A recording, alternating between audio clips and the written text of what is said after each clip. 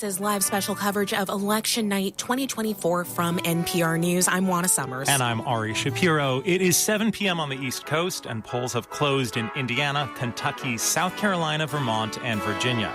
Most of the polls in the important swing state of Georgia close at 7 p.m. too.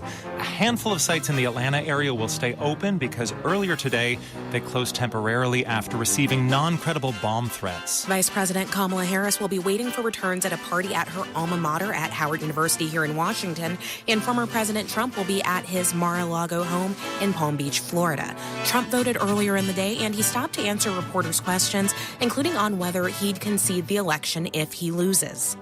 If I lose an election, if it's a fair election, I'd be the first one to acknowledge it. Harris spent the day conducting a series of radio interviews, making a surprise visit to DNC headquarters, as well as phone banking. Hi, it's Kamala Harris. I can't wait for you to grow 10 years more. All night long, we'll be joined by NPR correspondents in the studio and across the country, and I want to start with NPR senior political editor and correspondent Domenico Montanaro. Domenico, I'm going to ask you for the first of many times tonight, what do we know?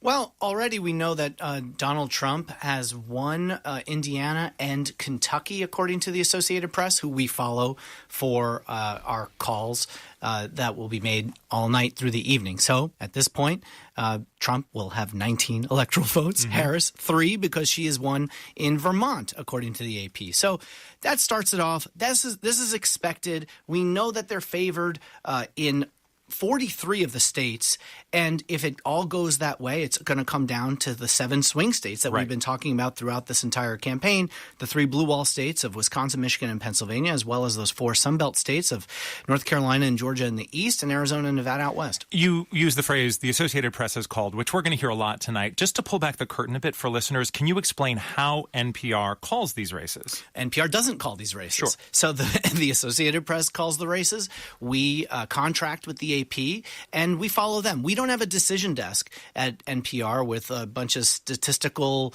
nerds who are putting this stuff together. I may sound like one, but I'm faking it for the radio. I'm not a real one the way that they are.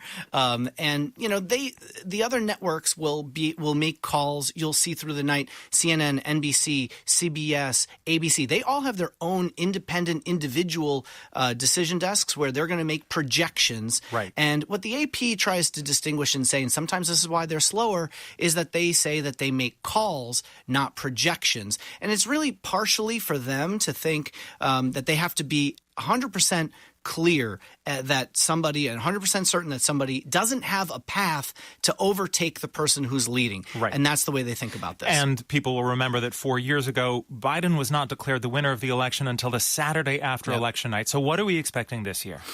Well, hopefully it's not Saturday that we're all stuck here sitting around. But, you know, it could be close. I mean, it depends on the margins, and it could take a while, certainly. You know, obviously, Pennsylvania is the state that a lot of people are looking at. $600 million has been spent in political ads. Over $1 billion have been spent when you factor in Senate races, House races, and races all the way down to county commissioner. First time that more than $1 billion has been spent on ads in one particular state. They count slowly for a lot of their ballots that come in later. So it may take some time. That state is critical to both campaigns because it has the most electoral votes of the 7 swing states, 19 electoral votes. Everybody knows the polls have been in a near tie for a great deal of this race, and yet it could be a blowout night for either candidate. What are some of the early signs that you're looking for? Well, I'm looking at some of these states that close early, places like Georgia and North Carolina, which count the vote very quickly. I'm also looking at a state like Virginia, which even though it's a lean Democratic state, the rural Western Virginia part of the state will give us some hints as to whether or not Donald Trump is turning out those rural white non-college voters that he really needs. And since all politics has sort of become national at this point, it may translate to how he's doing elsewhere. Also looking at the sort of area around Richmond and Virginia Beach for those suburbs and whether or not Harris is hitting her marks in those places. And that should tell us something potentially about how she's doing elsewhere.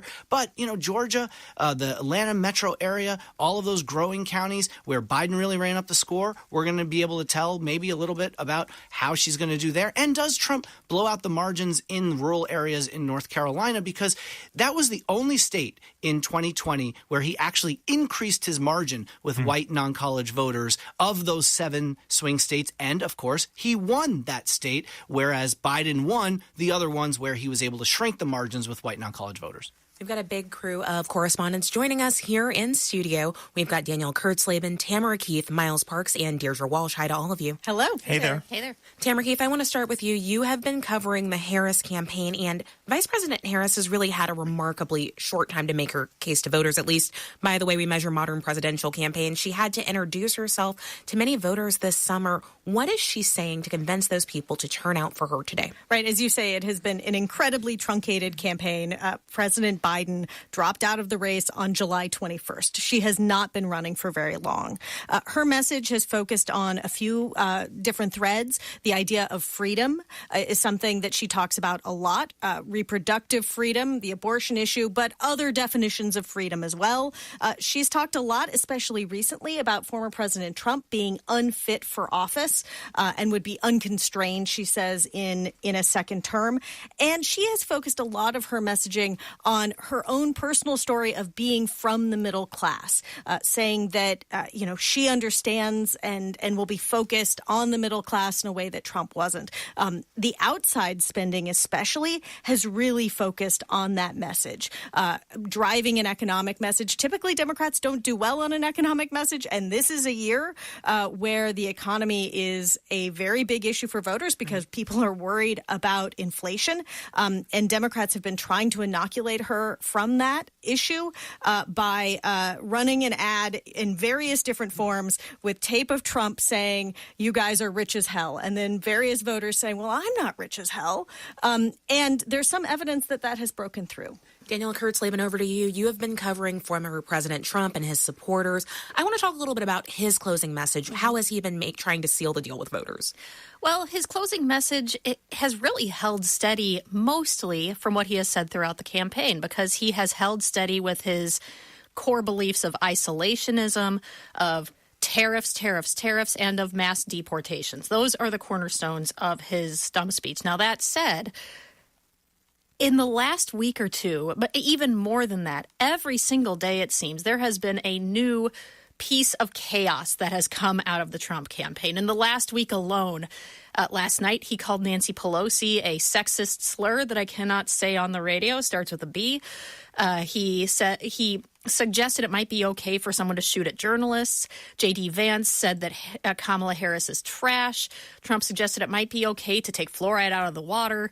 He had some violent imagery in talking about Liz Cheney. He said he's going to protect the women whether they like it or not. I mean, I could go on, but I won't. Yeah, it really is, yes. And so you might say that this is obscuring his central message. I'm sure his advisors would say that. Then again, at a certain point, you keep saying stuff like this, the chaos, the misogyny, the racist remarks, eventually they kind of are the message. Deirdre Walsh, I want to turn to you. You are one of our congressional correspondents. We've been talking a lot about who wins the White House, but that's not all this election is about, of course. Balance of power in both the House and the Senate are at stake tonight. A lot of interesting races. Give us a preview of what you're watching. Right. I mean, both chambers have very narrow majorities. Republicans have a 4-seat majority, meaning Democrats would need to pick up a total of 4 to flip control.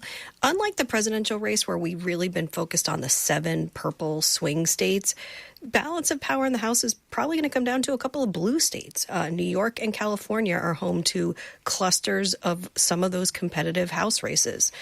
Pack your patience when it comes to the House of Representatives, because it could take days, maybe even weeks. It takes them a while to count in a lot of those tight California races, so we could be waiting for a while to learn who controls the House. In terms of the Senate, it's a 51-49 Democratic majority now. It's a really tough map for Democrats this cycle. We could know much sooner in terms of the Senate. Already, Republicans are positioned to pick up a seat in West Virginia, where Joe Manchin is retiring. And in another red state, John Tester, the Democratic senator from that state, is running in a really tough reelection in a state that Trump has won by double digits. He is going to need voters in that state to ticket split to get another term. And then we have the rest of the competitive races, which is really where Democrats are playing defense. A lot of them are in some of those swing states that Domenico was talking about. Blue wall states like Michigan, Pennsylvania, Wisconsin, another closely contested race in Nevada. So those races could be tied to the top of the ticket. Miles Parks, over to you. You are our voting correspondent. I know you are watching how people are voting, among a lot of other things. What can you tell us? Well, so voting happened today across 10,000 voting jurisdictions, and overall, experts seem really thrilled with how voting went today. Obviously, anytime this many people are doing the same thing on the same day, there will be some issues, and we've seen some of those issues. I think the most prominent one we've seen is bomb threats in a number of states that the FBI says seem to have come from Russian domain addresses. We've seen them in Arizona, Wisconsin, and Georgia, notably. Though I will say even those have been pretty isolated to a few precincts. We saw some evacuations in Georgia, but those don't seem to have disrupted voting for longer than an hour. All right, just to recap, the small amount of information we have so far is a few polls have closed at 7 p.m. Eastern Time. Republican presidential candidate Donald Trump has won Kentucky and Indiana. Democratic presidential candidate Kamala Harris has won Vermont. And let's go to our White House correspondent Deepa Shivaram, who is at the Harris campaign's election night headquarters at Howard University here in Washington, D.C. Hi, Deepa. Do we have Deepa Shivaram with us on the line? Oh, there you are. Okay, there's a bit of a delay on your line, but tell us how they chose to spend election night at Howard. Well, look, Howard is a really personal place for Kamala Harris. This is her institution where she went to get her college degree. She moved here when she was, a young adult and really found a lot of her identity here and also found connections that, have really stayed a big part of her identity her whole career. This is where she pledged her sorority, Alpha Kappa Alpha. She interned on Capitol Hill when she was at Howard. She was protesting things like apartheid on the National Mall.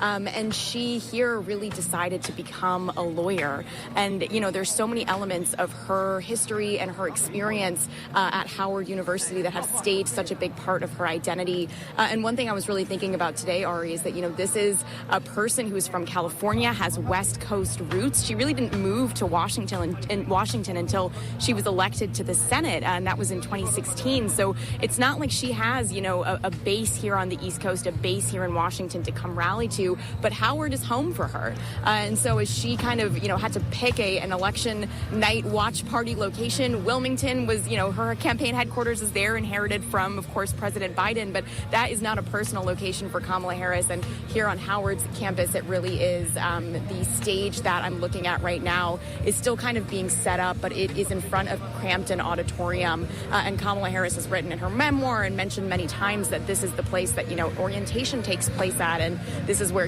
she really figured out a huge part of herself and her identity.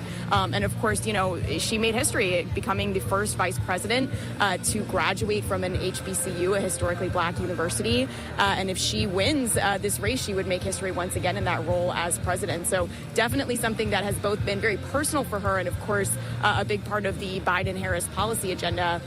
Investing in HBCUs has been a big contribution that Harris has focused on in her time as vice president as well. We'll be hearing more from Deepa Shivaram and our correspondents fanned out across the country tonight. But Miles Parks, I want to come back to you here in studio. I know it's still early in the night. We're learning a lot more information. But from what we know right now, what do we know about how turnout numbers look today compared to past years? Yeah, I think it's still election officials and, turnout experts still need to look at all the numbers that come in from Election Day because half the country still votes on Election Day, right? But early in-person voting this election broke turnout records. It was the highest early in-person vote total we've ever seen. And so I think right now, from what I've seen, it looks like turnout is going to be somewhere between 2016 and 2020 totals, with looking closer to 2020 at this point. And Miles, just quickly, is there one difference you might point out from the vote counting process this year compared to 2020 or 2022? I think the biggest thing in terms of things being faster, Michigan now allows its clerks to count process vote by mail ballots before Election Day. That's going to speed things up there, but those changes have not been made in Pennsylvania and Wisconsin, so vote by mail still takes a while to count there. Stay with us. There's a lot more to come tonight. Polls have just begun closing, and we will keep tabs on all the results as they're coming in. You're listening to live special coverage from NPR News of Election 2024.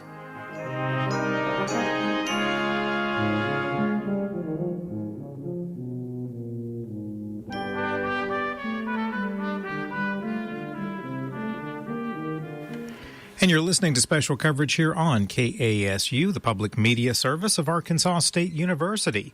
Good evening. I'm Marty Scarborough, along with KASU station manager Mark Smith, and shortly we'll be joined by KASU news director Brandon Tabor.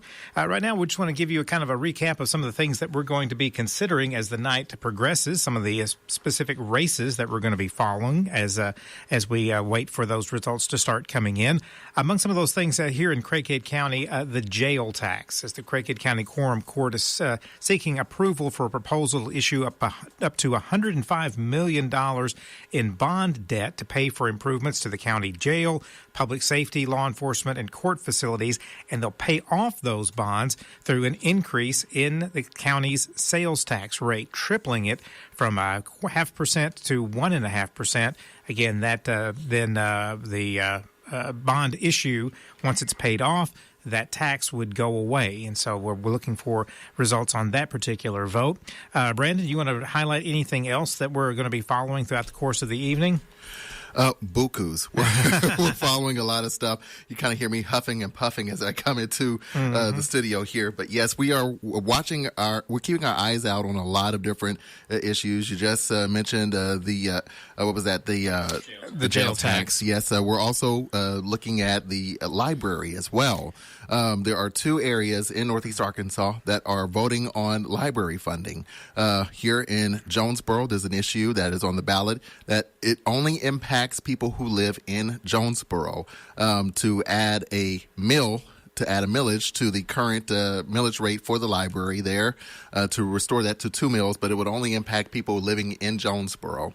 And then there's a flip side of that happening in Lawrence County, where they are voting to decrease their mill for their library by 1 mill. So we're watching that. We're watching a whole bunch of different races across Northeast Arkansas. That's just only a tip of the iceberg right there. Of course, the other big race being the Jonesboro mayoral race, as incumbent Harold Copenhaver seeking a second term. Challengers include longtime city councilman L.J. Bryant, Jonesboro native Jeremy Terrell, and Thomas Elwood, who's seeking the post for a third time. So we're going to be watching that particular race, which, again, possibility of a runoff if none of those four receive 50% plus 1. Yes. Very, very close race. So that is certainly a possibility that we will be watching throughout the course of the night. We'll be getting reports from the Craighead County Election Annex. Our reporter, Rebecca Robinson, is there, and she'll be reporting in throughout the night. We'll be hearing a bit later from some of you, people who've made comments to KASU about your thoughts on this election season and this cycle. And, of course, we'll have the NPR coverage well into the night, as I'm sure will be a very interesting perspective on how things will be going nationwide as we not only watch the presidential race, but also whether the control of the Senate or the House could change. Right. And that coverage going into the AM hours. Yes, well into the AM hours potentially. So, yeah. And I do want to remind people that we do have all of this happening simulcast on our website, KASU.org. And also, if you miss out on the national coverage, you want to hear the national coverage uninterrupted, you can also listen to it on our Elections 2024 page. There's also information there about things that you need to know about with different debates and issues and all that kind of stuff. So check that out again, KASU.org. Again, we'll be with you throughout the evening here at 91.9 FM, bringing this to you because listeners like you support this. We would also like to thank Popeye's Louisiana Kitchen of Jonesboro for their support for election night coverage here on KASU. And again, we'll be coming your way about every 20 minutes or so, about 15 or 20 minutes here, with more information about what's happening locally and regionally in the election. Right now, we're going to be heading back to NPR for their continued coverage of things on a nationwide and more regional basis. Thanks for spending part of your time with us tonight here on 91.9 FM, Arkansas State University's public media service.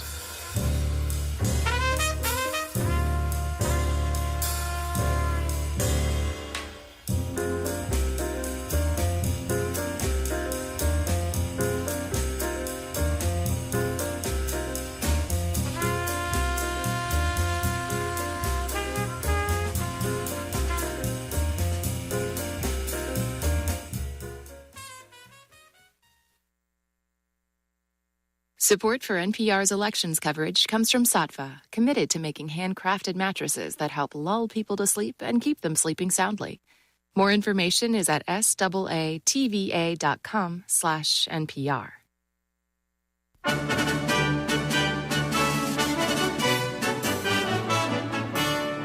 It's election night 2024. We are waiting to see who will lead this country into its next chapter. I'm Ari Shapiro. And I'm Juana Summers. And if you are just joining us, we have our earliest race calls of the night for 3 states. The Associated Press has called Kentucky and Indiana for former President Donald Trump. And it has also called the state of Vermont for Vice President Kamala Harris. As you will continue to hear all night, one candidate needs to get to a total of 270 electoral votes to win the race. With these calls so far, Trump has 19 and Harris has 3. I want to bring back in senior political editor and correspondent Domenico Montanaro. Domenico, I'm curious, as you look at these 7 key states that we continue to talk about that may well decide the presidential race, is there a state or two that jumps out to you in this early hour that you're particularly keeping your eye on? Well, early on, North Carolina and Georgia are going to be 2 states that, I'm going to be looking at. Virginia as well, even though Virginia is a lean Democratic state. Georgia and North Carolina should have polls that close fairly quickly, and they'll be able to count fairly quickly this time around. It looks like with Georgia in some of the early exit polling, is suggesting at least a little bit of an edge for Harris in the state, or for Trump in the state, given that some 51%, I think it was, in one of the CNN exits that CNN reported was that they trust Trump more in a crisis. So that's one thing that some Democrats, at least right now, have it's jumped out to them as one number that they're a little unsure of. But we have to remember these are very early. They do change through the night. Exit polls are usually best later on in the evening when they're matched to the results finally. So there's not a whole lot that can be said just yet from anything like that. I want to bring in Franco Ordonez, who is at Trump campaign headquarters at Mar-a-Lago in Florida, our White House correspondent down there. Franco, we are obviously still waiting for results tonight, but tell us about what the Trump campaign is looking at and how they are approaching tonight. Franco, do we have you? Yes, I'm here now. Okay, tell us about how the Trump campaign is looking at tonight and what they're watching for, how they're approaching it. Well, I think there's kind of a mix of excitement as well as a little bit of anxiety and uncertainty. When I talk to the campaign, they project a lot of confidence. They point to polls that show that former President Donald Trump is doing better than he did in 2020 and 2016. And he did. So often in the past, he has been behind. And that's very actually typical of Republican presidential candidates. When I talk to strategists, they do say that President Trump or former President Trump is doing better than past Republican candidates like John McCain, for example. There has been a shift in the last couple of weeks, and I think you see that with kind of the rising or, Harris moving up in the polls. And we're also hearing it in Trump's rhetoric. While the Trump campaign projects a lot of confidence and they talk about a strong border and they talk about strong economy, we're hearing more and more from Trump kind of going through his grievances, talking about election fraud, talking about political attacks on his political enemies. And as we know from the past and from having covered former President Trump for such a long time, that's often at times he feels vulnerable. And all this talk about election fraud, a lot of analysts are feeling that this is kind of setting up potential arguments. Trump himself has talked about lawyers being such a key part of this election today. Franco, a question that Trump has been asked repeatedly and again was asked today was, if he loses this election, will he concede? Can you tell us about how he's been approaching and how his campaign has been approaching that question, particularly in light of what we saw 4 years ago with January 6th? Yeah, they will not answer that question. Trump will not answer that question.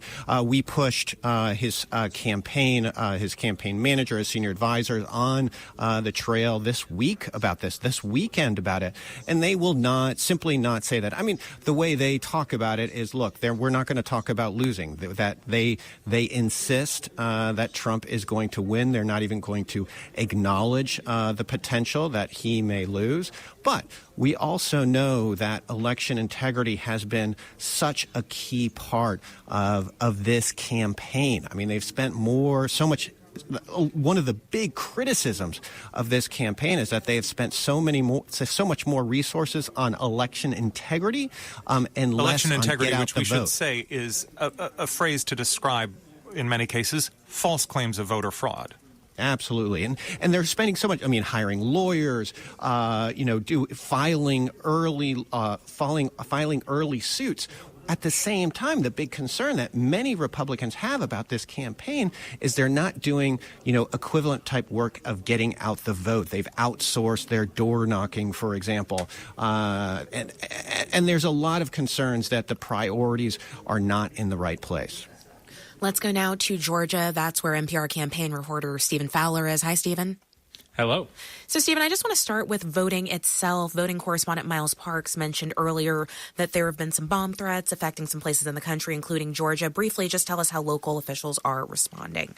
So these threats have been handled pretty swiftly. They've evacuated polling places. They've swept equipment. They've done everything. They determined quickly that they were non-credible threats. And then in just about every case I've seen so far, a court has extended voting in those precincts.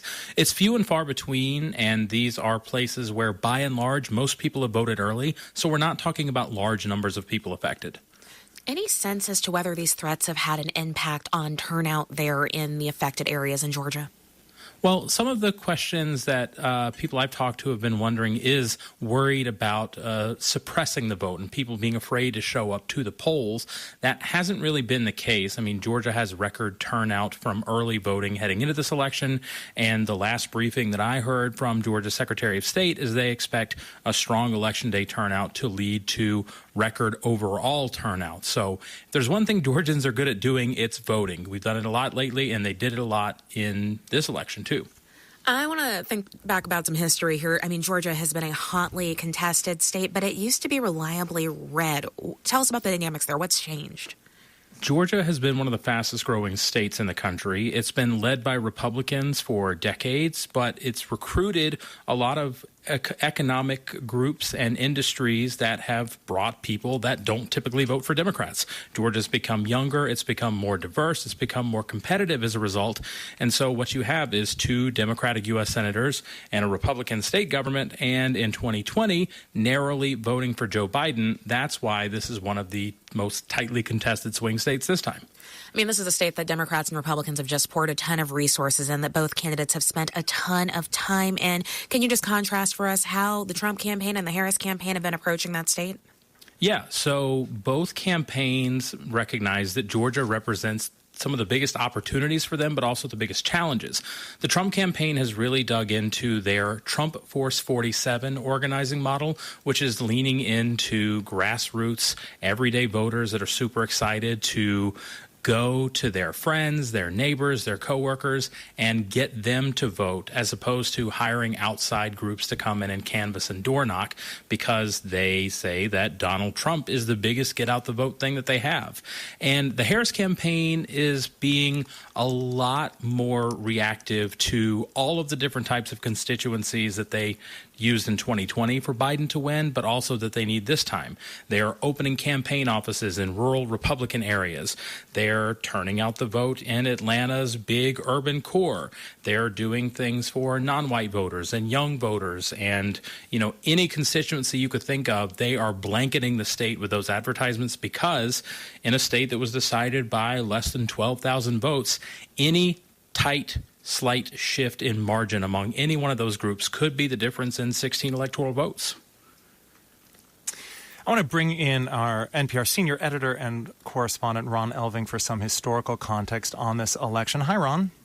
Good to be with you, Ari. Journalists tend to use the term unprecedented a lot. Talk about, from a historical perspective, what are the actual firsts in this election? This is an election where we have a candidate who is African-American and Indian descent and a woman at the same time. That is perhaps in some respects overlooked a little bit, because in 2016 we talked a lot about Hillary Clinton being prospectively the first woman president.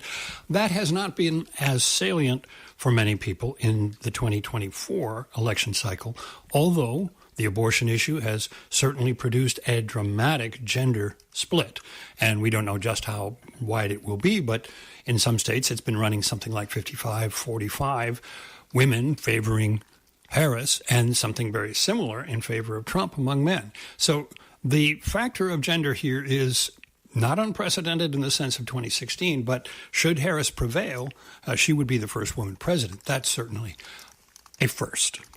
The Harris campaign has often said that democracy itself is on the ballot. To what extent is that actually grounded in reality? There is a substantial sense of doubt about Donald Trump's attitude towards the normal voting procedures and their legitimacy.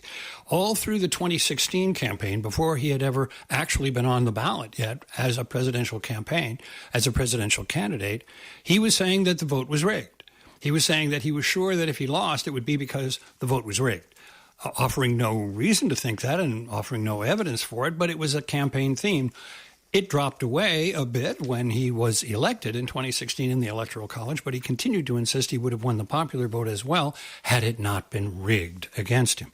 Well, we certainly saw that again in 2020 when he continued to deny that he had lost the election. Right. And in fact, we had that attempt to overthrow the results of the election on January 6, 2021, when Congress was certifying those results. Ron Elvin, I'm going to jump in here for just a second and turn it over to Domenico Montanaro because we have a race call. Well, not a surprise here, but Donald Trump has won West Virginia. The Associated Press has called. That puts Trump at 23, Harris at 3. But again, West Virginia, one of those states, Trump won by, maybe his widest margin in 2020. So, this was expected. Also to be seen in the state, the Senate race there is going to be a flip, where the Republican who's running, the governor, Jim Justice for the Senate, going to be likely the next senator from the state, which will be a flip where Joe Manchin was a Democrat. Now it's going to be a Republican seat, most likely, and that will mean that Republicans will need just one more state to pick up the Senate tonight, and that's what most people are expecting, that they'll be able to pull that off and control the Senate. Our colleague Ron Elving was just mentioning gender, and I want to dig into that a little bit more because one of the striking parts of Vice President Harris's campaign is how little she talked about her identity and her gender in comparison to Hillary Clinton back in 2016, as well as compared to her opponent, former President Donald Trump, Tamara Keefe, Daniel Kurtzleben. You've both been tracking this. Let's start with this question. Given the historic nature of Harris's candidacy, why do you think it is that she chose to focus on other things? Who goes first? So this is very much central to who Vice President Harris is and has been throughout her political career. She has often been asked, well, what is it like to be the first woman, whatever? And she says, well, I've been a woman all my life. Or she will say, it's apparent as soon as I walk in the room that I am a woman of color. I don't need to talk about it. And she is quite resistant to talking about it. I don't think that this is like an overcorrection for Hillary Clinton, who wore white on big nights in honor of the suffragist movement. I think that this is just a different person running for the highest office in the land. Two more things, I think. One is this is an educated guess on my part, but if you're a Democrat running for the presidency and you're a woman, Democrats already have an uphill battle with men. And so perhaps stressing I am a woman makes it even harder to win those men. And men have been a huge narrative in this election, because Democrats' problems with them and how Trump is doing quite well with them.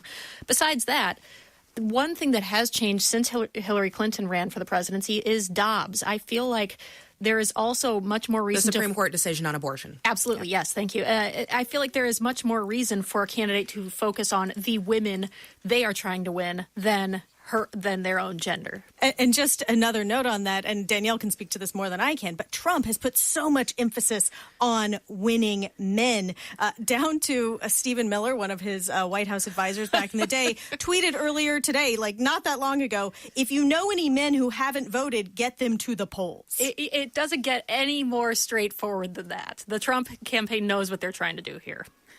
We're going to jump in real quickly. We're going to take a brief pause. We're going to keep giving you live analysis, more results as we keep having this conversation. We'll talk more about both candidates as well as the race for the control of Congress, closely watching that balance of power there. Stick with us. You are listening to live special coverage from NPR News. And you're hearing it on 91.9 FM and on all of our streaming platforms from listener-supported radio, KASU. Good evening, I'm Marty Scarborough, along with our news director, Brandon Tabor. Yes, and as Election Day wraps up, we here at KASU, we wanted to know how listeners like you felt about this year's election. So as part of our Ask You series, KASU News intern Sydney Davis stopped by the Craighead County Election Annex in Jonesboro to get reaction from voters about what issues are top of mind for them as they cast their ballots. I would say more about the direction we're headed and how divided we are and who I think would be best for consolidating this country. We need to count our blessings instead of all the negativity that's going on in the country. The horrible rhetoric of nastiness. I think that there is a real concern on our democracy. It's ridiculous. Rapid inflation, energy costs are rampant. Do what you want socially. It doesn't really matter to me, but as far as getting up every morning and going to work, doing a job is important. And then having streets and neighborhoods and being able to go to Walmart and not look over your back, that's got to stop. I'd just like to see a lot less regulations and less taxes, and I'd like to see something done about our border.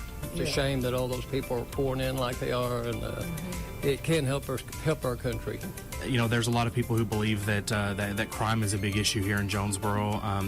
I'm not seeing that, but you know, I guess a lot of the mayoral candidates wanted to say that crime is a big running point for them, and I would much rather see them, you know, talk more about how they were going to handle taking care of those who are underprivileged in the city as opposed to just crime itself, more of a root cause. The county jail tax, I voted for that, and I think that we need to have a better system and more money for the jail system. I really don't care much for the candidate for the presidency or vice presidency. I'm more worried about the collect tax for the jail system. You know, I think we already pay high taxes. There's no clear plan. Probably nationally taxes. I feel like we're giving a lot of our income away and barely making ends meet. It's just kind of sad as we're now trying to put kids through college and think they're going to have a more difficult time to get established. As you know, coming out of college is hard enough, and coming out already with debt or heavy burdens and then tax on top of that, you're never going to get ahead. I think we need to have the right president, first of all. Second of all, I think that we should have the right to control a lot of things that we do locally, like casinos and your choice of marijuana, whatever. Everyone should have a right to vote for these things, so I support that. I think it's wrong to criminalize people for marijuana, so I kind of voted for that. And the local casinos, as long as they're being used to fund schools and other public entities and scholarships, I'm all for that too. The voices you heard in that piece were Gary Gestring, Barbara von Leanen, Chris Barre, Rick White, Aaron Coleman, Gary Morrison, Jonathan Tenodo, Kristen Jackson, and Donald Lark. We hope to create more opportunities for you to have your voice heard and to meet you where you are. You can find us, follow us on Facebook and learn when and where we'll have something to ask you. Yeah. And we'll hear more similar features throughout the night here as KASU gives you a local and regional perspective on what's going on this election night. And, of course, NPR will be giving you a national perspective, of course, focusing on the presidential race, but also on control of Congress, as that is also a key issue throughout the night. And something else we're going to be following a little bit on a more local level is the makeup of the Craighead County Quorum Court, as there are 3 seats in this year's election there. 2 incumbents seeking re-election and one race with no incumbents whatsoever. We'll be bringing you the results of those as they come in throughout the night. And, of course, looking at other races around our region regarding some issues, what's going on in the Arkansas legislature, and much more. Again, don't forget about all the resources available to you at kasu.org. And, of course, thanks again for choosing to spend part of your election night evening with us here on listener-supported radio from Arkansas State University. This is KASU Jonesboro.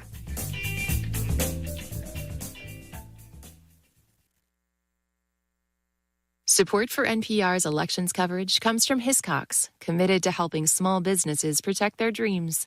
Quotes and information on customized insurance for specific risks are available at hiscox.com.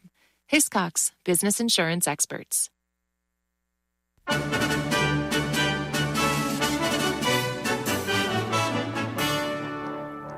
This is live special coverage of Election Night 2024 from NPR News. I'm Juana Summers. And I'm Ari Shapiro. If you're just joining us, polls have closed in parts of the eastern U.S., and the Associated Press has made calls in some of the earliest states. Republican presidential candidate Donald Trump has won Kentucky, Indiana, and West Virginia. No surprises there. Democratic presidential candidate Kamala Harris has won Vermont as expected. So far, the vote tally is former President Trump with 23 electoral votes and Vice President Harris has 3. One candidate needs to get a total of 270 electoral votes to win the race. And as of 7:30 p.m. Eastern Time, polls have closed in the key swing states of Georgia and North Carolina. We'll be hearing from those states soon, and NPR will bring you the latest updates as polls continue to close across the country. Now I want to bring back in NPR senior political editor and correspondent Domenico Montanaro. What's the latest on what we know at this point in the night? Well, what we know is not much at this point in the night, right? I mean, you have a few states that have closed and been called for either candidate. Indiana, Kentucky, and West Virginia. The Associated Press has called for Donald Trump. Vermont has been called for Kamala Harris. We've seen a lot of vote in a state like Florida, however. 75% of the vote is in Florida. Trump is leading there 54-45, which would be wider than what that Donald Trump won it by in 2020 against Joe Biden. A place like Miami-Dade County, for example, going slightly wider margin for Trump than it did in 2020, and some of the Democratic counties going by less for Kamala Harris. But it's a little different this time around because, Florida is a really expensive state to advertise in, and neither campaign spent really almost anything in the state. It was basically ceded from the Harris campaign to Trump, suggesting that they really are focusing all of their eggs, both campaigns, in those 7 key states that we've been talking about. Let's go now to one of those key states. We are headed to Wisconsin to chat with Republican Senator Ron Johnson. He's held a seat there since 2011. He is a supporter of former President Trump's campaign, and he joins us now. Welcome, Senator. Hello, good evening. Senator, in the past 2 presidential elections, your state has picked the winning candidate, former President Trump in 2016, then candidate Trump, and Biden in 2020. Tell us how you think your state will vote tonight and why. Optimistic reports coming in from rural counties, and turnout's pretty heavy there, particularly among younger voters, and that's a good sign for us. We are a little concerned right after this interview. I'm going to go down to Milwaukee Central Count, where there's been delays in voting. Machine back popped open. They had to reset the counters, and they're counting over again. Now they're saying we're not going to get the results till wee hours in the morning. So I'm going to head down with our state party chair, and we're going to just what's happening and talk to our poll workers and poll observers. Let me ask you this. In speaking to some other outlets this cycle, you've so far refused to say that you will absolutely accept the results of this election unless everything is, quote, honest. Can you just explain for us what to you would indicate a dishonest election result? Well, first, I want to have confidence that no matter who wins, that I have I view it as a legitimate result, and that's what I want, to restore confidence in every American that they have that same thing. My concern is that Democrats have opposed every control, every law, every measure that would restore confidence. That, for example, they oppose voter ID, even though more than 80% of Americans agree with that. They're opposed to the SAVE Act that would have required proof of citizenship. So, again, you have to ask the question, why do Democrats oppose the measures that would restore that confidence? So when you're asked the hypothetical question, are you going to accept the results? Well, you can't answer that question. I am a little concerned. We have the Democrat chair of the Wisconsin Democrat Party predicting that you're going to see a red mirage in the wee hours of the morning. It's going to flip, and Kamala Harris is going to win Wisconsin. How could he be predicting that? And then you throw on top of that, now all of a sudden Milwaukee, very slow initially counting. They started late, long lunch, and the backs of the machines popped open, so they had to redo the count. And now they're saying they're not going to complete until the wee hours of the morning. It doesn't exactly instill a lot of confidence. Let me which jump is why in. I'm going down there to investigate. Okay. Understood. One more question on this issue. The director of the United States Cybersecurity and Infrastructure Agency has said repeatedly that the nation's election infrastructure is more secure than ever. Have you seen credible evidence to the contrary? Well, the former head of CISA lied to me repeatedly, saying these machines were never held up to the Internet. So I'm not necessarily going to take the word of the current head of CISA under the Biden administration either. I want to talk about some issues down ballot. Your state also has a toss-up Senate race between incumbent Democrat Tammy Baldwin, Republican businessman Eric Hovde. You've served as senator alongside Senator Baldwin for nearly a decade. From what you've seen and what you know, will the Hovde campaign win Wisconsin and secure a Republican majority in the upper chamber? I think a lot depends on how well President Trump does. Right now, it looks like he's doing well. We certainly have all the passion on our side because our supporters truly do believe this is a make-or-break moment for this country. The Democrat governments have put this nation on a path of destruction, the open borders, 40-year high inflation, the endless wars, the world in flames. So I don't know how much worse it needs to get. So if President Trump does well, I'm hoping he does. I think we'll have a new senator here, Eric Hovde. Look, I don't have to tell you this. The polls are tight there in Wisconsin, as they have been in a number of key states across the country. Is there one issue there that sticks out to you for voters in your state that you think could really be the one that will tip things one way or the other there? Yeah, because of the devaluation of the dollar, the inflation of Biden-Harris, it's costing Wisconsin families $1,000 more per month just to maintain the cost of living they had at the start of the Biden administration. Plus, the open borders, the flood of fentanyl poisoning our streets. Again, Democrat governance has been a disaster. I don't know how worse it really needs to get before people realize you got to vote for a change.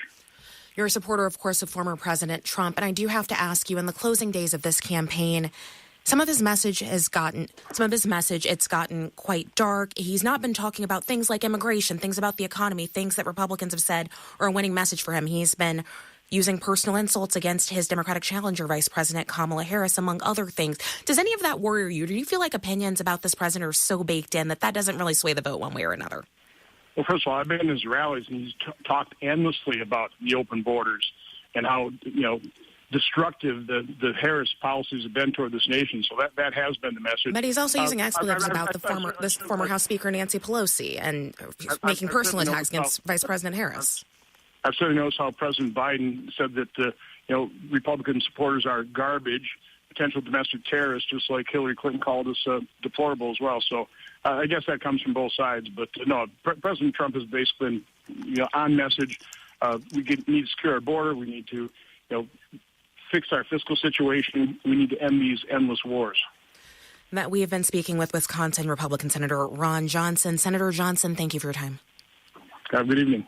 And our voting correspondent, Miles Parks, is here in the studio. Miles, I'd love for you to fact-check some of the claims that Senator Johnson just made about election integrity and the voting process. What did you hear? Yeah, I feel like there's a lot there to kind of dig into. I think one of the issues I wanted to focus on, first of all, is there is this issue that we are kind of monitoring in Milwaukee where it seems like human error did mean that one of the vote tabulators, a door that was supposed to be closed, was not closed this morning. And so they are going to, out of an abundance of caution, recount these 30,000 ballots there. But there has been no sign at all that means the process is fraudulent or rigged or anything like that. The other claim that I heard Senator Johnson make that I just kind of wanted to zoom out a little bit on is he noted, I couldn't understand exactly what he was saying, that Chris Krebs, the former head of the Department of Homeland Security's Election Security Agency, lied to him about voting machines being connected to the Internet. Voting machines in the U.S. are not connected to the Internet, first of all. And second of all, more importantly, 98% of American voters vote on paper ballots. And those paper ballots are then audited after the fact to make sure that there isn't some sort of hacking or foreign or domestic interference. And so I think that context is just really important when people hear something about voting machines being connected to the internet. What election officials say is if you're voting on paper and that paper is checked after the fact, it really doesn't matter whether the voting machines are secure, though they are. I just want to know we have a race result here. West Virginia's Republican Governor Jim Justice has won the race for the open U.S. Senate seat in that conservative state, according to a call by the Associated Press. Justice was expected to win. This is a seat held by retiring Senator Joe Manchin, a conservative Democrat, so it is a pickup for Republicans as they seek to gain control of the Senate. I want to go now to Georgia. Secretary of State Brad Raffensperger, who is with us, because this morning threats briefly disrupted voting at 2 Georgia polling places, and Secretary Raffensperger is with us from the State House to tell us more about that. Thank you for being with us. My pleasure. Good to be with you. To begin, what more can you tell us about those threats that apparently originated from Russia? Well, we dealt with it. Ended up with about 12 precincts that had to stay open a little bit later just due to some of the threats, but they had to make sure that the dogs had went through there and make sure it was clear. But at the end of the day, we had record turnout. We're over 5,222,397 votes were cast today on the early voting period we had, and also absentees accepted so far. So we're just waiting for any absentee ballots that came in today, and then any UCAL overseas military ballots. There's about 10,000, 15,000 of those that will come in for the rest of the week. But there we go, and we're starting to upload numbers.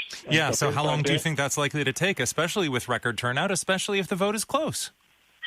Well, we put in the state law that once the precincts close, once the counties are done, they have 1 hour from the times of they're closed to upload all the results for the early voting, which is probably about 65%, and then also the absentee voting, 70%. So within the next 30 minutes to 45 minutes, we should have all of that uploaded, and that should be then 65 to 70% of all the votes.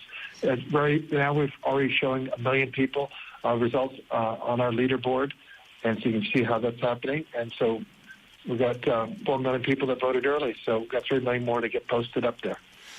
I want to ask you about 4 years ago, because in January of 2021, Trump called you and asked you to find 11,780 votes and declare him the winner. You appropriately refused, and yet he has continued to insist that the only way he could lose this election is if the other side cheats, which of course is false.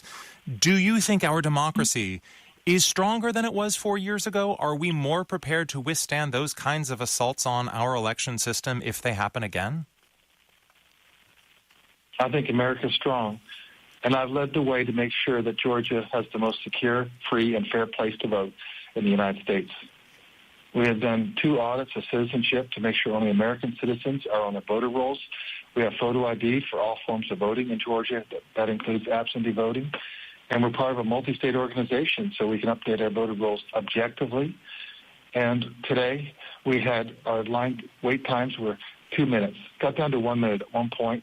And we were checking in voters when they got to the front of the line in 49 seconds. So 3 minutes to 5 minutes, and you were ready to go to the voting machine and cast your ballot. So it's been a great experience for voters, and we've had great turnout. Has it been a great experience for election workers? They have been under a lot of pressure this election cycle, under a lot of scrutiny. What have the last few weeks been like for your coworkers?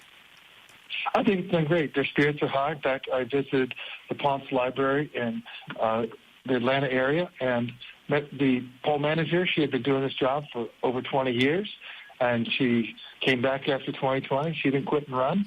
And then asked other folks how long they've been doing it, 10 years, 7 years, things like that. So they had an experienced staff there. So people did return. A few people after COVID, decided that, well, I'm concerned about my health and maybe, but we replaced all those poll workers with a fresh crop and dedicated to making sure we had a fair, honest, accurate election here in Georgia. I'm curious, for the last few years, we have seen so much pressure on election workers, and you seem to be saying, everything went great, nothing to see here, it's all good. Were those pressures just vanished on Election Day? Like, what happened? Well, we've been working with the General Assembly, with our governor, to make sure that we could increase voter trust One of those, I think, was making sure we had photo ID for all forms of voting. So when we added voter ID for absentee voting, we actually modeled it after Minnesota, who's been doing that for at least 10, 15 years now. And so that's secured, added more security and also, I think, increased voter trust. Then if you look at our voter rolls, we have the cleanest ones in the country because we're part of a multi-state organization. Yes. We get the updated voter records when people get a driver's license in other states. So we get that kind of information. All right. But then we're also improving the process because we kept lines short, and we think that's important. It doesn't have to be a chore to vote. Keep those lines short. Thank you so much. That is Georgia Secretary of State Brad Raffensperger, a Republican. We appreciate your time today. Thanks. Take care. And you're listening to live special coverage of Election Night 2024 from NPR News. And you're finding it here on 91.9 FM and on all of our streaming platforms from KASU, the public media service of Arkansas State University. I'm Program Director Marty Scarborough, along with our News Director Brandon Tabor. Hi. How you doing? And we are keeping our eyes out on everything that is going on in this election cycle. And we do have someone that is on the scene at the Craighead County Election Annex, our own reporter Rebecca Robinson, who is visiting us via Zoom. Can you hear us? I can. Okay, awesome. Thank you for joining us. Could you please? Thanks for having me. Could you please tell us what you're seeing while you're there? Yeah. So right now, everyone is just waiting for everything to come in. Everyone's in their spots and set up, so everyone's just ready to go. Okay. Have there been any issues reported with anything happening at any of the precinct sites, the polling places around Jonesboro today? There has not been, according to officials here, they've said everything has been pretty smooth today. Okay. Any indication of turnout today? Bigger than expected or smaller? I think it's, from what they've been saying, it's about exactly what we were expecting. Their numbers on Sundays on early voting is a little bit larger than last election. That's about all we know so far. Okay. Having a few issues with Rebecca's microphone here, as I understand that people are having issues with internet all over Jonesboro today. I think every American is on the internet and using it some way, somehow tonight, keeping up with what's going on in the election. So, Rebecca, thank you so much for joining us. We'll be checking back in with you at the Craighead County Election Annex throughout the evening. Thanks, Rebecca. Thank you. Thank you. Yes, lots of. And again, I'm sure there are people out there who are listening to KASU and doing things elsewhere online at the same time. Yes, as we are keeping an eye on things that are happening around the region. We've got lots of internet resources here at our fingertips as well. One of which is a list of the races that we're going to be following. Of course, some of the statewide races. Craighead County the state of Arkansas Supreme Court Chief Justice race, as two current justices are vying for that particular seat, which interestingly, one of them will remain on as as an associate justice as the other one becomes Chief Justice. Yes, and what's very interesting about this race is that no matter who wins, they will make history because they will be the first woman Supreme Court Chief Justice in Arkansas. So that is very notable. So we are definitely keeping our eyes out on that race as well. And then also we're keeping our eyes out on the state treasurer race.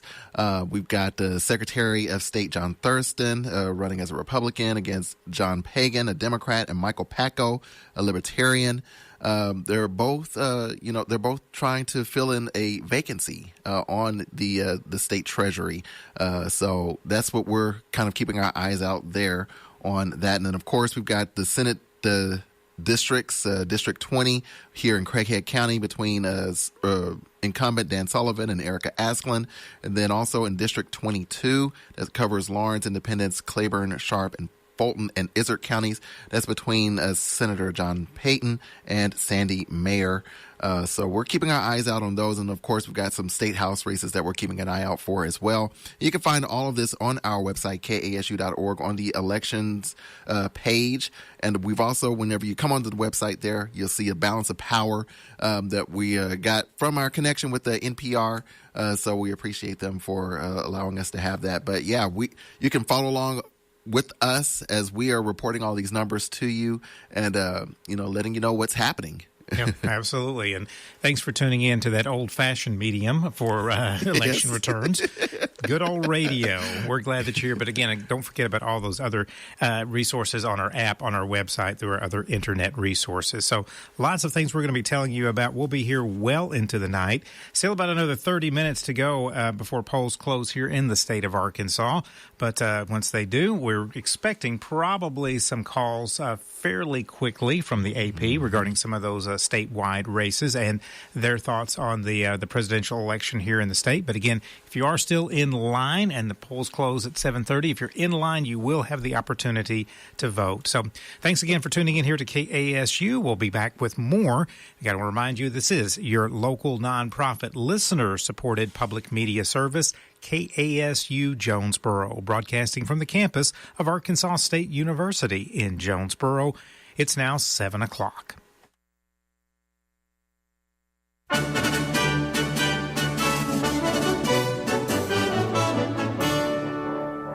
This is live special coverage from NPR News. It's Election Day 2024. I'm Ari Shapiro. And I'm Juana Summers. Polls are now closed in 25 states, including the swing states of Michigan, North Carolina, and the state that may hold the keys to the White House, Pennsylvania.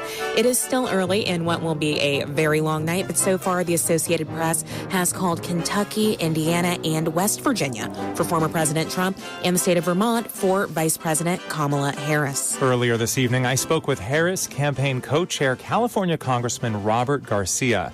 The Democrat told me the Harris campaign is encouraged by some of the turnout in that must-win state of Pennsylvania. What we're seeing definitely in Pennsylvania right now, really long lines, a lot of young people coming out. We're seeing Puerto Ricans and the Puerto Rican community just overperforming and really turning out in huge numbers, historic numbers. And just a short while ago, Wisconsin Republican Senator Ron Johnson told us he's optimistic about some of the turnout Republicans are seeing in that swing state. We want to bring optimistic reports coming in from rural counties, and turnout's pretty heavy there, particularly among younger voters, and that's a good sign for us. We want to bring in NPR's Susan Davis now for the latest. Sue, what can you tell us? Well, we know that polls have now closed in several key states. In states with 171 electoral votes, polls are now closed. But of those, Juana, obviously the most important among them is Pennsylvania and its 19 electoral votes. We are expecting a slow count in the state of Pennsylvania, which is a reminder to be very patient. We have miles to go before we sleep this evening. Pennsylvania counts slow. It's possible that the result there could not come until late Wednesday. And also, both campaigns see Pennsylvania as absolutely critical in their pathway to the presidency. It might be ultimately the most decisive state. Polls also are closing in the state of Michigan. Michigan is a bit faster at counting the vote. It's expected to potentially have a result there in the early morning hours of Wednesday.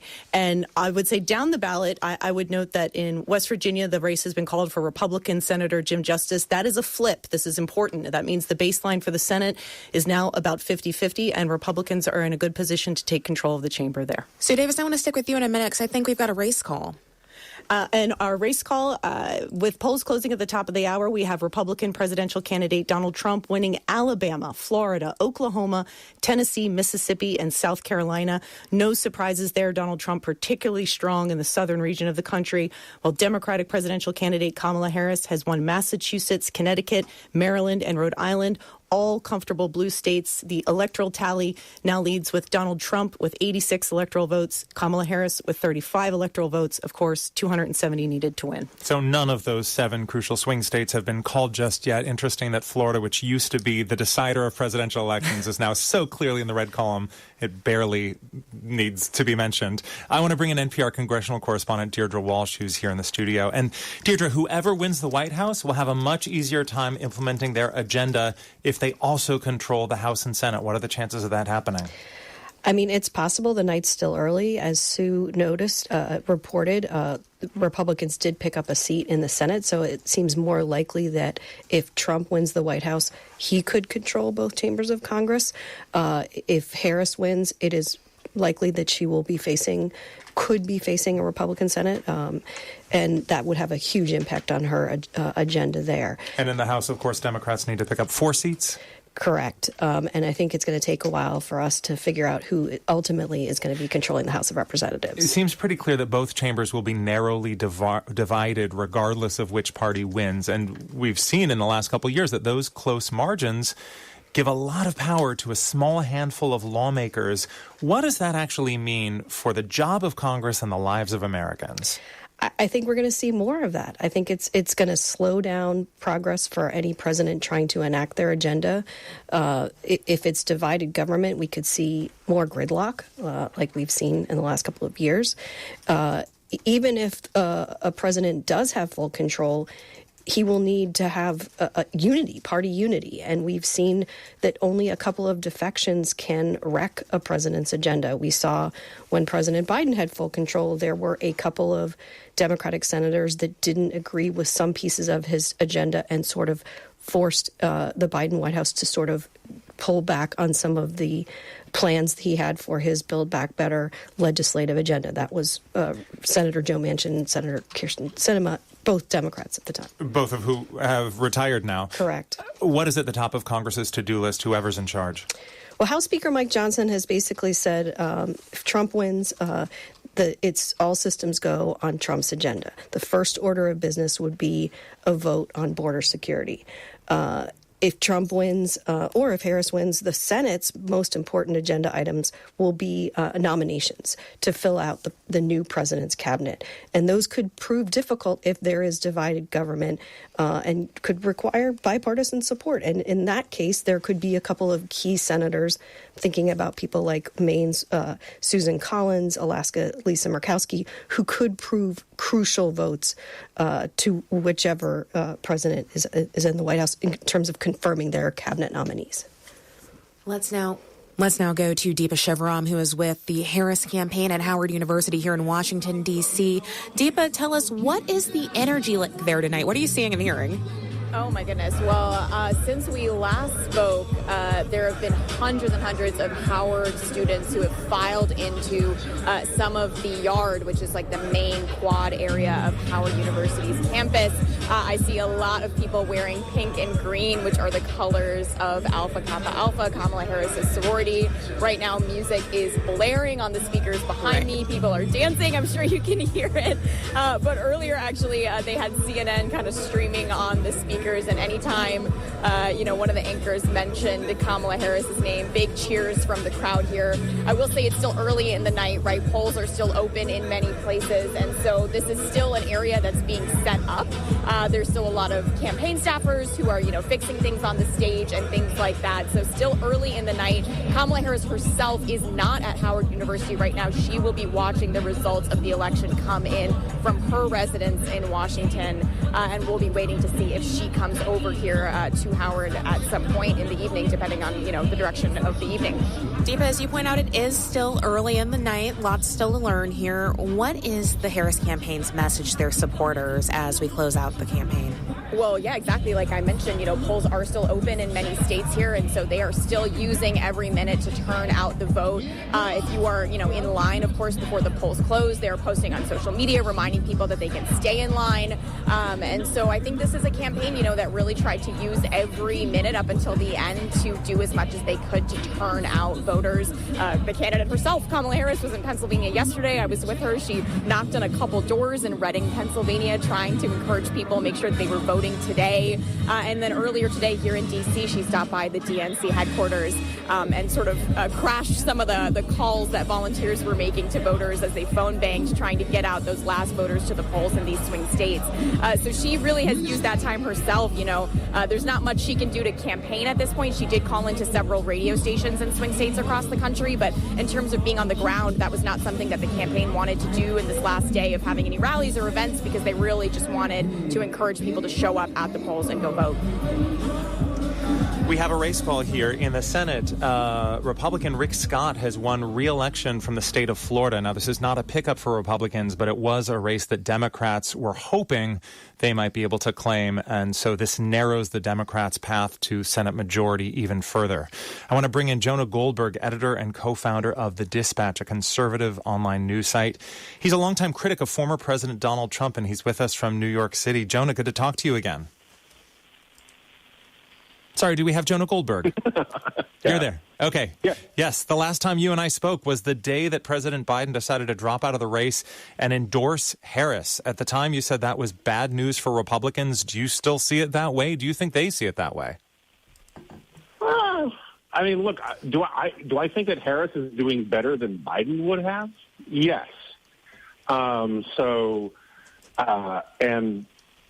you know, and yet, are you surprised that the race remains, according to the polls anyway, locked 50-50? Look, I'm confused about where America's head is at on all sorts of things these days. And I think that, there's going to be enormous, depending on what happens tonight, there will be an enormous amount of second-guessing and recriminations on all sides. But if Harris doesn't win tonight, which I'm not saying is going to happen, it's way too early to say anything like that. But I think there are going to be people who are going to probably hold more blame for Joe Biden than they will for Kamala Harris, because I think even though her campaign was not perfect by my lights, I'm a conservative guy, I don't think it's plausible to say that Biden would have done better. And so the recriminations would be that he shouldn't have run again. They should have had a real primary, tested a bunch of different candidates, that kind of thing. But the mere fact that, after Kamala Harris got in back in July, her dismal approval ratings jumped up enormously because of the enthusiasm that she brought in. So, I mean, that's a sign that, that it was bad news for the Republicans compared to the status quo. I'm curious, a key part of her campaign has been trying to appeal to never-Trump Republicans. You count yourself among them, or persuadable Republicans, telling women married to conservative men that they can secretly vote for Harris and nobody needs to know about it. Do you think that's been an effective message? Well, this is like the most hotly debated question in my entire political nerd circle. Wow. Is whether or not there's real data behind some of that messaging. And no one seems to really know. If there is data, maybe it was smart. The Seltzer poll that came out of Iowa earlier in the week that shocked everybody. This is pollster Ann Seltzer, which in this very red state of Iowa said that, according to her poll, Harris was in the lead. Right. Right, and it was basically because of late breakers of women and particularly older white women. And that seemed to confirm this idea that there was a gender gap. I don't think the messaging of, don't tell your husband was necessarily, the key to it. It offended a bunch of people. It got a lot of chins wagging. But the message that you don't have to vote in lockstep with your husband or with the other people in your community if now that you consider abortion and women's reproductive health and all those sorts of things a priority issue. It was trying to give people a permission structure, and just looking at the gender gap right now, I think it was a smart political strategy. I don't know very many Republicans who don't think it was a smart political strategy. The thing that's sort of bewildering is that Trump seems to be translating more successfully than I would have thought his strategy of turning out young, low-propensity voting men. Yeah, let me actually ask you about Trump's political arc specifically, because after the insurrection of 2021, it seemed like perhaps his political career would be over. And yet, in a crowded primary field, he consolidated the Republican Party behind him, and in this general election, nobody would be surprised if he wins tonight. What do you attribute that to? A bunch of things. Well, I mean, there are two different questions. One is, how did he get through the Republican primaries? And I think that has to do a lot with the psychodrama of the Republican Party and of the right, that he became this sort of victim saint figure for a lot of Republicans. The more he was picked on, the more of a defensive reaction came from the rank and file of the party. And so, the real dead giveaway sign, looking back on it, was when the Mar-a-Lago raid happened, and all of these Republicans, I think idiotically and indefensibly, said, okay, we should just essentially make him the nominee by acclamation, because if they can do this, we can't let them get away with doing this. And I think that was ridiculous, but it tells you something powerful about the psychology at work.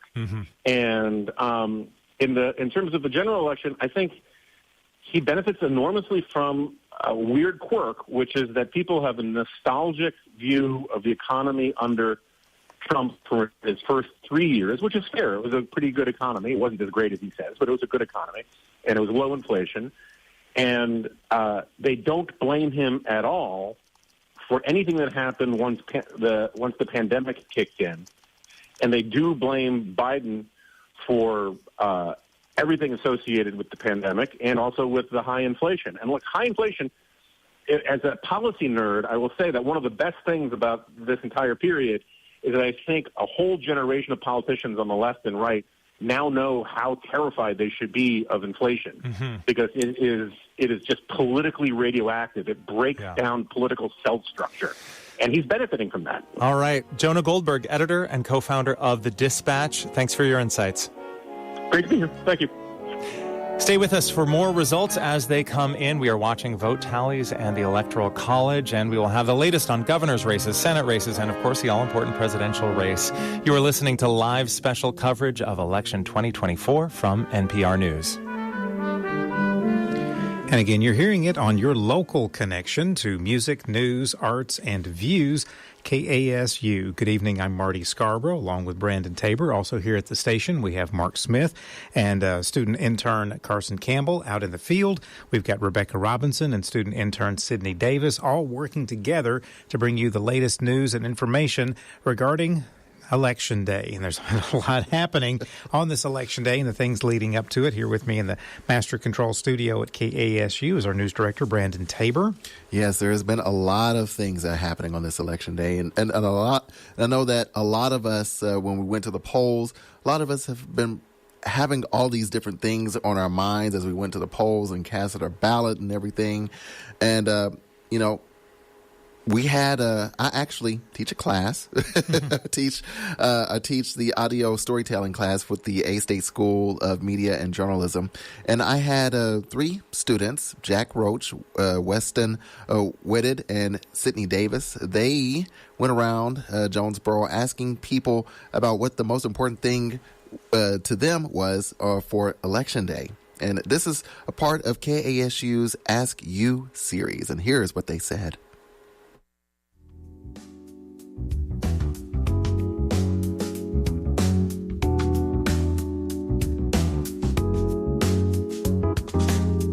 My biggest concern about any issue is about how everything is too expensive at this moment. Prices have been steadily rising, and I'm just hoping that whoever gets in the seat does something that can correct that and bring it back down so that we can have at least save some money in some way.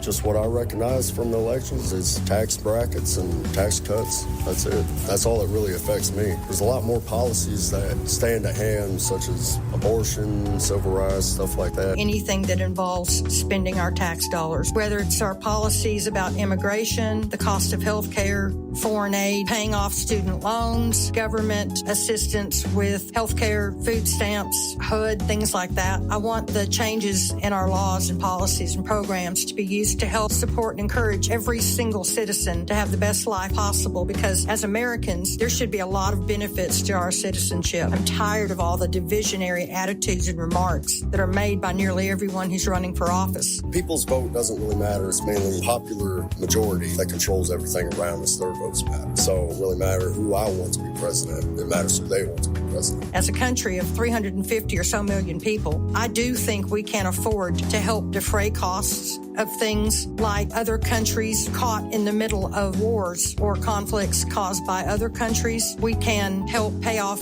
our student loans. We can help the people, the families in our country who are struggling to just for the simple things, rent, groceries, healthcare. I think we need more kindness and compassion, less divisiveness, and just simple hatefulness from our leaders and our decision makers. Yeah, the voices we heard in that piece was Dylan Winchester, Laura Cook, and a person who wanted to be referred to as John Doe in there. And that's, of course, a part of our Ask You series. We hope to create more opportunities for you to have your voice heard, to meet you where you are. You can follow us on Facebook to learn when and where we'll have something to ask you. A lot of different things on people's minds as we go into this election cycle. And hopefully we're still on top of your mind. Again, you can... thank you for tuning in and listening to us. And Don't forget to go on to our website, kasu.org, for our election coverage. We are following so many different races, including races here in Craighead County. Quorum Court is something that's being followed. There are 3 JP races that are happening right now. There's JP District 1, that is between Brad Knoll and Jolene Mullet. And then also JP District 5, that is between Rick Myers and Barbara Brown. And then in District 7, that one is between Richard Rogers and Shanoa Summers. And so familiar names there. Yes. And names that have become familiar over the last 6 to 9 months, those 4 candidates for the Jonesboro mayor's seat. Of course, we have incumbent Harold Copenhaver, along with current City Councilman L.J. Bryant, Jeremy Terrell, and Thomas Elwood seeking that particular post. And again, possibility, you never know, that could go to a runoff if none of those 4 candidates receive 50% plus 1 vote. So we'll keep an eye on that race throughout the night, as we will on other local and regional races here on KASU Jonesboro. Support for NPR's elections coverage comes from Saatva, committed to making handcrafted mattresses that help lull people to sleep and keep them sleeping soundly. More information is at saatva.com/NPR.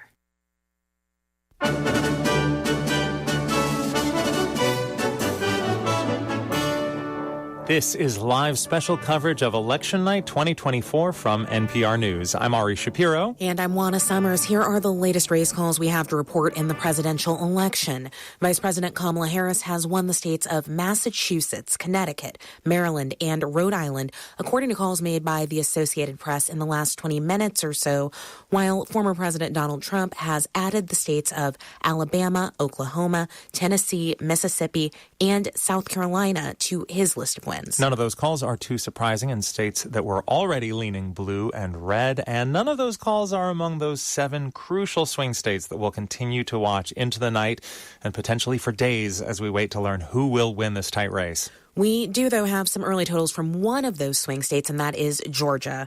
The AP reports that with 35% of the vote counted there, Donald Trump is leading with 56.5% of the vote over Vice President Harris, who has 43%. And it is important to note here that of those uncounted votes, the majority are outstanding in the Atlanta metropolitan area, so these totals will change. NPR's Susan Davis is here to bring us the latest. Sue, what is the state of the race at this point? What do we know? I think so far tonight, Ari, there has been no surprises. As you said, the strength of these victories are in very reliably red or reliably blue states.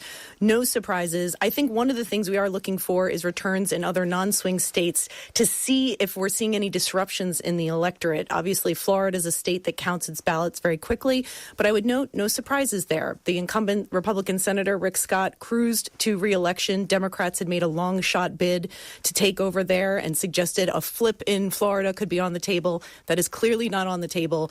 We're not seeing any major waves in the electorate so far, but obviously a lot more vote to count. Farther down the ballot, voters across most of the country weighed in on state legislative seats earlier today, though they don't get as much attention as the presidential election. State lawmakers play a crucial role in setting the policies that govern our lives, from reproductive rights to education to criminal justice. And this year, control of several state legislatures is up for grabs. And with us here in studio to talk about it is NPR's Ryland Barton. Hey there. Hi there. So, Ryland, if you could just give us the lay of the land this year. Who currently controls the legislatures? What could change this year? Yeah, so the bottom line is almost every legislature is controlled by one party or the other. There's only 2 that are divided between chambers. So Republicans have 28 right now. Democrats have 20. It's pretty much been that way since 2010. That's when Republicans made a big sprint to win a bunch of legislative seats ahead of that redistricting cycle. And they've been able to hold on to that ever since then. Democrats are trying to catch up. They've made a big spending push this time around, really outpacing Republicans by most most indicators, and also they have some affiliated groups that are throwing money into there. But yeah, just to look at some of the states that are in play right now, Republicans are defending narrow majorities in Arizona, New Hampshire, the Pennsylvania Senate. That is one of those divided legislatures. Democrats are trying to stay on top in Michigan, Minnesota, and that Pennsylvania House. Democrats also think they have a shot at winning a bunch of seats in Wisconsin after the state Supreme Court struck down redistricting maps there last year, and the Democratic governor got to draw new ones. All right, I'm a former State House reporter, so I'm enjoying nerding out with this with you. Here's a question I have. We hear the term supermajority thrown around a whole lot as we talk about state legislatures. Of course, that's where one party has a very large majority. Do parties stand to gain or lose that level of control in any of the states that you're watching? Yeah, and of course, we're talking about supermajorities here in those times when there's enough legislators where they can override a governor's veto. And there's a few states where Democrats are trying to get to the place where they can undo a Republican supermajority. So really looking at North Carolina and Kansas. Right now there's a Republican supermajority in North Carolina, but a Democratic governor. That is one of the races we're also watching. There's an election there. Looks by most accounts that the Democrat will end up winning that race. But if Democrats can end up flipping some of those seats, they will be able to then, that governor can veto legislation with, relative impunity. They don't have to worry about getting overridden. Same thing's going on in Kansas. Democratic Governor Laura Kelly is really hoping Democrats will be able to break apart the Republican supermajority there. And then in Nevada, Democrats are trying to gain a supermajority, so they'd be able to then override the Republican governor's vetoes there. It feels to me like we've seen legislatures just thrown into the political spotlight so much in recent years on a number of issues, whether it's abortion rights, immigration, election laws. You follow this really closely. Is that accurate? Are we seeing this more now? I'd say so. I mean, there's one line of thinking. Then just looking at recent U.S. Supreme Court rulings that have empowered state legislatures in recent years. The big one that we talk a lot about is the Dobbs ruling that squarely put abortion rights into the laps of state legislatures, and now we have this patchwork of different ways in which conservative states are passing these abortion bans. More progressive ones are trying to enshrine abortion rights into law, but this goes on down the line for environmental regulation and other big issues. It's also this time in which I'd argue that state lawmakers are feeling very empowered. There's this new level of coordination and organization with model legislation being passed around between states, organizing the defense of certain laws, but that get passed in states, and then working with their attorneys general so they can defend those all the way up to through the federal court systems if there are laws like that. So I just think that this is a time in which politicians are a lot more eager to stick their necks out on certain issues because they can coordinate around it, and again, they've been empowered by some legal rulings as well. Rylan Barton, thank you. Thank you. Adrienne Shropshire is a political strategist and executive director of Black PAC, which has endorsed Vice President Harris, and she's on the line with us from Los Angeles. Thanks for joining us tonight. Hi, thank you for having me on. Polls show that Trump has made progress with black male voters this year. Have you been surprised to see that those inroads that he's made?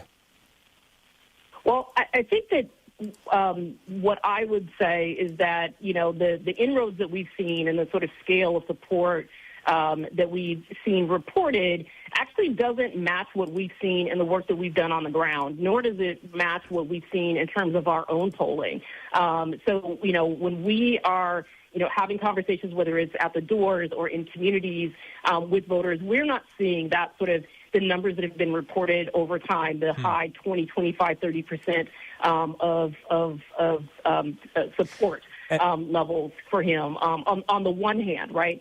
That's not to say that we haven't seen some voters who have, expressed support. That's certainly true. We've mostly seen voters who are just skeptical of the entire process and have been, sort of questioning whether or not their participation mattered. But we haven't seen, again, either in our own research, whether it's focus groups or it's our polling or the conversations, the kind of support levels that have been reported out in the media. So when you have those conversations with voters, what comes up the most often? What are you hearing from people as most important to them? Well, I think that, there's a number of issues that stand out as having been issues that were going to motivate people to the polls. And so, not just the issues that people said that were important to them, because there's a lot of issues that are important to black voters as we've been talking to them.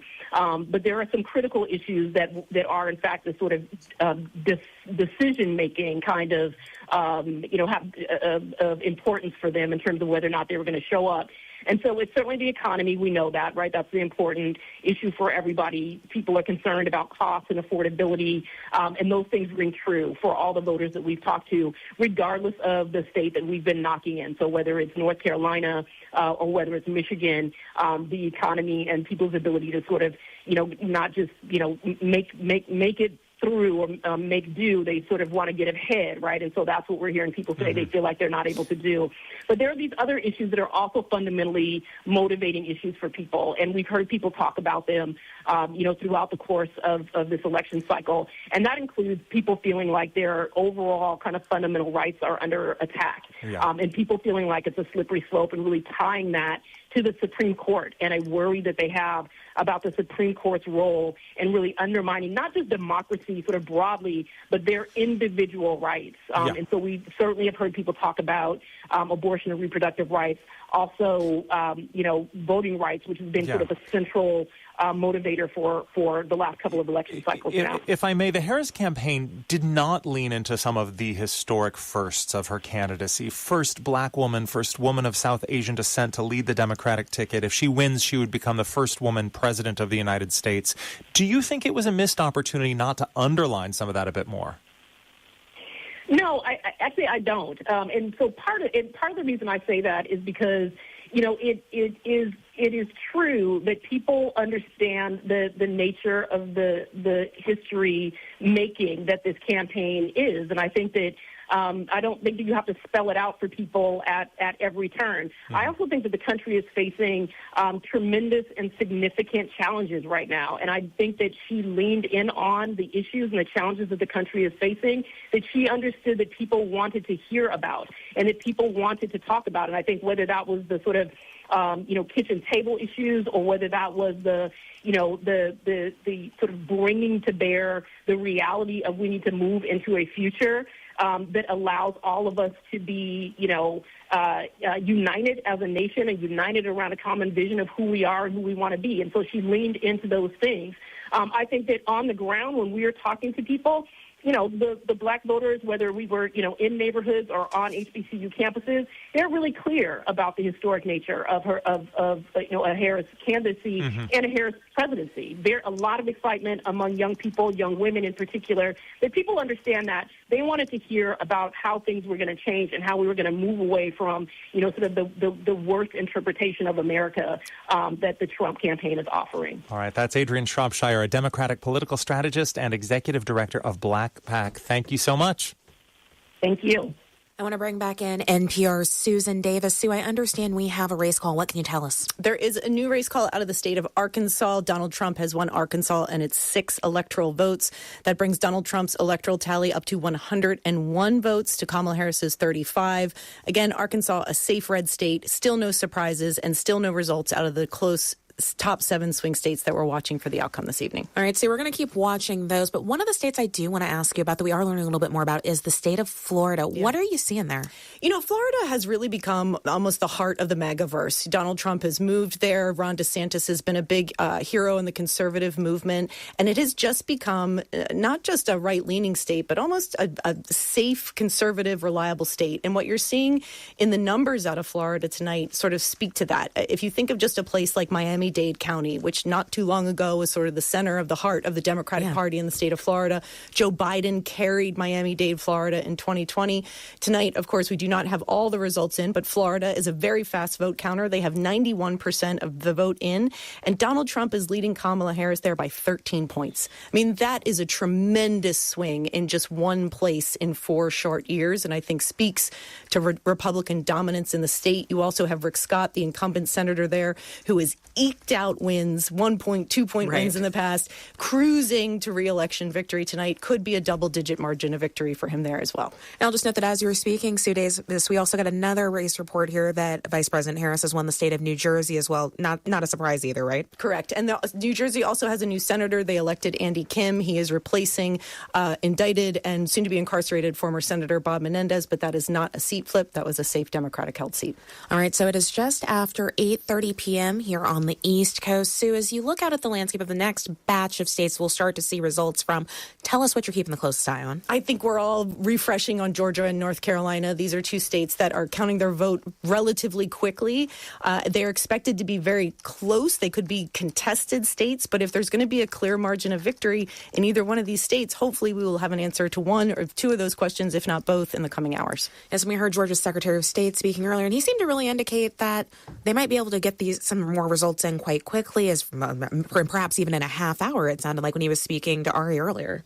Yeah, I think that's right. And as to your point, Juana, I think we want to have some caution when we announce these tallies and sort of where the vote's coming in, because there's a ton of votes still left to be counted around the Atlanta area, and that's going to tell us a lot about which way Georgia may go. And the other thing I'll just note here, we spoke with David Scott, who heads up the AP's decision desk. We were, of course, using calls from the Associated Press, and I asked him for some advice for people who may be anxiously sitting at home watching their TVs, listening to their radios, wondering what's going to happen next. And the biggest advice he gave us was to be really patient. This may take some time, but they are invested as we are to make sure that we not get it first necessarily, but to make sure that we get it right and give people the most up-to-date information. So that is what we are going to keep doing.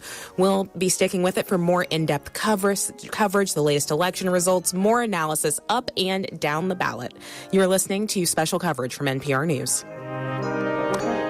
And you're hearing it on KASU, the public media service of Arkansas State University. Good evening. I'm Marty Scarborough, along with our news director, Brandon Tabor, and a whole team of KASU staff and part-time student workers all across the city tonight, covering the news for you. In case you haven't heard, not really unexpected news, but with polls closing here in Arkansas 5 minutes ago, former President Donald Trump secured Arkansas's 6 electoral votes today, winning the heavily Republican state for the third presidential election in a row. Now, Trump had the backing of the state's top Republican figures, including Governor Sarah Huckabee Sanders. And Sanders, who had served as Trump's White House press secretary, endorsed the former president's bid and campaigned for him. However, former Arkansas Governor Asa Hutchinson ran unsuccessfully for the GOP nomination and then chose to decline to endorse Trump for re-election. Democrats have not won a presidential election in Arkansas since 1996, and that was when native son Bill Clinton won re-election. So, again, the Associated Press declaring Trump the winner of Arkansas's 6 electoral votes. Yes, and not only are we still watching out, we still have a whole night. That's just for Arkansas. We still don't know exactly who the president of the U.S. is, and we probably won't know until later this week. We don't know. We're still looking at some swing states. They have different rules for how to count ballots and everything. So we're just kind of just waiting and seeing what's going on there. But that is for Arkansas, that Trump has won Arkansas. But we are also keeping an eye out on local ballot races as well. We talked a little bit about the Jonesboro mayoral race, the 4-way mayoral race between Councilman L.J. Bryant, Mayor Harold Copenhaver, Jeremy Turrell, and Thomas Elwood. And just a kind of a reminder, there was a little bit of a misconception with that race. There was K8 had first reported that there were some people who weren't able to vote in the race, but they were getting city water and light services. And basically, it was only for people who live within the city limits that could actually vote in the mayoral race. And so, of course, you can always go to voterview.org to find your specific ballot, to find out what is on your ballot for your race. Yeah. Well, and then just the issue there that you and I were talking about off the air just a few minutes ago, Brandon, I personally didn't know that city water and light served anyone outside of the city limits of Jonesboro. Mm-hmm. That in and of itself was news to me. So, and I could understand the confusion there, because if you're on city water and light, maybe the assumption is you are in the city limits. Yes. And if I recall in that report, they said that Jonesboro wasn't the only place that did that. Also, it was found to be in Poinsett County, too, that there was a place like that where they were getting city services and actually in the county. Yeah. Okay. Again, that's the kind of news coverage that you'll get through Public Radio, KASU. So thanks to you and to Rebecca for being on top of that particular story and giving some clarification and context to that. But again, that's probably the most noteworthy thing, the most talked about race in Craighead County is the race for Jonesboro mayor, as Harold Copenhaver is seeking a second term, and a longtime Jonesboro City Councilman L.J. Bryant mounting a substantial campaign for that seat, the mayor's seat. Jeremy Terrell running once again. Thomas Elwood taking a third chance to become mayor of Jonesboro. So we'll be watching that closely throughout the night. And, of course, polls just closed about 8 minutes ago. So returns are beginning to trickle in just a little while, probably in about less than 20 minutes from now. We'll be checking in once again with KASU reporter Rebecca Robinson, who is at the Craighead County Election Annex. We're expecting maybe some returns on early voting, absentee voting to be coming in. She'll give us an update on that in about 15 minutes from now.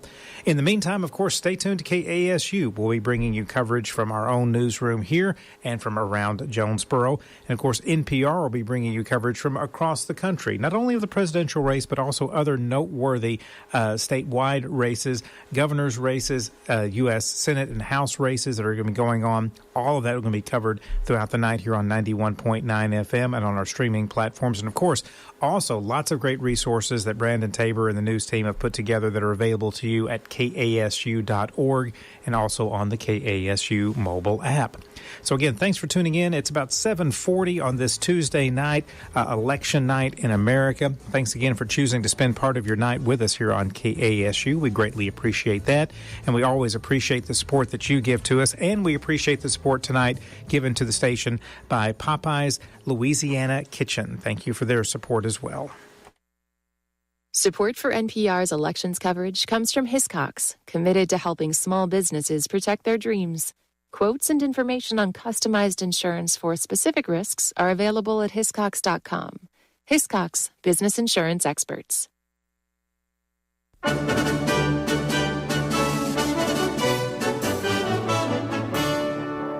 You're listening to live special coverage of the 2024 presidential election. I'm Juana Summers. And I'm Ari Shapiro. If you're just joining us, polls have closed in some 24 states. And the Associated Press has made calls for the following. Republican presidential candidate Donald Trump has won Indiana, Kentucky, West Virginia, Florida, Oklahoma, Tennessee, Mississippi, Alabama, South Carolina, and Arkansas. Democratic presidential candidate Kamala Harris has won Vermont, Massachusetts, Connecticut, Maryland, Rhode Island, and New Jersey. So far, no major surprises with these results. It is still early in the night, and we're awaiting tallies from the swing states of North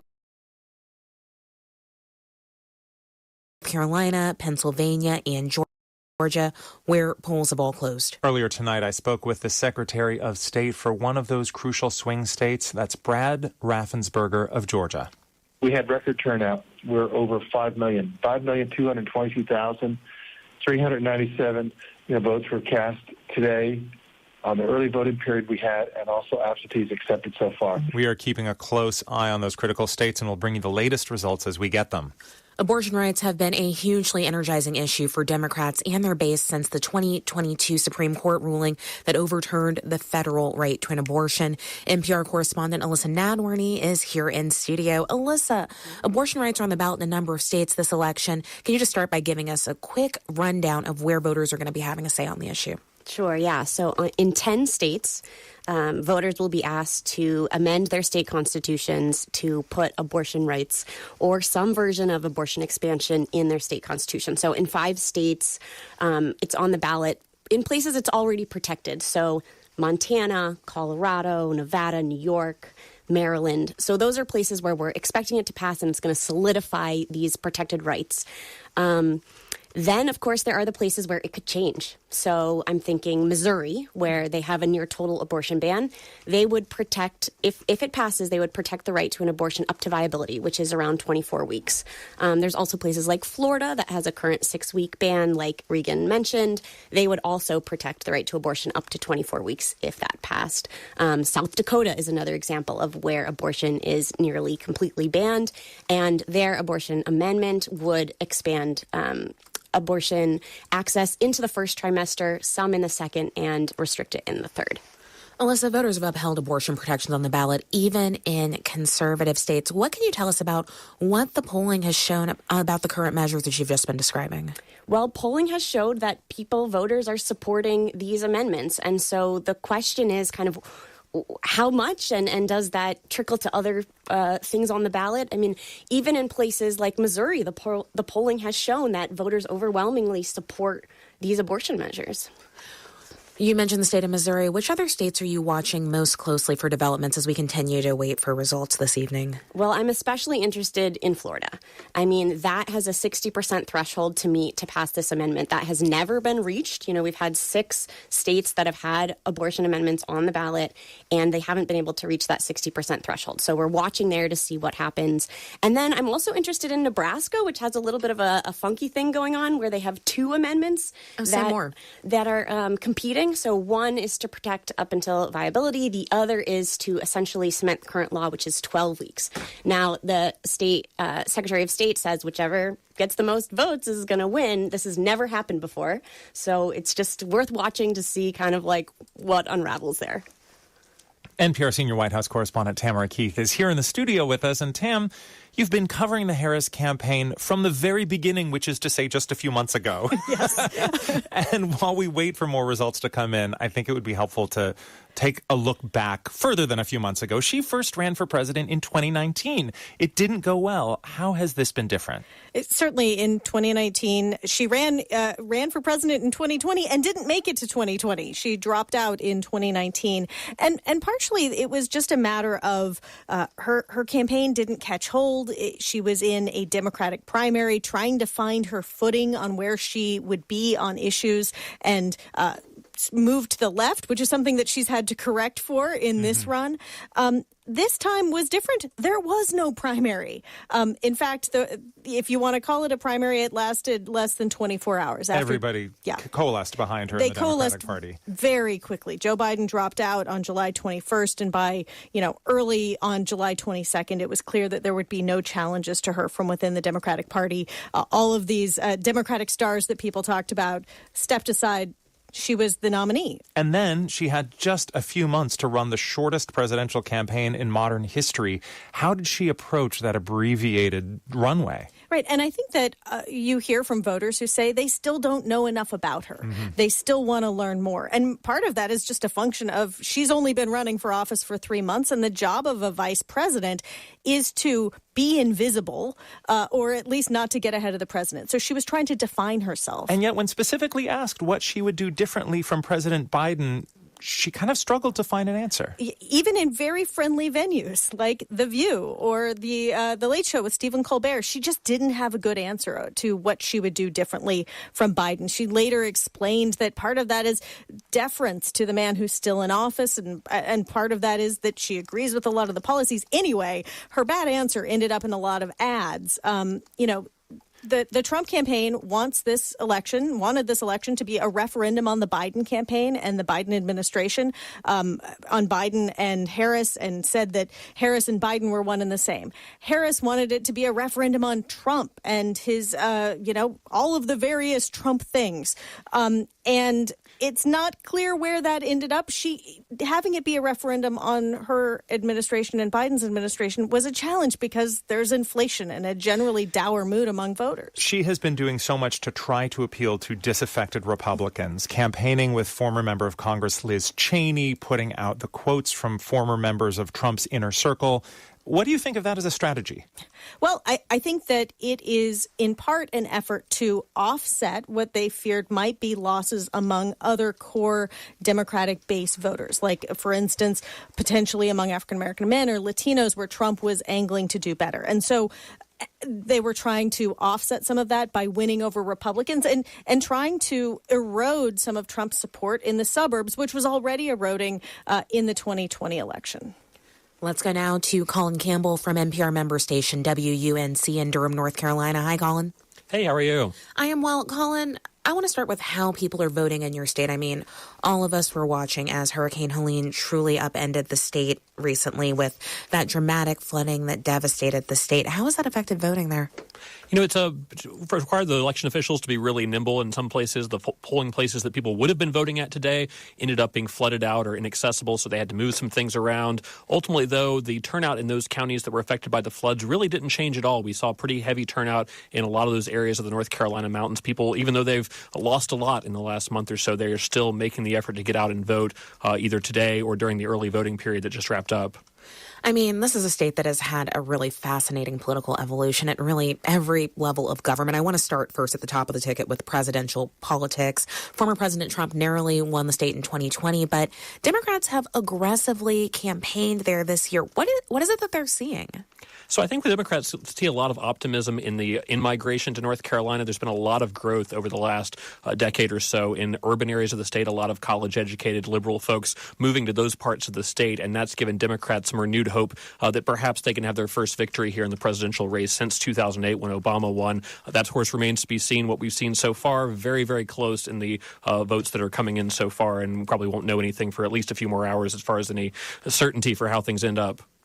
Let's turn now to the governor's race. They're also hotly contested. Mark Robinson is the Republican candidate, and he's been embroiled in scandal, as many may remember, during this campaign. Refresh our memory quickly as to what happened and where the race stands now. Yeah, so Mark Robinson, the Republican lieutenant governor here, was the subject of a CNN report back in September that found that he had posted pro-Nazi, pro-slavery comments on a pornographic website. That really tanked his campaign. The campaign staff largely quit. He lost a lot of support from national Republicans, stopped running ads, and has been way behind in the polls. And so there's been a worry that that could be a drag on Trump in the state. So far, it doesn't seem to be the case. Robinson is polling, I think, 10 percentage points behind Trump in the results we've seen so far. So voters really splitting their tickets a lot in Republican areas where they still want Trump for president, but they have soured on the Republican nominee for governor here. Right, and of course, we're still waiting for a race call in the state of North Carolina from the Associated Press. While we wait, Colin, I'll just ask, what other races in the state are you watching closely? So we're also watching the state superintendent of public instruction. That's usually a pretty sleepy race to sort of oversee the education bureaucracy in public schools here. But that was also a very far-right candidate, Michelle Morrow, the Republican in that race, who's called for the public execution of Barack Obama, an old social media post. She's called schools indoctrination centers and has never had any experience in the classroom of a school building herself. So that's another race which seems like it may be very close, but certainly has gotten a lot of attention as sort of a barometer of just how far to the right Republican candidates in down-ballot races in the state are and what impact that has overall. No swing state has more electoral votes than Pennsylvania. It will be a challenge for either candidate to win the White House without it. Donald Trump has leveled baseless claims of, quote, massive cheating in the state. Philadelphia City Commissioner Chair Omar Sabir addressed these claims at a press conference. Philadelphia elections are safe, simple, and secure, and they have always been. There is no cheating. There's no smoke to it. People say things, but it doesn't necessarily mean that it's true. We've learned this in 2020. We have hard-working people trying to give the citizens of America the election that they deserve. NPR voting correspondent Hansi Lawang is in Philadelphia. Hi, Hansi. Hey, Ari. Tell us more about this back and forth between the Trump campaign and Pennsylvania election officials, along with a spate of legal challenges in the state. Well, the latest is that earlier today, former President Donald Trump posted on his social media platform that there's, quote, a lot of talk about massive cheating in Philadelphia, law enforcement coming, unquote. It's not clear exactly what former President Donald Trump is referring to. The city's district attorney, Larry Krasner, responded with a statement saying, quote, no factual basis whatsoever within law enforcement to support this wild allegation. But Trump has been making these kinds of baseless claims specifically about Pennsylvania for weeks now. You know, there has been an investigation into potentially fraudulent voter registration forms, and Let me say that again. Voter registration forms, not ballots, as former President Donald Trump has claimed, and this is in 4 counties. But state officials say this attempt to defraud the voter registration list in Pennsylvania has been, quote, defeated, that the system worked in order that they could find these potentially fraudulent forms. Some have been declared valid, so it's not quite clear what former President Trump is referring to. And there have also been challenges to voters' mail-in ballot applications in a number of counties. Yes, at least 14 counties, more than 4,000 challenges to the mail ballot applications, mostly for overseas voters. These are U.S. citizens living abroad, and they are under federal law allowed to vote in federal elections. And because they last lived in Pennsylvania, that's where they're registered in these counties. And, the county election officials have been scrambling to get ready for today to set up those polling sites that just closed. And then they got this wave of challenges on Friday on top of all the preparations. And they've been scrambling to hold hearings to review these challenges. And it's turning out that a lot of these are mass-produced, some by right-wing activists, some also by Republican state senators. Are challenging these mail ballot applications. And in fact, we're seeing a state senator withdraw some applications for really without much of a fight. So it's really unclear what their intentions are, but there's a lot of concern that folks are being put at risk, registered voters being put at risk of having their voting rights taken away from them. Hansi, I'm just going to jump in here and go over to our colleague Susan Davis because we have a race call in the state of North Carolina. It's a race call, but not the one you're thinking of, Juana. It is an important race call, but not for president. In the governor's race, North Carolina Democratic Attorney General Josh Stein has won the state's race for governor, according to a race call by the Associated Press. He defeated Republican Lieutenant Governor Mark Robinson. His campaign was bogged down with scandal in the weeks and months leading up to Election Day, so this is not a surprise. One of the big questions here was whether Robinson could be such a drag on the Republican ticket that it could have an effect on other races, including the presidential race and one competitive House race in that state. Again, not a surprising outcome, but we're still waiting to see the bigger question of who wins North Carolina in the presidential race. Again, just to recap, North Carolina Democratic Attorney General Josh Stein has won the state's race for governor. That is according to a race call by the Associated Press. We are still waiting for a race call as to who has won that state in the presidential race, along with the rest of those 7 key states that we are watching in the race for the White House. Stick with us. You are listening to live special coverage from NPR News. And you're hearing it on KASU at 91.9 FM and on all of our streaming platforms. In fact, you can always ask your smart speaker to simply play KASU. I'm Marty Scarborough along with station manager Mark Smith. We're here in the KASU Master Control Studio. Others around the region, including at the Election Annex in downtown Jonesboro. Reporter Rebecca Robinson. Rebecca, are you there? Hey, I'm here. So describe for us the scene there at the annex. I assume some numbers have begun to come in now. Yeah, so it seems like a lot of excitement. Even some of the poll workers have just said it's go time, and we're starting to see some of those numbers come in from early voting. We're seeing a lot of excitement around the mayor's race and the jail tax. So far, the numbers that we have received so far are just those early voting numbers, absentees. What exactly has come in so far? Yes, that is all that's come in so far is absentee and early voting. Okay. Any other problems, issues that have been reported on any the polling places around town? Are they expecting everything to go smoothly with bringing in those boxes and tabulating those votes? There's not been any reported issues so far, and it seems like everything has been running pretty smoothly. And do you know if they'll be sending those results out precinct by precinct, or will they count them all and just give the final vote totals from all of those precincts at once tonight? Do you know? I'm not 100% sure yet. Okay. Well, we will check in with you again later and again throughout the evening for your reports there at the Craighead County Election Annex. Again, KASU reporter Rebecca Robinson. Thank you very much. Thank you.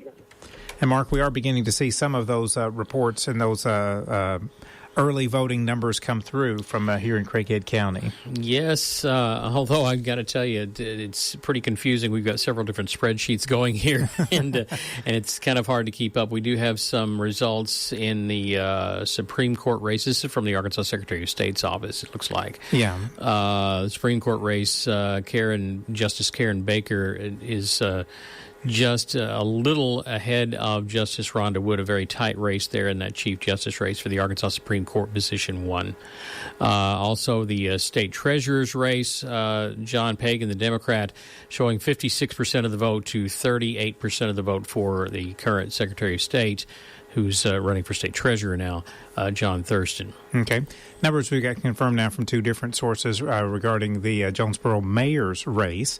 Again, no one with over 50% of the vote at this time. Mayor Harold Copenhaver with 44%, Councilman L.J. Bryant with 34%, Jeremy Terrell with 15%, Thomas Elwood with 3%. And again, that's with votes that have come in so far in the Jonesboro mayor's race. And so another couple of other things to be looking at here is some of the special things on the ballot here in Craighead County, one of which to raise the sales tax, the so-called jail tax. At this moment, votes against it at 52% to 48% for. So at the moment, that is somewhat overwhelmingly against that. We're gonna check those numbers here and share that with you. And then regarding the millage for the Craighead County Public Library, increasing that millage once again, that is being rather overwhelmingly voted down at this point. 59% voting against that. That's right. So we'll keep an eye on those numbers throughout the night and bring you more details from what's going on here locally in elections. And, of course, you can follow along as well at KASU.org and through the KASU mobile app.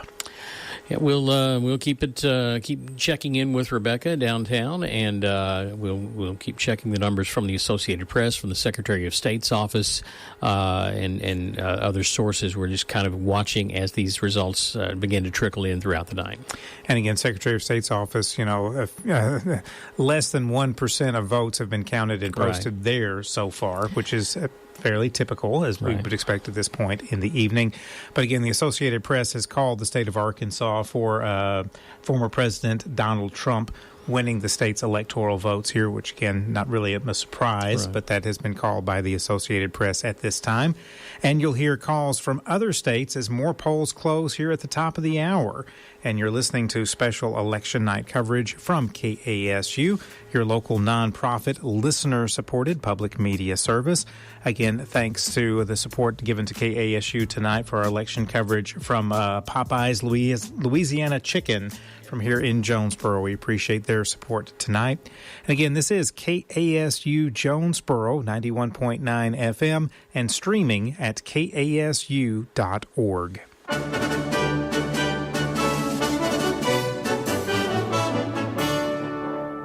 This is live special coverage from NPR News. I'm Juana Summers. And Mary Louise Kelly. The 2024 election is coming to an end. At 9 p.m. on the East Coast, the majority of polls across the country are now closed.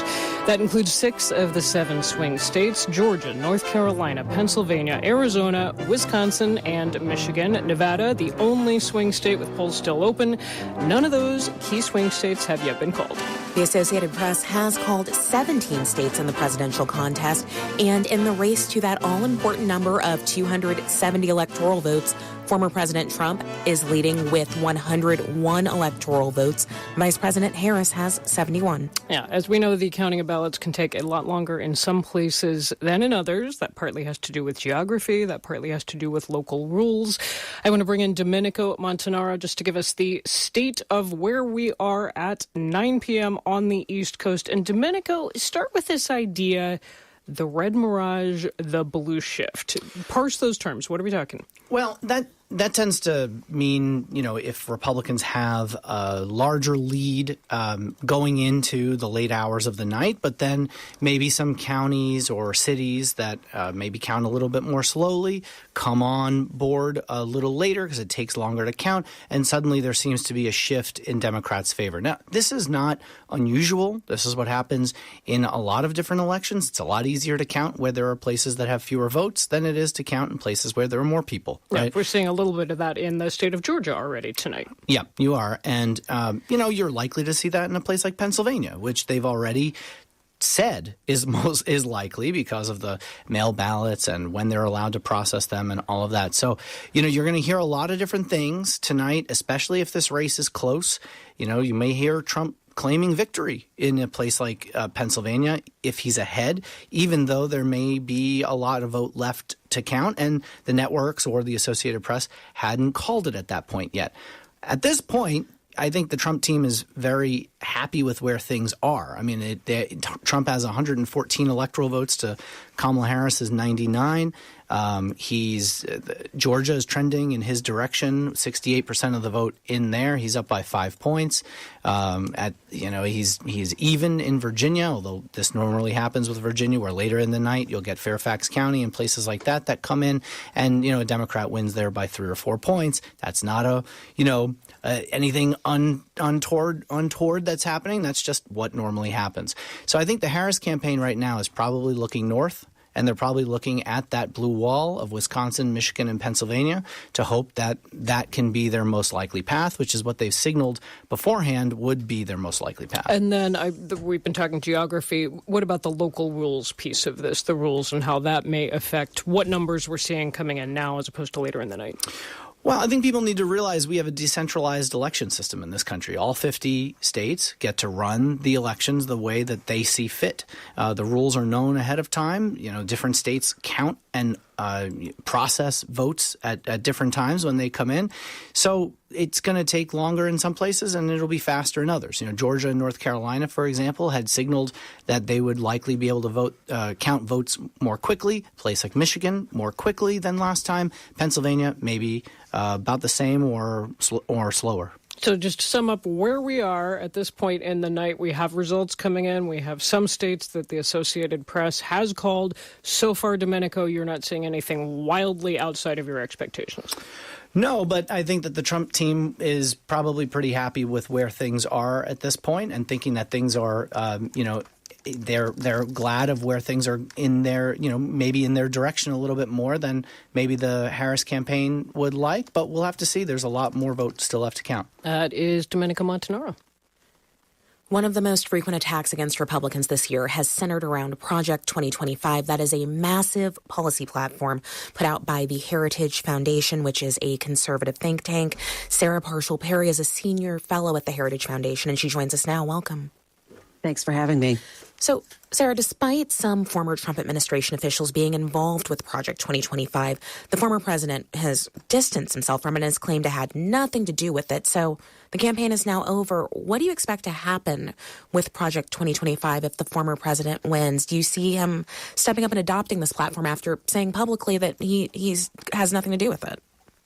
He's expressed an interest in adopting certain parts of it, and in other parts, he believes that it is too extreme for the nature of his future potential administration. And we at Heritage Foundation find that to be sufficient. We don't have any problem with that whatsoever. This is something that we've done for every presidential candidate of all parties that have been involved since 1980.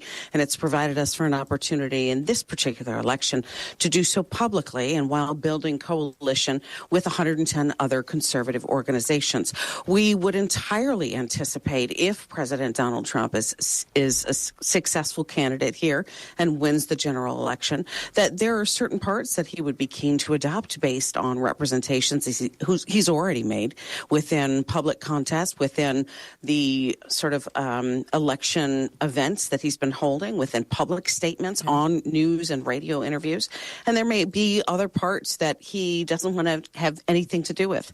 It is our vision as a conservative conservative movement conglomerate for a safe, free, prosperous, and successful American nation where everyday Americans can thrive. And parts of that will likely be picked up by him if he's successful, and other parts may be dispatched with. That is, I think, part of what we're doing right now as a conservative movement. We're building coalition. Okay, Sarah, let me ask you this. That's if former President Trump becomes the next president. But if Vice President Harris wins the White House, then what happens to Project 2025 and the Heritage Foundation's work? Well, it presents us with an opportunity to draft a new blueprint for America based on what her leadership might look like in a Harris-Walz presidency. It presents an opportunity, I think, to kind of go back to the drawing board and say, well, what do we need to do now based on where the nation is currently headed, where it's anticipated to go based on some of her dictated policy priorities. And this is something we'll continue to do every 4 years, depending on whoever wins the election. It's an exercise we've always engaged in and one I think we will continue to engage in going forward.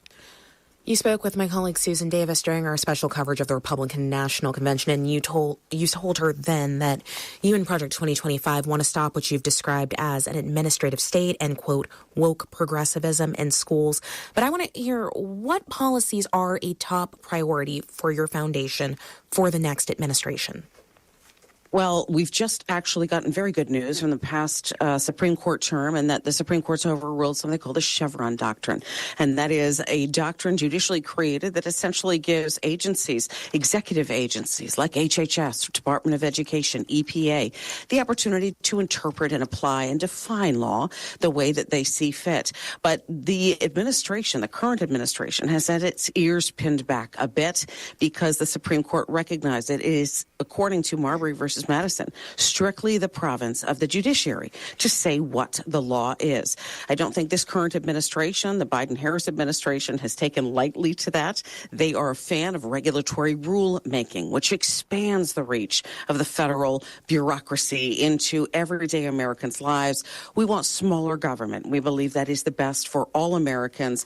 And part of what we've seen with this administration is more rulemaking than has ever been recorded in history, and with many rules that have been so controversial, they've received record numbers of public comment. For example, the Title IX Education Amendment's new rule, which expands gender identity into the notion of sex equality in education, received 250,000 comments. That's, I think, an indicia of the fact that the public wants to weigh in, and they really want notions of, for example, gender neutral or ideologically neutral Sarah, education. I just want to jump in here. You mentioned the Chevron Doctrine, but are there other specific policies that are a top priority that you want the administration to pursue? That was a decision by the Supreme Court that happened earlier this year. Right. Education equality, maintaining sex-separated spaces, as has always been held to be the case since 1972, forcing doctors who may have moral or religious obligations to providing gender-affirming care, allowing those individuals to exercise their objections as well, ensuring that individuals who have faith objections to whatever is being taught, for example, within their public school, have a right of opt-out. We can look to every one of the executive agencies, for example, even the EPA and the Clean Air and Water Act, and the attempt by the administration in West Virginia versus EPA to essentially infuse millions of dollars for corporations across the nation.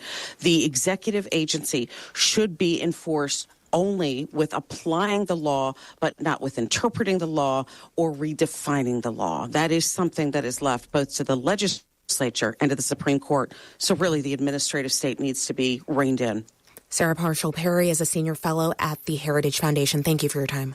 Thanks for having me. I want to bring in our colleague Daniel Kurtzleben here. Daniel, you've been following along in that conversation with Sarah Parshall-Perry from the Heritage Foundation. Mm-hmm. You have covered the Trump campaign, Trump supporters. Tell me what you heard there. Yeah, I mean, one thing is when we're talking about Project 2025, Donald Trump has really tried to distance himself from that document, specifically saying, well, I haven't read it. But you do see a fair bit of overlap between some of his policy proposals and what is in Project 2025. Or at the very least, you can see how he would use some of the plans in Project 2025 to get to achieve some of his ends. For example, he's talked a lot about cutting regulations. He has talked about bringing on Elon Musk to make government more efficient. Well, there is a proposal in Project 2025 that would make it easier to fire federal workers, which would very much make the government leaner. Now, you can argue about whether it would make it too lean and ineffectual, but that is definitely something that Donald Trump wants to do. But one thing that we are still wondering about is what comes of abortion using Project 2025. He has said he would not use the project's proposed abortion restrictions to restrict abortion nationally, but Trump has also been slippery on abortion throughout this race. So I'm very curious if those around him might still try to push him to do that. Danielle, thank you. Mm-hmm. All right, speaking of Trump, let us check in now with one of our correspondents who is at former President Trump's campaign headquarters. Franco Ordonez is on the line from West Palm Beach, Florida. Hey, Franco.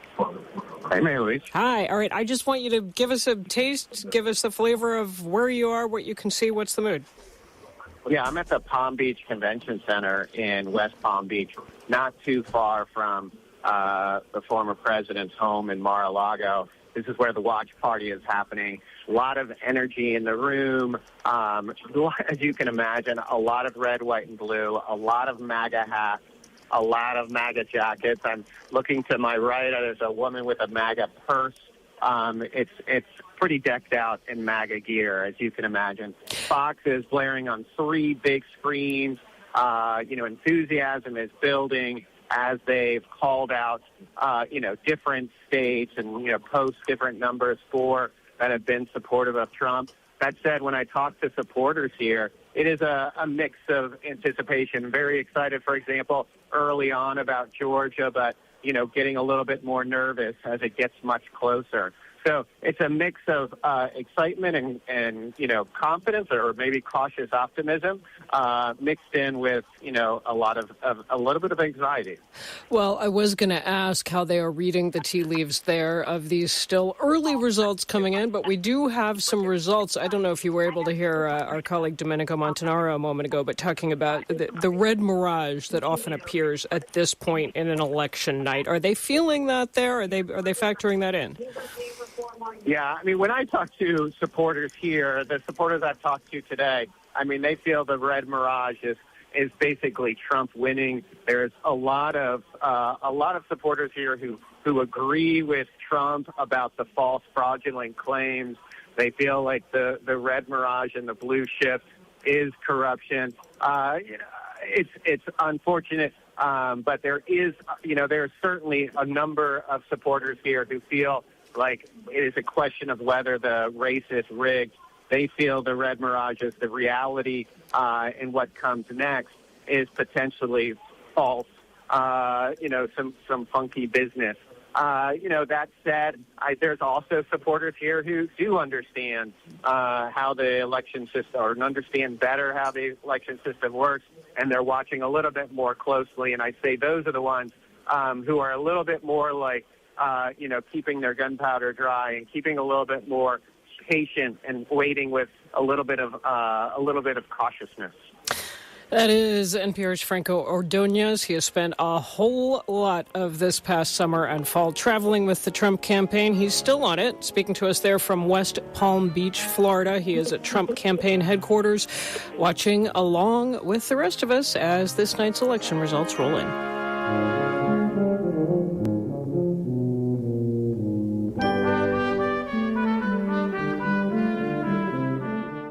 And you're listening to special coverage here on KASU Jonesboro. Good evening. I'm Marty Scarborough, along with Brandon Tabor. Mark Smith, Carson Campbell are here. Also, Rebecca Robinson and Sydney Davis are reporting from the Craighead County Election Annex as numbers are beginning to come in there. We'll run down some of the specific numbers for Craighead County races, and Brandon has those numbers in front of you to share with you now. Yes, so far these are unofficial results. We want to remind everybody it's unofficial, and we're not calling any race for anyone yet. We're still looking at early vote totals right now.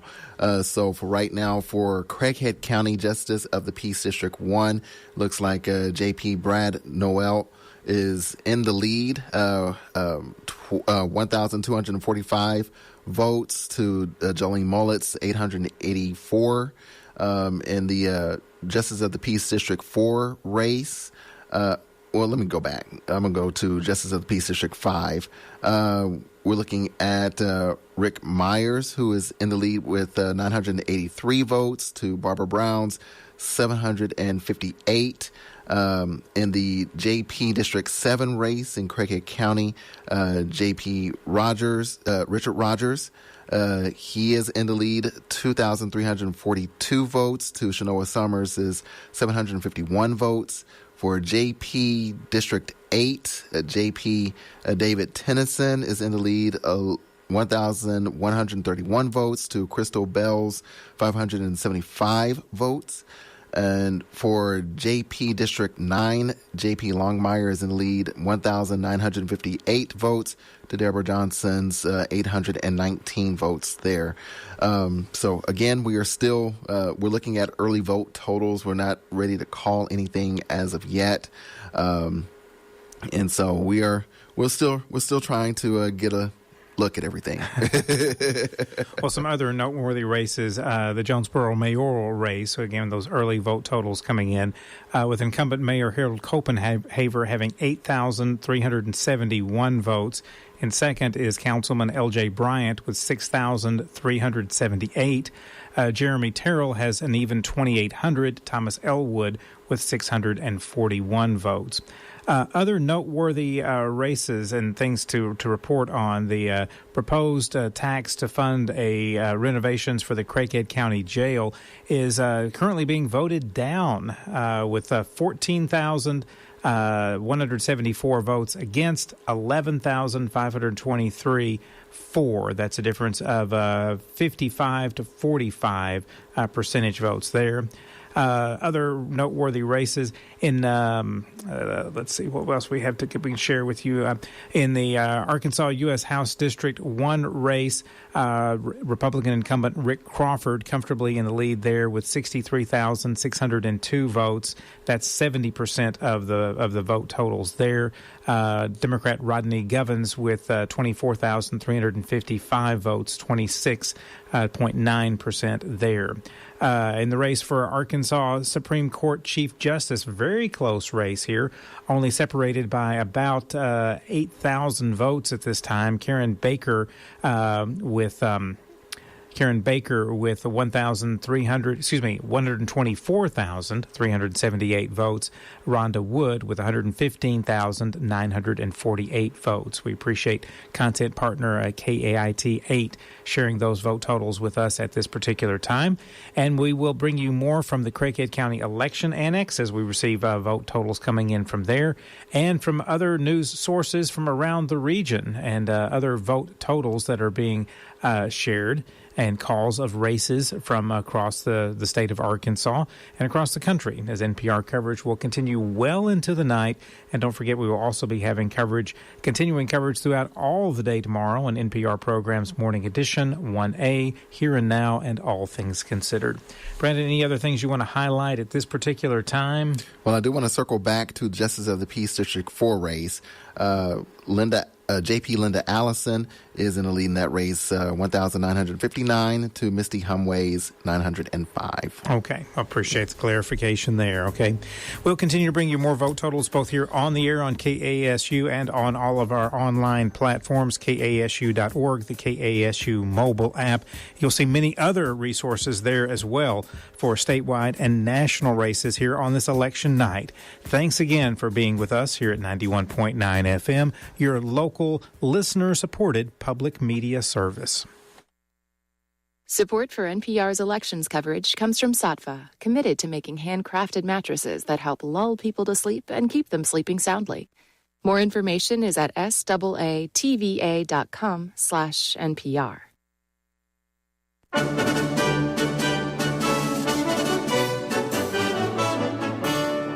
Welcome back to live coverage of the 2024 election from NPR News. I'm Mary Louise Kelly. And I'm Juana Summers. And here is where the electoral vote count stands in the race for the White House. Former President Donald Trump has 177, and Vice President Kamala Harris has 99.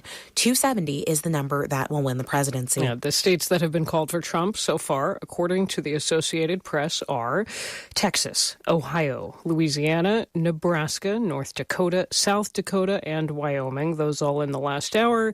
He has also won Indiana, Kentucky, West Virginia, Florida, Oklahoma, Tennessee, Mississippi, Alabama, South Carolina, and Arkansas, all of those states reliably red. And the AP's calls in states that are reliably blue have gone to Harris. Delaware, Illinois, New York are the newest calls, on top of Vermont, Massachusetts, Connecticut, Maryland, Rhode Island, New Jersey, and Delaware. We also had a call in a highly watched gubernatorial race in the last hour. Democrat Josh Stein has won in North Carolina over controversial and embattled Republican candidate and current Lieutenant Governor Mark Robinson. All right, I want to bring in NPR national political correspondent Don Gagné. Hey there, Don. Hi there. Hey, okay, so you're in Michigan, the very important swing state of Michigan right now, one of the states that has changed how they count votes. And I want to get into that because it could make a big difference in how quickly we will know which way Michigan is going to swing. Remind us just the backdrop. What happened with Michigan's counting process last time around? So 4 years ago, the rules were such that they could not touch any absentee ballots until 8 a.m. on election day. And only then all they could do was start to sort them. To feed them into the machines, to actually start tallying them, that could not start until the polls closed. Again, 8 o'clock in most of the state, 9 o'clock in some places. And it was a COVID year, right? So there was this huge amount of absentee ballots, and it took a long time for them to process them. We didn't know the result in Michigan until 6 p.m. the next day, but here's what happened overnight. Right. I was inside the building I'm in right now, right in downtown Detroit in the convention center. And the room we were in last year, there were a lot of windows out into the concourse of the convention center, and protesters gathered out there. And as the evening wore on, and as the results were not known, there were people, protesters, again, Trump supporters, banging on the windows, shouting, "Stop the count, stop the count," and alleging falsely, there was no evidence at all of it, and all of that was borne out, alleging falsely that there was fraud taking place in there, that ballots were being manufactured and being brought in and changing the results improperly. Anyway, it was, again, a legitimate result that was reported. But the way they used to do it, it took so long, and we didn't get a result till the next day. Okay, and Don Gagné in Michigan, that I'm going to ask you to hold that thought because we have some news just breaking out of Florida. This is on the abortion amendment. Domenico Montanaro, what's just happened? Well, in Florida, the amendment that would have legalized abortion up to the point of fetal viability has failed, according to the Associated Press. That leaves the state's ban on abortion after 6 weeks of pregnancy in place. And this is a surprise somewhat because every time that abortion rights have been on the ballot since the Dobbs decision in 2022, people have sided with with abortion rights. And this is the first time we've seen it on the ballot where it has failed. And for it to happen in a state like Florida, which is generally a state that has a lot of political attention, I think was a surprise for some people because I think they thought that this might make Florida a bit more competitive in the presidential and the Senate race, and clearly that did not happen. I want to bring in our correspondent, Alyssa Naberney. Alyssa, this was a measure that, of course, is a local measure for the state of Florida, but it was being really closely watched across the country. What is the signal to you? Tell us what you're thinking. Well, the vote means that the 6-week ban in Florida is going to stay in place. And essentially that is continuing pretty restrictive access for abortion in the South, because Florida was this place that a lot of people traveled to from states around it, like Mississippi, Alabama, Louisiana, that had restrictive bans on abortion. And so that 6-week ban staying in place is going to be really impactful, not just for Florida, but for many people living in the South. I think, as Domenico said, that 60% threshold, there was a worry that would just be too high. It hadn't been met before. And we've seen that the majority of Florida voters voted for this amendment, but it wasn't enough to meet that threshold. Listen, Bernie, thank you. All right, I want to steer us back now to Don Gagne. Don Gagne is still on the line patiently from Michigan. A whole lot of news boomeranging us around, as tends to happen on an election night. But you were telling us about the counting process, how it changed last time around, a little bit about bringing us up to now. How has Michigan changed their process in terms of how things are unfolding there today? Indeed. State law has changed. Again, it was 4 years ago they couldn't touch the ballots until Election Day and then not start counting them till the polls closed. This year, they have been able to process mail-in absentee ballots, and there were some 92,000 of them that came in each day over the last, starting last Monday. So by the time we get here tonight, those have already been tallied. And any time we are expecting them to announce those numbers. So the thing that took so long last time will get, probably by the 10 o'clock hour tonight. The other thing Michigan did was implement up to 16 days of early in-person voting. And some 43,000 people took advantage of that. And those votes were also processed on a daily basis, and they will be, they've already been tallied, and they will be among the first to be reported tonight. So tonight, the only kind of new votes that the vote counters are dealing with are those who voted in person. And again, I should say these are all Detroit numbers I'm talking about. Where I'm talking the 92,000. Those are Detroit numbers. But these same rules apply statewide in every county, speeding up the process. So people who voted in person, those votes will be released. They tell us we should have those by midnight or so. And even on a day when turnout has been extremely high, and it may end up being a record high in Michigan across the state, everybody, all of the officials coming through here are very optimistic that we will have a result, perhaps even, by the midnight hour. We will see if that optimism holds. That is Don Gagne reporting for us in the swing state of Michigan tonight. Miles Parks, our voting correspondent, is here with me in the studio. And Miles, as you listen to Don explaining there how Michigan has changed things, what kind of expectations he has for when they're actually going to be able to count the votes, how does that track with other states that you're watching closely tonight? It's interesting. Ballot pre-processing that Don is talking about there has really become the best practice in election administration. More than 40 states now allow some form of ballot processing before Election Day for absentee ballots. And for voters who, just to get a little bit in the weeds, because I do think it's helpful, when we talk about pre-processing absentee ballots, we're talking about things like signature verification, even something as simple as taking a ballot out of an envelope, getting it ready to go into the tabulator. All that stuff actually takes a lot of time when you're talking about tens of thousands or potentially millions of ballots, right? And so this really takes a lot of pressure off election officials who are also worried about, these millions of people who are voting on Election Day. The fact that they can do this work before Election Day takes a lot of pressure off. Apply all this to Pennsylvania, a state where we are not expecting to figure out early what exactly happened there. Why? How do they do it there? Exactly. It's basically a polar opposite. Election officials can't start any of that pre-processing work until on Election Day. And so they're basically administering an election in person for all of these voters while at the same time having to do this pre-processing security work on the absentee ballots. So what you can kind of see where this is going. Those absentee ballots then take longer to count because that work has to be done starting today. And then going forward, what we are expecting to see then is what is called, known as the blue shift. Basically, Democrats are more likely to vote by mail this election cycle, and because of that, those ballots are going to take longer to count. So what we may see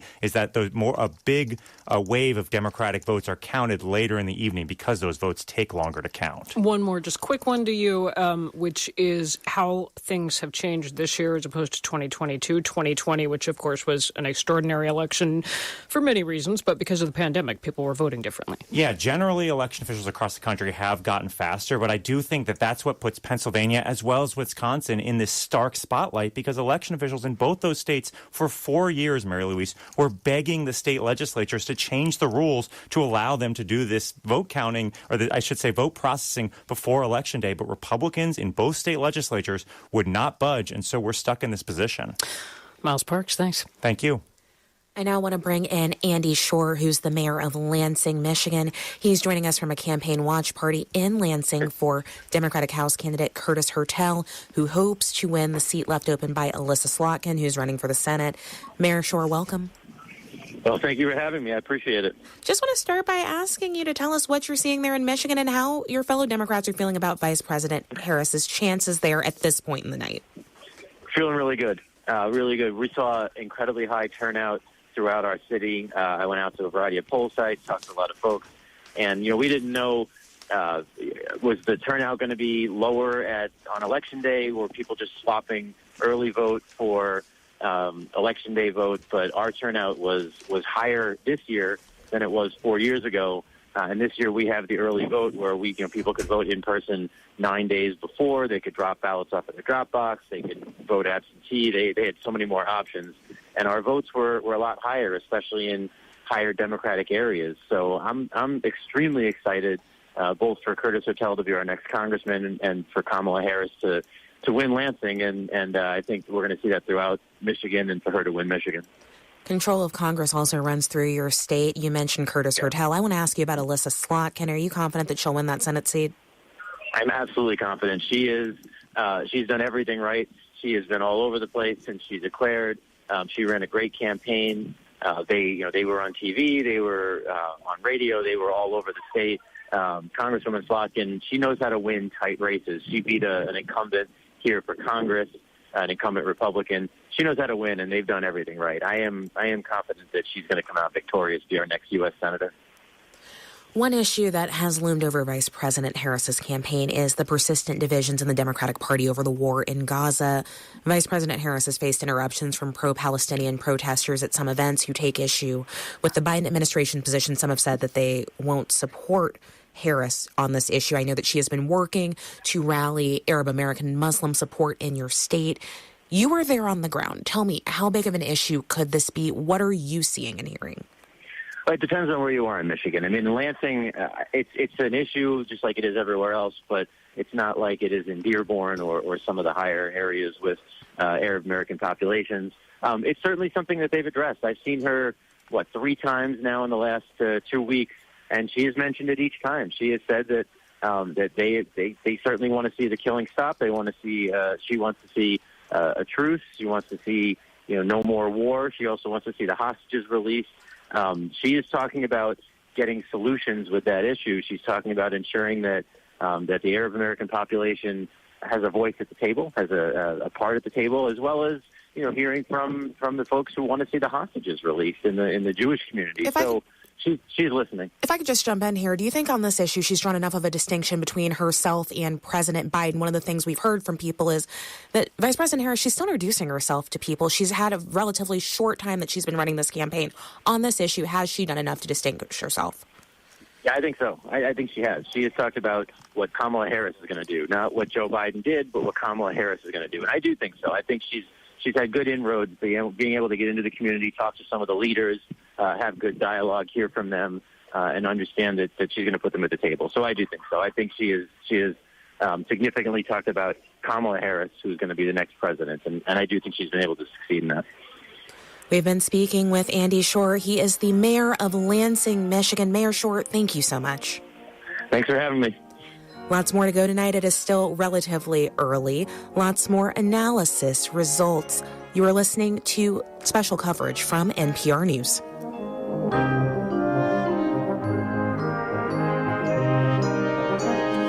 that the page we're looking at?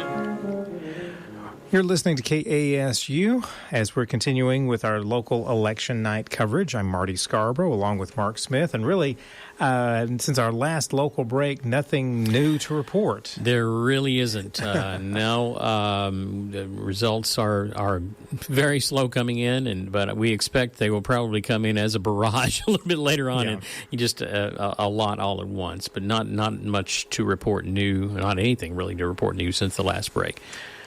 But if you are just tuning in, just a couple of the races that we'll highlight here for you. Early voting returns for Jonesboro mayor's race. Harold Copenhaver, incumbent with 8,371 votes. L.J. Bryant, 6,378 votes. Jeremy Terrell with an even 2,800.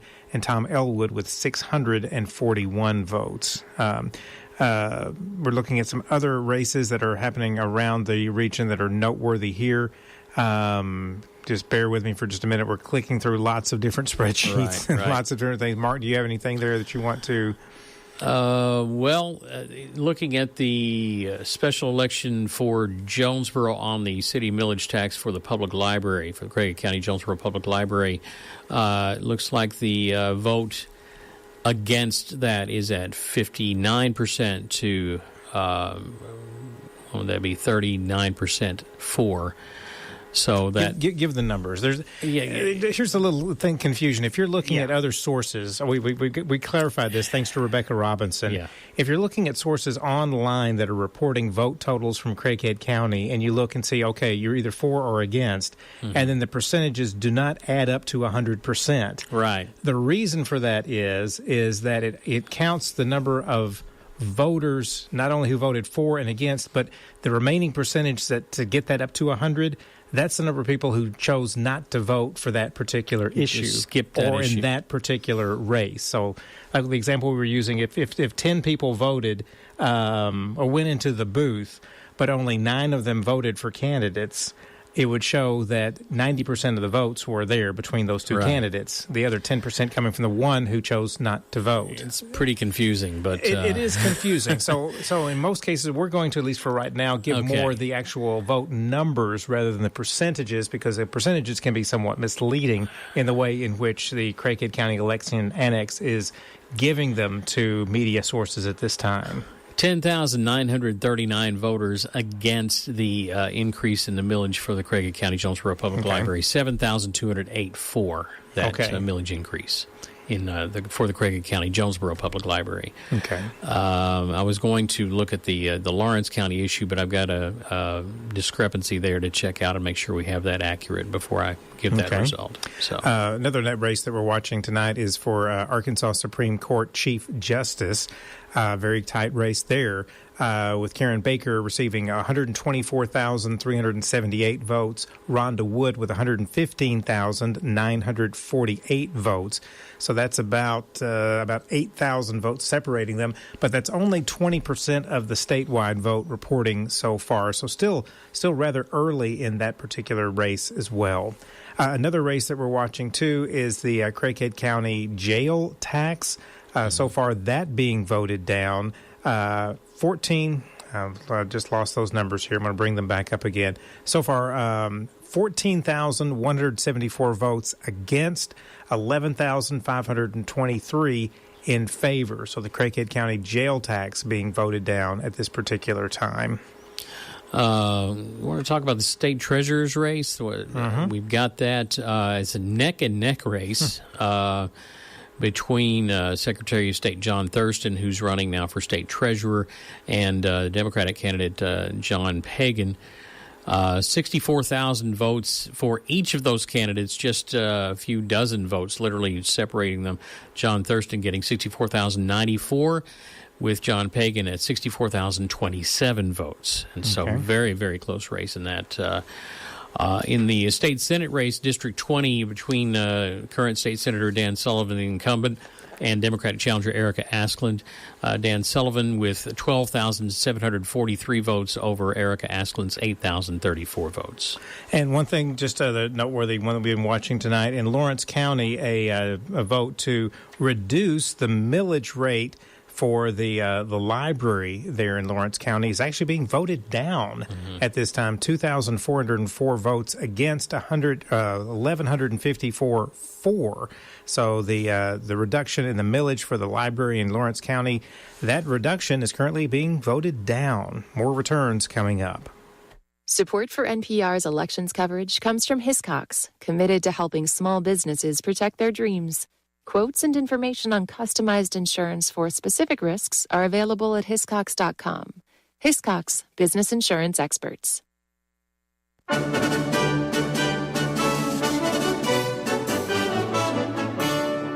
You're listening to NPR's live special coverage of the 2024 presidential election. I'm Mary Louise Kelly. And I'm Juana Summers. The Associated Press has called the race in more than 24 states. And so far, the tally for electoral votes is as follows. Republican presidential candidate Donald Trump has 178 electoral college votes, and Democratic presidential candidate Kamala Harris has 99. One candidate needs 270 votes to win. So far, none of the 7 swing states that we've been keeping an eye on have been called. But we do have results from a few important congressional and gubernatorial races in North Carolina. Democrat Josh Stein won the state governor's race, defeating Republican Mark Robinson. In West Virginia, Governor Jim Justice has won the open U.S. Senate seat. That's the one that had been held by Senator Joe Manchin. Governor Justice was widely expected to win. We're, of course, going to continue to bring you the latest results on all these races taking place across the country as the evening unfolds. This is, of course, a big hour for Midwestern swing states. We have Anya Van Wagtendonk from your station, Wisconsin Public Radio, on the line. Hi there. Hi. So, Anya, President Biden narrowly won Wisconsin in 2020, but what has the presidential race been like this year? That's right. It's really been neck and neck throughout, including after the change at the top of the ticket. And so it is too close to tell, and we've been informed we are expecting a very late night here in Wisconsin. And so nobody's going to go to bed knowing who won tonight. Late night in Wisconsin. Okay, making a note of that. Republicans chose the city of Milwaukee for their convention, and that is a pretty clear signal that they've wanted to put the state in play. What does that look like on the ground? Give us a couple of examples.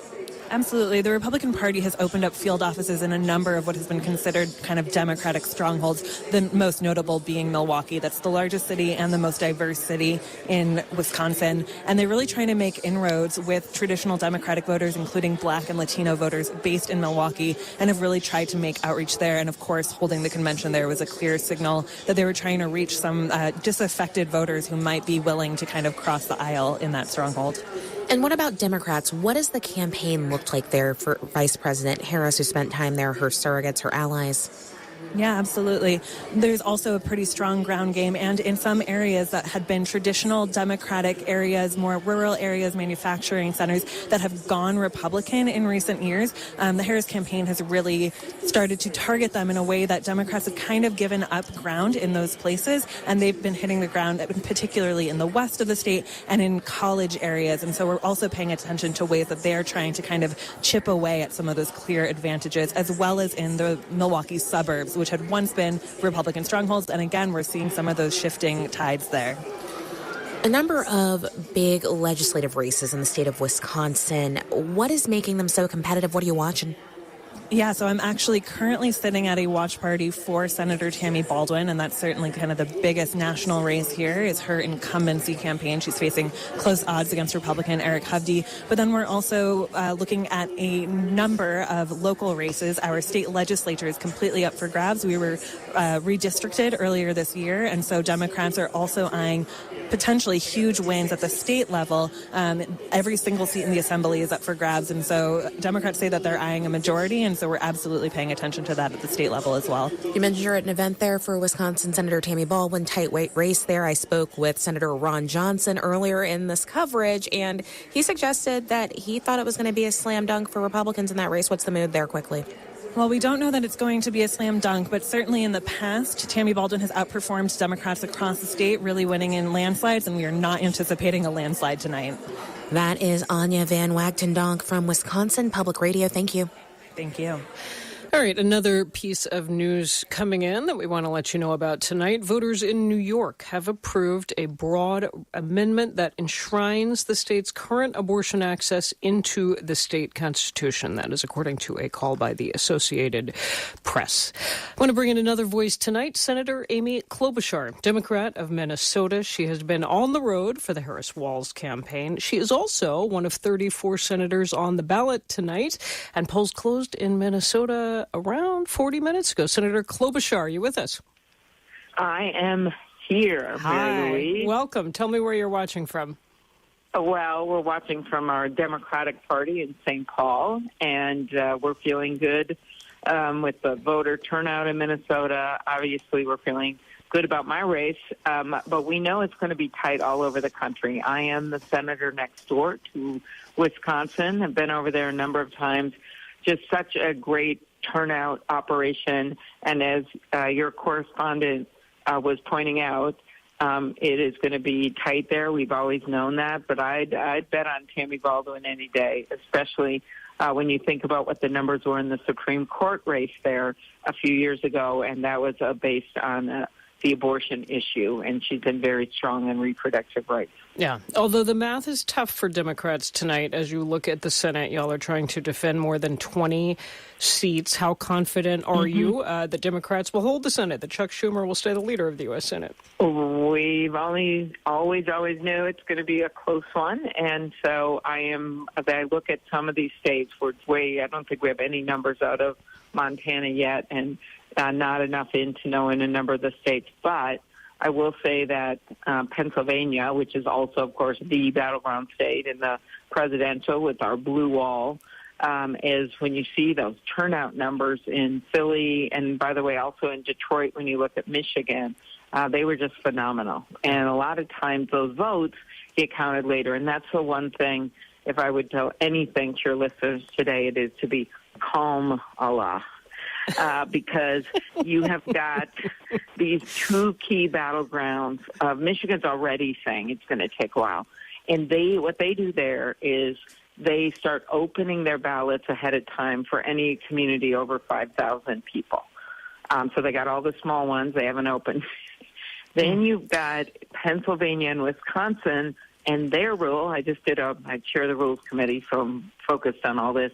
Their rules for Pennsylvania, Wisconsin, they don't even open up. They don't even start counting these things, as you well know, until today. So I was listening to a correspondent say it's going to be a late night. It probably won't be till tomorrow, given all the people that voted early in Wisconsin. And Pennsylvania, as we know, can take days. So I just think it's really important because one of the things we know is Donald Trump basically is already all day is talking about cheating and talking about kind of seeding the ground to act like something's wrong if it takes a while to count these ballots. This is the rule in these states, and that's why especially Wisconsin and Pennsylvania take quite a while to count. You just mentioned, Senator Klobuchar, you chair the Rules Committee. I know you have released a report urging Americans to be on alert for efforts to undermine the election. Have you seen any of these efforts you warned about? Well, clearly there was Russian messing around with these bomb threats that have been traced to them. Frightening, except thank God we haven't seen any active violence at this point, that we don't have every situation in yet, and the polls haven't closed in states that we still could see some problems in. I know I'll just inject. You're talking about some issues that we saw today in Georgia and a handful of other states, none of which all of the officials in those states have come out and said has not disrupted the election. Polls may stay open a tiny bit later. People are going to get to vote. No huge problems here. Go on. Exactly. And I think it's really important people know that. And also, we've just taken more precautions. Also, with the Electoral Count Act that we passed, I'm just looking at a happy Tammy Baldwin there, too close to call, but at least she's up right now in Wisconsin. The issue is that we had to make some changes to that archaic law because one person in each chamber could object and hold up the results in any state. Just see Bob Casey up too close to call. These are making me happy as I'm listening, talking to you.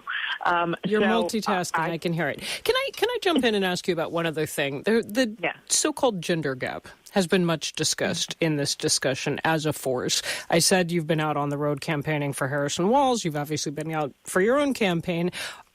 What are you hearing on that front in terms of what issues are actually resonating, what issues are actually getting people to the polls today? Sure. So I think there's two really big things with women. The first is obvious, and that is the freedom to make their own decisions about their health care. And, and it is not just younger women. It is grandmas. It is people who believe that women should have the rights that they've had since Roe v. Wade was placed into law.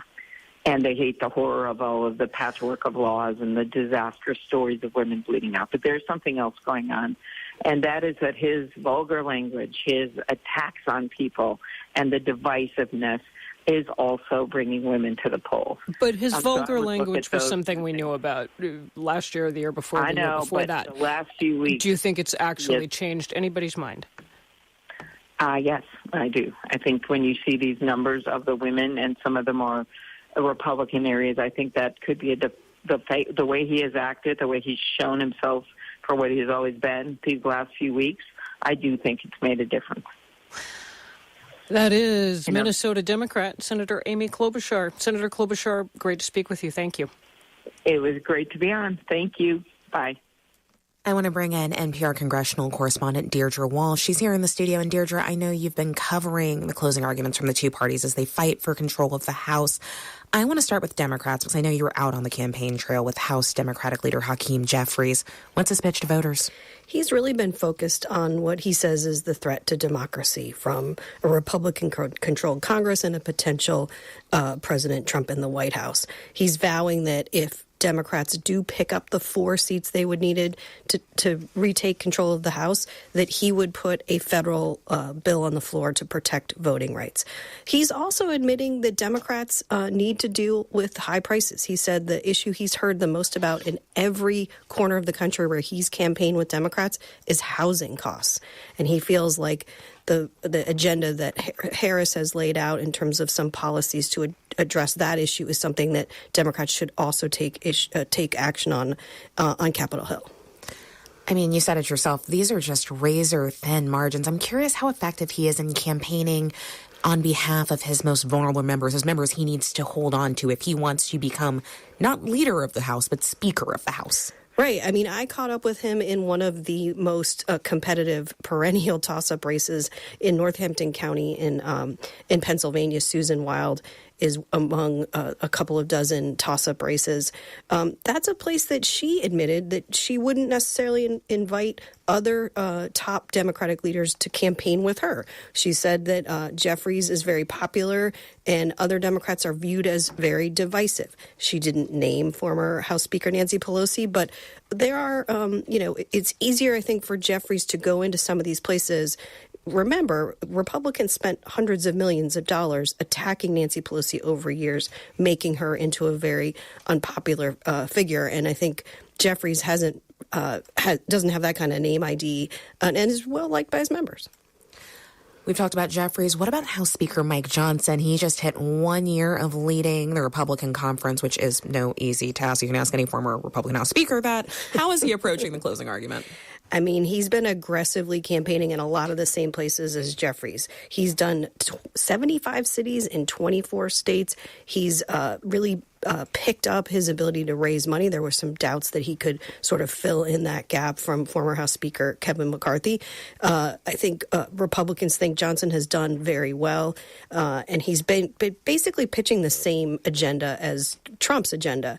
He has sort of stepped in it recently in the last week or so on the trail. In one stop, he suggested in questioning with a voter in Pennsylvania that he was considering reforming the Affordable Care Act. We know Republicans tried unsuccessfully to repeal and replace Obamacare, and that caused them a world of hurt in the following election cycle. And then last week, he suggested that Republicans were thinking about repealing the CHIPS Act, a law that had helped in that New York district where he was campaigning fund a big employer in that state. And quickly, I mean, I know his relationship has evolved with former President Trump. How would you sum it up now?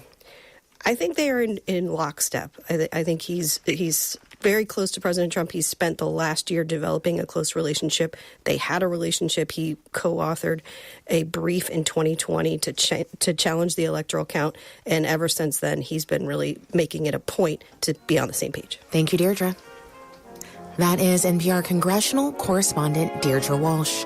You are listening to live special coverage of the 2024 election from NPR News.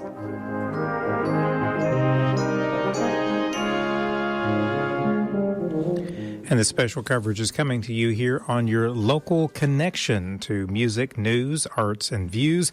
KASU. I'm Marty Scarborough, station manager Mark Smith with me here in the control room now. And honestly, it's slow going. It is slow going. The count is coming in very, very slowly in Craighead County and really throughout Arkansas. Yes. Some reports have been issued on various websites around the region, including our own, and we need to clarify something in case people are looking and noticing, and we talked about this in the last break. Right. If you're seeing for Craighead County returns and you're seeing that the percentages listed do not add up to 100%, that's because the missing percentages are people who went into the booth but didn't actually vote in that particular race or for that particular ballot measure. So that's why the numbers don't add up to 100% as you're seeing those listed there. Right, which is odd. It's very odd and kind of disconcerting.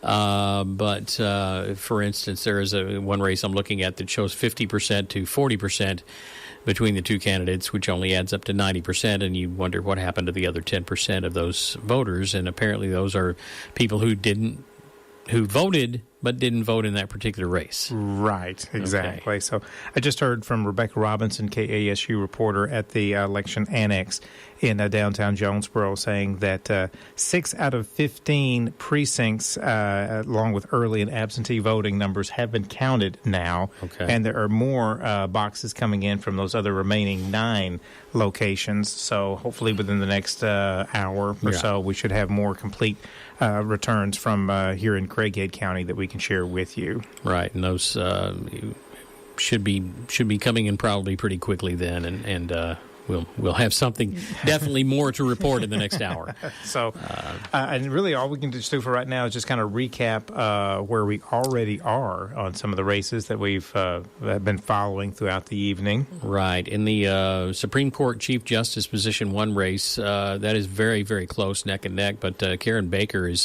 has over 50% of the vote, has 61,283 votes, to Justice Rhonda Wood's 57,848 votes. In the state treasurer's race, where Secretary of State John Thurston is actually running for the state treasurer's office now, that is a very neck-and-neck race. Very, very. 64,000 votes for each of the top 2 candidates, John Thurston and John Pagan, the Democratic candidate there, both with 64,000 votes. John Thurston has 64,094 votes to John Pagan's 64,027 votes. Okay. Very close race. Yeah. And State Senate District 20 here in Craighead County, the District 20 race for State Senate between incumbent Senator Dan Sullivan.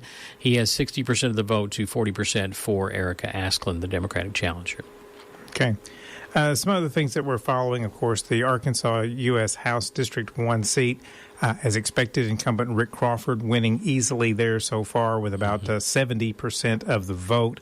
27% to Democratic challenger Rodney Govins and 3% to the Libertarian Party candidate Steve Parsons. Among other races that we're following, the ballot measure statewide on scholarship lottery funds being allowed to be used not just for higher education at colleges and universities, but also to be used at trade schools, overwhelmingly passing with 88% voting in favor of that. 12% voting against that. So that overwhelmingly winning. Another statewide issue, the issue related to casinos. And again, basically allowing counties to determine whether or not they wish to have a casino in their county rather than that being a statewide decision. That issue 51% voting in favor, 45% voting against that. Again, it was a difficult to understand issue there, basically. But basically, if you were voting in favor of that, it would have, again, you're allowing individual counties to have more self-determination to determine if they wanted a casino in their particular county. So, again, watching all of those races, and again, hopefully within the next 15 to 20 minutes, we'll be getting more from right here in Craighead County that we can pass along to you. Again, we have some other sources for information related to the election that you wanted to share, Mark. We've got about 20 seconds left here. Yes, I just wanted to let folks know that if you're not able to stay by your radio all night, you can still follow KASU Election Night coverage with graphic visuals on ASU-TV. That's Channel 18 on the Jonesboro cable system, ASU-TV, the ASU-TV YouTube channel, and on Facebook. This is KASU Jonesboro. It's 9 o'clock. This is live special coverage of the 2024 election from NPR News. I'm Mary Louise Kelly. And I'm Juana Summers. As we begin this hour, polls have just closed in Montana, Nevada, and Utah. Before we get to where the presidential race stands, we're going to highlight some outcomes at the state level. In North Carolina, another Democrat will occupy the governor's mansion for the next 4 years. Josh Stein defeated Republican Lieutenant Governor Mark Robinson. You might remember Robinson's campaign cratered after CNN reported that he'd posted pro-slavery, pro-Nazi comments on a pornographic website. Robinson, who was endorsed by former President Trump, denied writing those posts. Stein addressed supporters earlier this evening. Tonight, the people of North Carolina resoundingly embraced a vision that's optimistic, forward-looking, and welcoming. A vision that's about creating opportunity for every North Carolinian. Stein will be North Carolina's first Jewish governor. Okay, over in Maryland, another first. Democrat Angela Alsobrooks will be the first black senator from that state. She defeated former Maryland Governor Larry Hogan. Nearby in Delaware, Democrat Lisa Blunt Rochester won the Senate race in that state. Also, Brooks and Rochester will join Illinois' Carol Moseley Braun and Kamala Harris as the only other black women to hold U.S. Senate seats. Meanwhile, in the presidential race, 27 states have been called. Still none of those critical key swing states, and former President Trump is currently leading with 188 electoral votes. Vice President Kamala Harris has 99. I want to turn it over now to NPR's Susan Davis. And Sue, tell us what we know at this hour. At this hour, let's go through the swing states that we're watching very closely this evening, Juana. In the state of North Carolina, about 60% of the vote has been counted, and former President Donald Trump is leading there 52-47 for Vice President Kamala Harris. In the state of Georgia, with about 80% of the vote counted, Trump is leading with 52% of the vote to Harris's 47% of the vote. Trump is leading in places like this, to no surprise, with really robust turnout in rural and some of the suburban areas. Harris has garnered a large percentage of her support in the Atlanta area. And in Pennsylvania, there's only about 38% of the vote counted there. Harris is leading there, 50% of the vote to Donald Trump's 48%. These results are all according to the Associated Press. And of course, Juana, these margins will change as more votes are counted. Right, we're going to keep watching that, looking for outcomes in some of these key states that could well decide the presidential race. Was taking a look at North Carolina. It's really interesting seeing the Democrat there occupying the governor's mansion for another 4 years. That's Josh Stein, who won that race, obviously an embattled candidate on the Republican side of the ticket. Anything else we're seeing about the state of North Carolina that's worth teasing out here? I think one of the races that we're looking at there, too, is there's a House race on coastal North Carolina that is seen as sort of a swing state, maybe even leaning Republican. Democrats are hoping to hold on to that seat. I think that's one of those races we're watching to see if it's going to give us some indication of which party is going to control the House, which, of course, right now is currently controlled by Republicans by a very narrow majority. Thank you, Sue. Let's bring in NPR senior national political correspondent Mara Liasson, also our political correspondent Sarah McCammon. They're with us in the studio, and I'm going to let each of them catch us up on how these two presidential campaigns managed these last few days before Election Day. Mara Liasson, you first. I have heard you talking quite a bit these last few weeks about how close this election is, how closely it could hinge on which party does a better job of chipping away at the margins. Just explain that. This is a battle of inches, and these are going to be very close races in the battleground states. And I thought that the two candidates' closing arguments in the past couple of days were really interesting. They were presented quite a contrast. Donald Trump's closing arguments had two parts. One was the closing argument that his campaign wanted to make and did make in his ads. The other was the one that he made at his rallies, which was quite undisciplined and full of grievance and full of tangents and things that his campaign wishes he hadn't, rabbit holes they wish he hadn't gone down. Kamala Harris's closing arguments were tighter, more focused on those late-breaking, late-deciding voters. She talked a lot about finding common ground, finding common-sense solutions. Even if you don't vote for me, I won't send the military after you as my opponent would. I'll give you a seat at the table. So she was aiming at the center. But the second part of her closing argument was that Donald Trump is extreme and unhinged, and he will go into the Oval Office with his list of grievances, and I will go into the office with my to-do list that's focused on your problems. Right. So it was a real contrast, and where they went and where they spent money told you where they thought that they could do well, and they were in those 7 states. Sarah McCammon, jump in here and pick up with this thread of chipping away at the margins. I know you have been tracking that with Kamala Harris chipping away at Republicans, the whole Republicans for Harris effort. How successful has that been? Has she managed to convince Republicans they should abandon their own party? The short answer is we won't know for sure until this election is over, but reaching, uncertain, uncomfortable Republicans and conservative-leaning voters, people who'd voted for Trump in the past, that was a big part of the Harris campaign's strategy and even the Biden campaigns before Harris became the nominee. We know there's potential there. We know that, for example, former South Carolina Governor Nikki Haley drew a lot of support, even in some of the primaries after she dropped out of the Republican primary. Take Pennsylvania, for example, a really important swing state, of course, that we're all watching closely tonight. President Biden won that state by about 80,000 votes last time. Nikki Haley got close to 160,000 votes in that primary, which, by the way, is a closed primary. So you'd have to switch party registration if you weren't already a Republican to vote in it. And she was already out of the race at that point. So this has been a big focus for both the Harris campaign and for several organizations allied with the Harris campaign who've been trying to make this pitch, like you heard Mara just describing, a unifying pitch. I was at an event a couple weeks ago outside of the Philadelphia area where the motto was country over party. Vice President Harris was calling on, Republicans to put the country over the party, in her words, and vote for her. Let's pull another voice into this conversation. Vivek Ramaswamy. He was a candidate in the Republican primary, ran against Donald Trump. After he dropped out, he promptly endorsed Trump and has since become a key voice in the Republican Party. You may recall his speech at the RNC, wherein he spoke directly to young voters and told them, you are going to be the generation that actually saves this country. Well, Vivek Ramaswamy joins me now. I'm told you're at the Trump campaign watch party in Florida. Welcome. How's it going there? It's going well. I'm just stepped out of the dinner environment that has grown increasingly celebratory here at Mar-a-Lago. It's not over till it's over, but I think people are in very high spirits based on how the evening's unfolding so far, and I think for some good reason.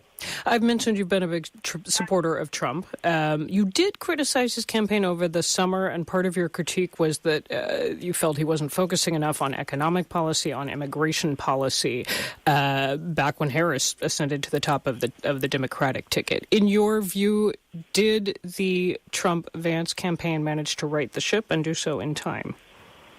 I do think so, absolutely. I viewed it more as a missed opportunity that we weren't going hard enough at our actual policy positions when she first came onto the scene, and that was understandable in retrospect.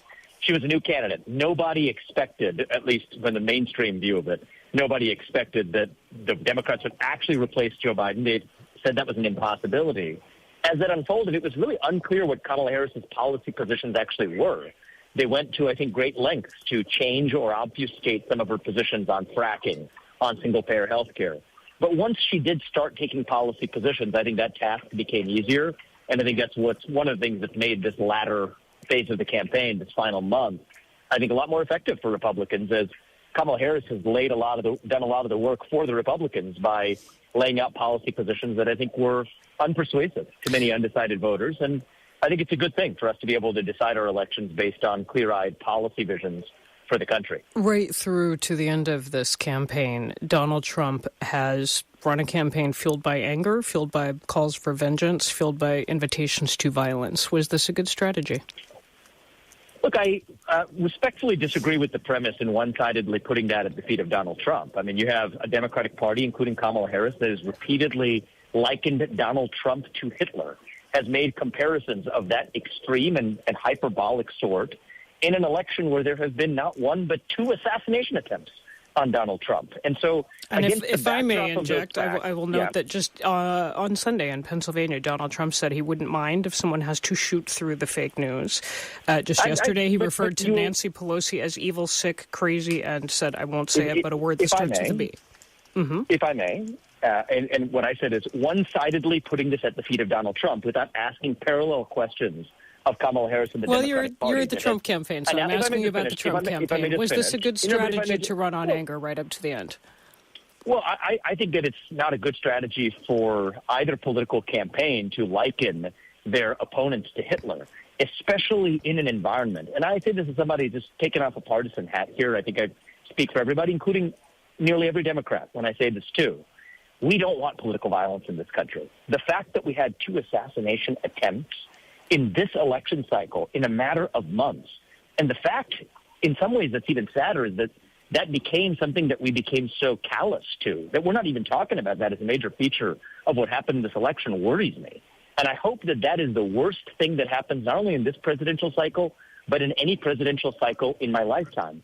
And I do think that it is unwise. I think it's undesirable for us to enter a politics where we're comparing people to Hitler. If that happens every election, I don't think that's going to be good for America. But what I am hopeful for is a decisive result, whoever it is, a decisive result that allows the country to turn the page. I think directionally it does look like that's going to be Donald Trump now, but we'll see as the evening unfolds as to whether those trends maintain. And I am hopeful that as a country, we're able to get back to the America where we can still disagree vehemently, by the way, but still get together at the dinner table at the end of it. That's the America I missed. And I saw it on display on one area of a bright spot in this campaign, to bring it on a positive note, where Chuck Schumer and Donald Trump were sitting side by side at the Al Smith dinner. I think it was a missed opportunity that Kamala Harris didn't go to that Al Smith dinner. Comedy does have a way of bringing people together. I think it was regrettable that she didn't go. Even Hillary Clinton went. And it's been a longstanding tradition in both parties to show up. But Chuck Schumer did go. And the fact that Chuck Schumer and Donald Trump were able to still sit by one another, laugh, engage in banter that night, that's the America that I miss, actually. And I think it was a beautiful thing to watch. It was underrated to say that these guys vehemently disagree but could still joke around with each other and get together at the dinner table at the end of it. That's the America I know. I think that's the America, if we're being honest, that many of us actually miss. And I hope on the other side of this election we're able to get there again instead of referring to each other as analogies to Hitler on the back of an election marred by assassination attempts. That's not America, and I am eager to turn the page on that, and I can tell you I will do whatever I can to make sure that's the kind of future that we're working towards. Vivek Ramaswamy, 231 Electoral College votes still outstanding. If Donald Trump were to lose, will he accept the results of this election? I think that either candidate, if they lose, will accept the results of this election and should and will concede. But I do think that we're tracking towards, it's early in the night, as you said, many outstanding, but I do think that we're optimistic, cautiously optimistic about what the next 12 hours hold in store.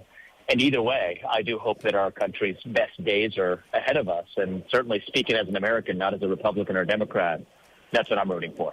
Last question for you, Senator J.D. Vance. Was he the right pick for vice president? Look, I think that I happen to know J.D. personally. He and I grew up in the same part of greater Cincinnati, not far from one another. We were law school classmates. He has a son who shares my name. We joke around about that as well.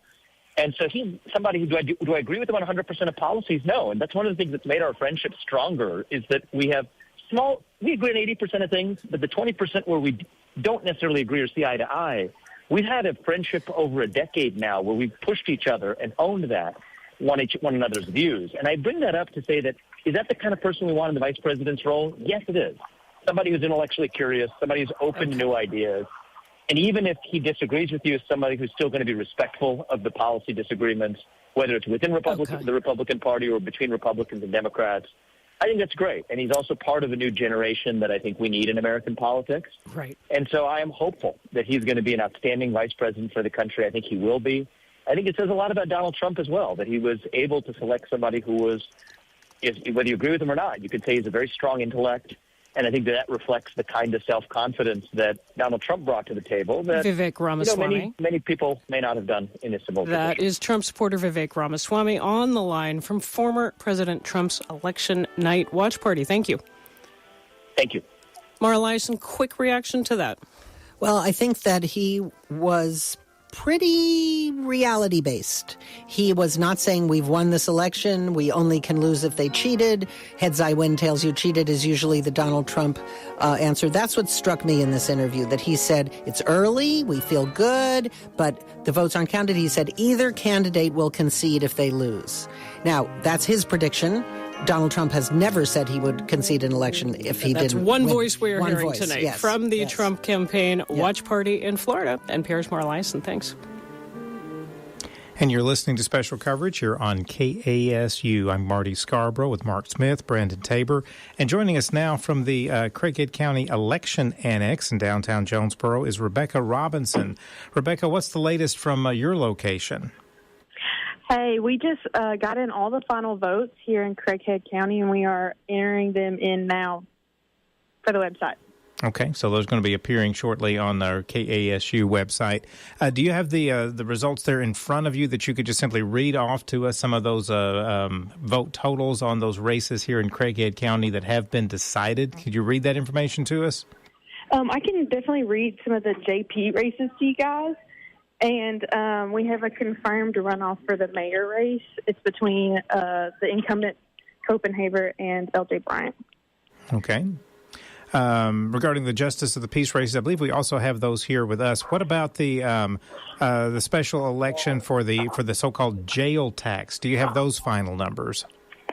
I do. Those final numbers for was 41.90%, and against is 52.21%. Okay, so the jail tax was voted down, and again, the reason why those percentages don't add up to 100 is because there were some people who went into the booth but didn't actually vote for that particular issue. Okay, what about the one related to the increase in the millage for the Craighead County Jonesboro Public Library? What were the results there?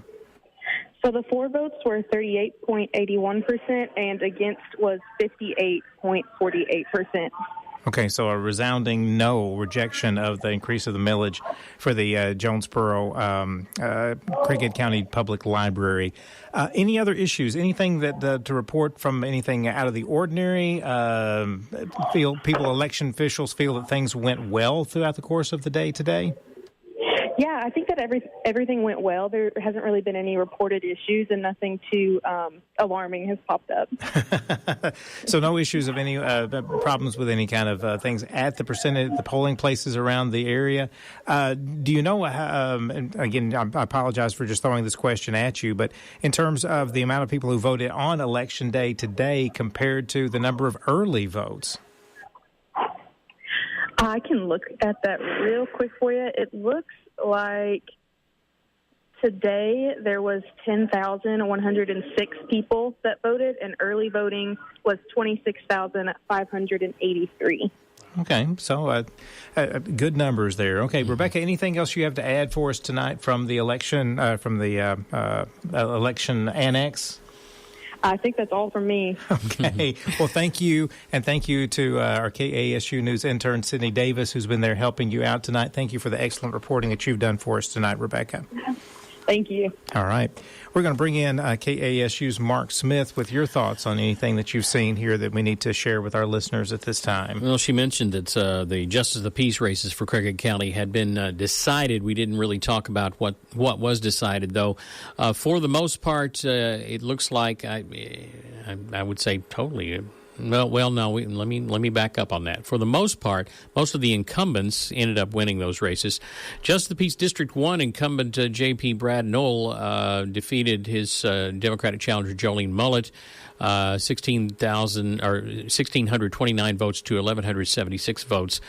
J.P. Linda Allison retains her seat over challenger Misty Humway, 2,444 votes for Linda Allison, 1,133 votes for Humway. Rick Myers retains his seat in Justice of the Peace District 5 by 1,233 votes to 970 over Barbara Brown. Justice of the Peace District 7, J.P. Richard Rogers retains his seat over Chenoa Summers, the Democratic challenger, 3,162 votes to 974 votes. In the Justice of the Peace District 8 race, J.P. David Tennyson retains his seat with 1,493 votes over 809 for Democratic challenger Crystal Bell. In Justice of the Peace District 9, Josh Longmire retains his seat, 2,485 votes to 1,036 votes over Deborah Johnson, that challenger there. You've got 30 seconds. Okay, well, that'll wrap up the Justice of the Peace races for Craighead County, and it looks like incumbents retaining their seats in all those cases. And again, the big news at the moment is that there will be a runoff for the Jonesboro mayor between incumbent Harold Copenhaver and L.J. Bryant. We'll continue to keep an eye on statewide races throughout the evening. Stay tuned to KASU. Support for NPR's elections coverage comes from Saatva, committed to making handcrafted mattresses that help lull people to sleep and keep them sleeping soundly. More information is at saatva.com/NPR.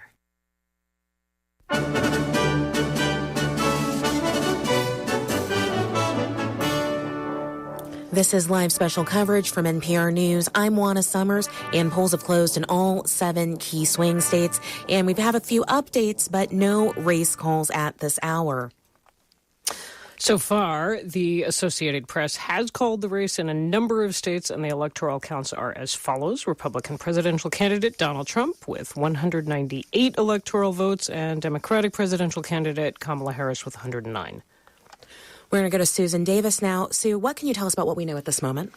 Well, we're still awaiting calls in the 7 key swing states, of which we have none at this hour, but all polls have closed in all 7 of those states. So now it's really just a matter of a waiting game. Down the ballot, 2 races we're watching closely as well is the outcome in the Texas Senate race and the Ohio Senate race. Republicans are leading in both of those races, and if they are ultimately called for them, that would likely put Republicans on a pretty safe path towards taking control of the U.S. Senate in this election. We're going to go now to 2 of our correspondents, Ben Giles in Arizona and Ashley Lopez in Nevada. And I want to bring them in here because Arizona, New Mexico, Texas, and Nevada have been central to this election. And not just at the presidential level, the Southwest really emerged as a hotly contested region over the past several elections. And that region's influence is only expected to grow. Ashley, let's start where you are in Nevada. How have things been going there so far?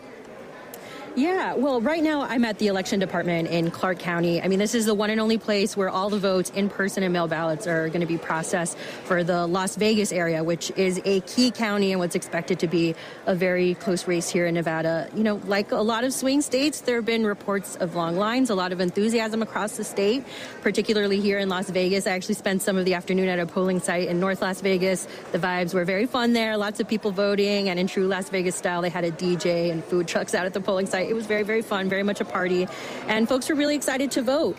The polling site in the area I was at is a mostly Black and increasingly Latino part of town. These are voters that, everyone's watching really closely because, during early voting, there was a huge turnout among Republican voters voting in person early. And the question is whether these, reliable Democratic voters are going to turn out and close that gap today.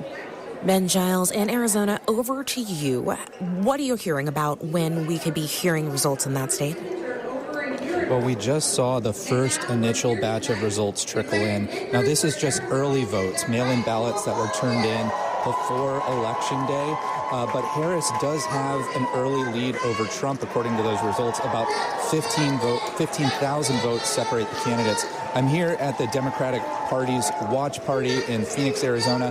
The crowd erupted in raucous applause when NBC News put those results up on the big screen here. There's also good early results for a measure to enshrine the right to abortion in the state constitution. Again, those are just the early results, though. We're still waiting for Election Day results. Polls closed just over an hour ago.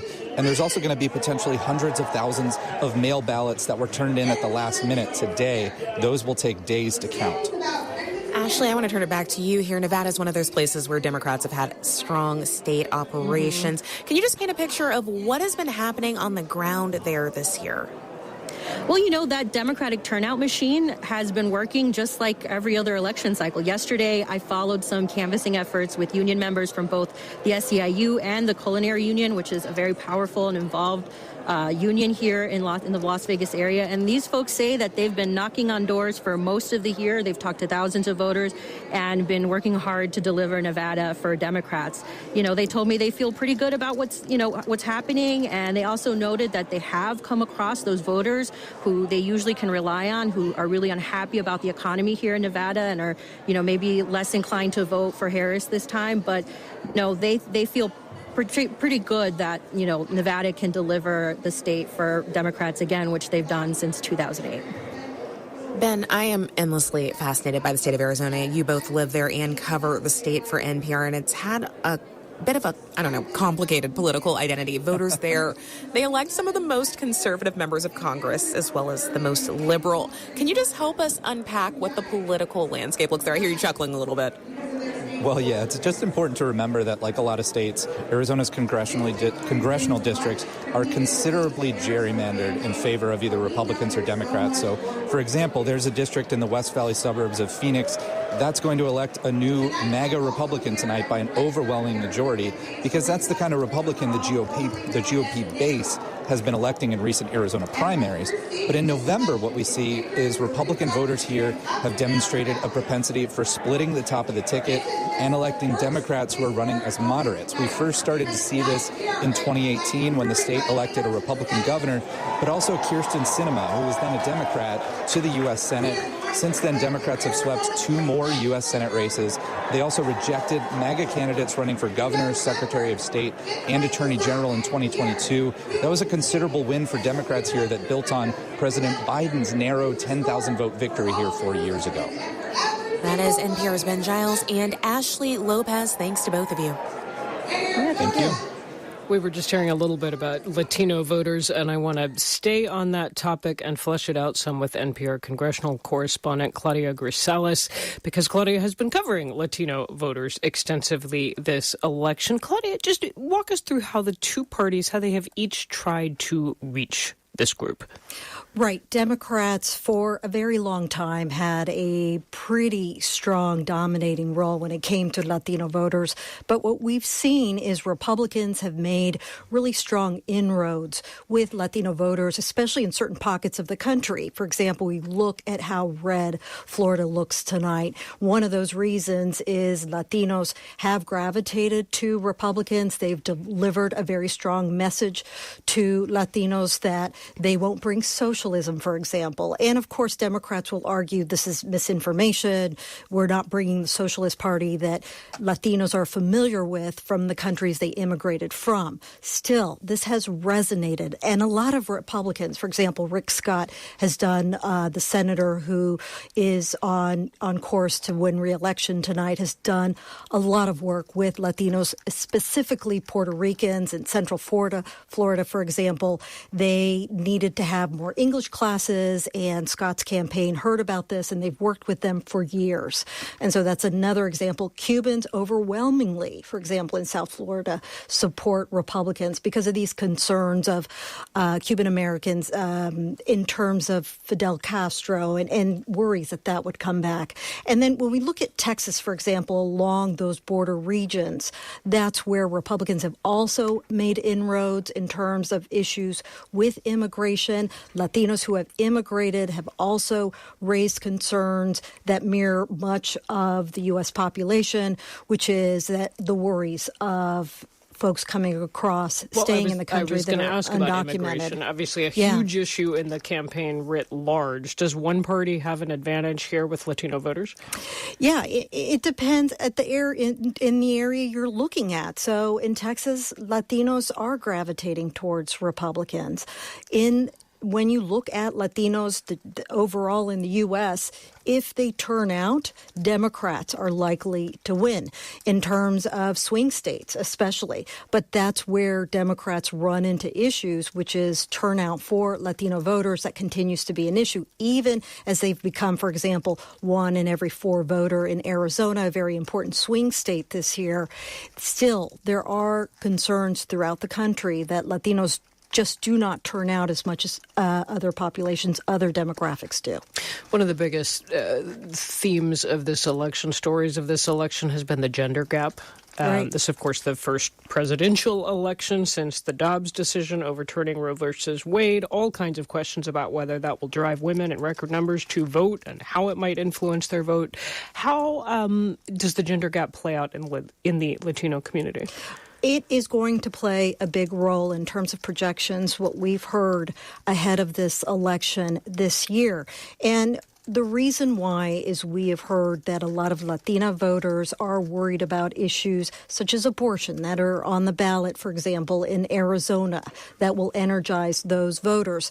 But then when we look at male Latino voters, there is a gap there. They do lean Republican. They do lean conservative, while Democratic Latinas will lean towards the Democratic Party, while their partners or sons, whoever in their family, if it's a Latino male, they're going to lean towards these more conservative values. And so this is part of the battle we're seeing play out at the ballot box this year. And of course, we'll know better with exit polls when they come out. But it's very possible that this gender gap is going to be the biggest we've seen with the Latino population this year. NPR's Claudia Grisalis, one of our many congressional correspondents, bringing us the news tonight. Thanks, Claudia. Thank you. Now we're going to check in with our correspondents who are following the candidates this evening, starting with Franco Ordonez, who is in West Palm Beach, Florida, with the Trump campaign. Hi, Franco. Hi, Juana. So, Franco, what's the vibe there? How's the campaign feeling about the early results? As you can hear from the crowd, they're feeling pretty good. The enthusiasm is definitely rising as more returns come in, more states are called. I will tell you the bar is also open, and the drinks have been flowing a bit. So there's definitely some happy, cheering people. Music is kicking up, as you just heard.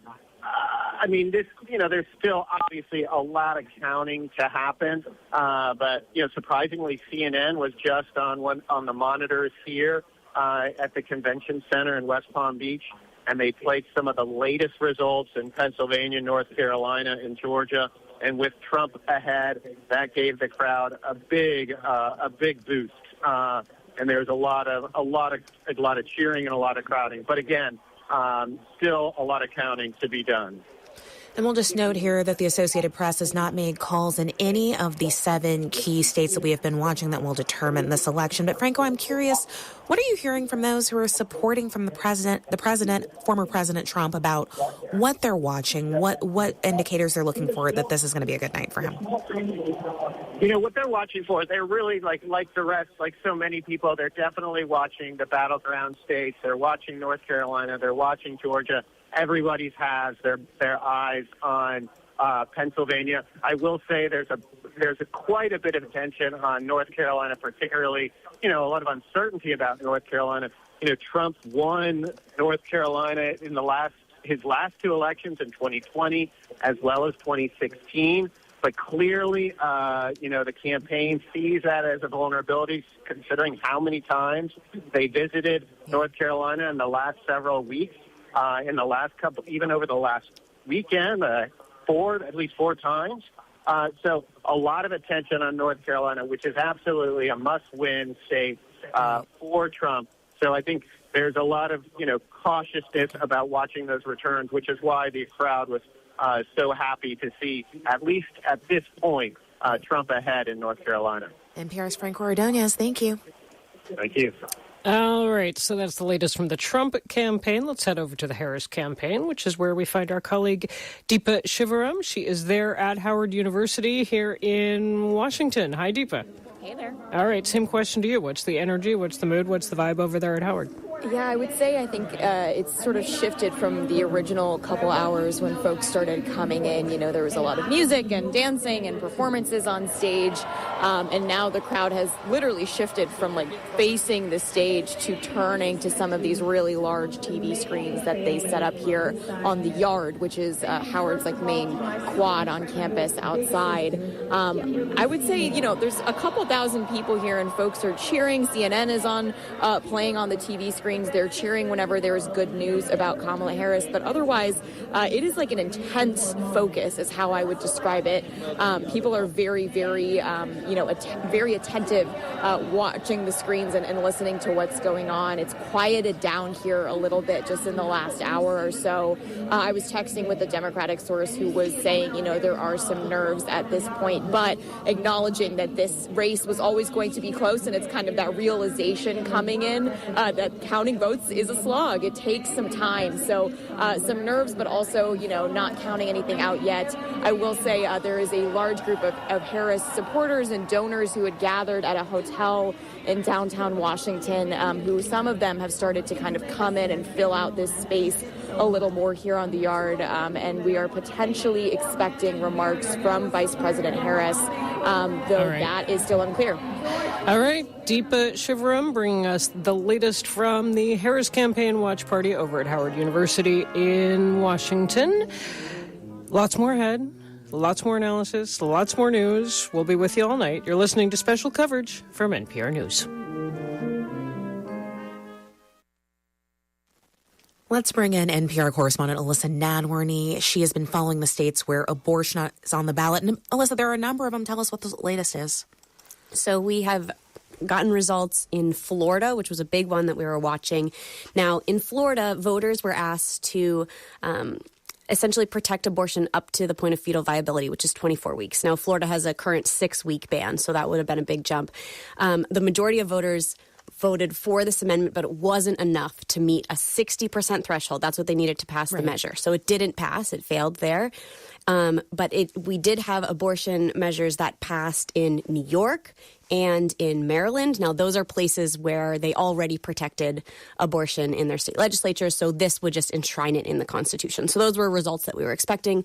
The Florida result, I think, is telling because they were able to reach about 57%. But not 60. So I think that showed that voters are supporting these amendments, and with other states that have a lower threshold, we're expecting to see more support. You know, this is a result that feels quite striking to me, given that we had really seen an unbroken winning streaks for abortion rights groups on ballot measures since the Supreme Court overturned Roe v. Wade in 2022. What does this signal to you, if anything, about the broader landscape here, about what we might see in other states? Well, I think the fact that a majority voted for it is really telling. I think that 60% was high, and folks were expecting that might be the thing that couldn't pass.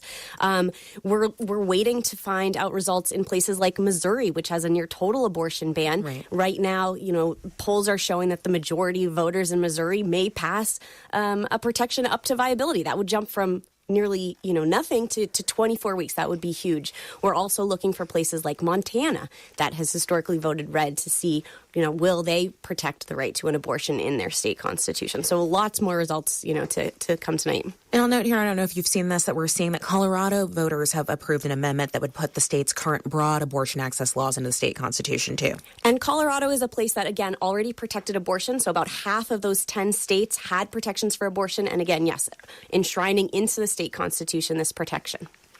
All right, that is NPR's Alyssa Nadworny. Thanks so much. You bet. It is a little bit after 10:30 p.m. here on the East Coast. A lot more news to unpack. Just briefly working through what we know here, we've just learned that Donald Trump has won the states of Montana and Utah. Polls have closed in all 7 of those key states that we are tracking, but no race calls have been made in the presidential election in any of them at this moment. We will keep watching and waiting along with our correspondents here in the studio and across the country, following all of those races up and down the ballot. We will be here with you all night. Stick with us. You are listening to special coverage of the 2024 election from NPR News. And you're hearing it on 91.9 FM, KASU Jonesboro. We want to acknowledge support for tonight's election coverage from Popeyes, Louisiana Kitchen of Jonesboro, and support for them from them for tonight's election coverage. A couple of things to pass along to you from Lawrence County in the two Justice of the Peace races. Each of the incumbents lost. Donald Ritchie lost his seat to Frank Brewer, and Alex Latham lost his seat to Troy Owens. Also from Lawrence County, a proposal to reduce the millage for libraries in Lawrence County. That was voted down rather significantly. 3,732 votes against that, 1,858 in favor of that. Issues here in Craighead County, the so-called jail tax to raise the sales tax to then finance and pay off bonds to address a variety of issues related to the jail and to law enforcement in Craighead County. That was voted down 19,524 votes to 15,668 votes. And the millage to then increase the vote to increase the millage for the Craighead County Jonesboro Public Library was also voted down rather handily. 14,358 votes to 9,527 votes. There'll also be a runoff for the Jonesboro mayor's seat. Incumbent Harold Copenhaver and City Councilman L.J. Bryant will meet in a runoff election later this year. Stay tuned to KASU throughout the night for further updates. And, of course, check out our website and our app for more resources on this election night. Support for NPR's elections coverage comes from Hiscox, committed to helping small businesses protect their dreams. Quotes and information on customized insurance for specific risks are available at hiscox.com. Hiscox, business insurance experts.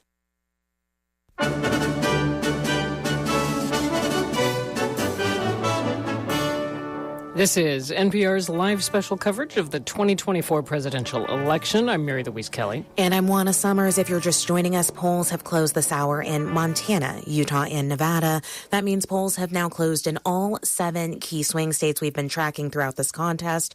No race calls have been made in the presidential election in any of them at this point. So far, the Associated Press has called the race in roughly 24 states in the District of Columbia, and the electoral counts are as follows. Republican presidential candidate Donald Trump has 204 electoral votes. Democratic presidential candidate Kamala Harris has 112 electoral votes. But as we wait for returns in the presidential race, history has been made in other races tonight, with the election of Representative Lisa Blunt Rochester in Delaware and PG County, Prince George's County Executive Angela Alsobrooks in Maryland. The Senate will have 2 black women in that body for the first time ever. Only 3 black women have served in the Senate in its history, and never at the same time. Let's go now to NPR's Susan Davis to tell us what we know at this hour. Sue, what can you tell us? Obviously, Juana, we're waiting for more updates in the 7 swing states, although I will say that Donald Trump appears to have taken a narrow lead in all of these states with varying degrees of votes still being counted. I think in particular, if you look at a state of Georgia with 88% of the vote counted, he's leading with a 51-48 margin over Kamala Harris there. I think if you take a step back and look at these states, I think it's worth making the point that the polls leading into Election Day largely are bearing out. They were showing statistically tied races within margin of errors, that these were all going to be really tight. And that is exactly what it's looking like. I'd also note in the blue wall states of Michigan, Pennsylvania, and Wisconsin, absolute must-wins for Kamala Harris if she has a path to the White House. The Senate races there are also tracking almost exactly along lines of the presidential race, which tells us that this is a very polarized election environment. There isn't a lot of split ticket voting. People are voting R and D. And I wouldn't expect to see much, if any, at this point, split ticket voting in those down ballot races between senator and president at this point. All right, so just to recap here, the polls have been closed in all those 7 key swing states. We're seeing some movement. We do not have calls, but we will keep watching and seeing what develops as we continue.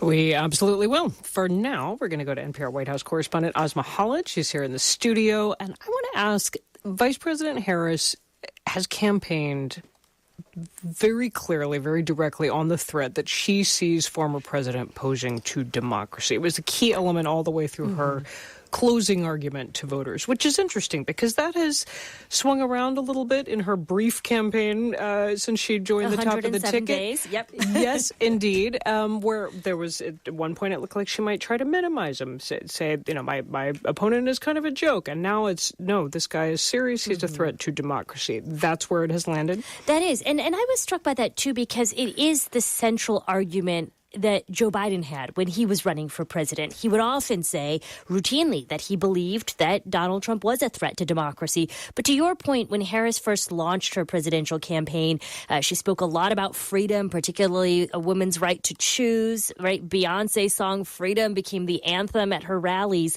And that made sense. I mean, Harris was by and large the administration's champion on this issue, particularly after Roe versus Wade was overturned.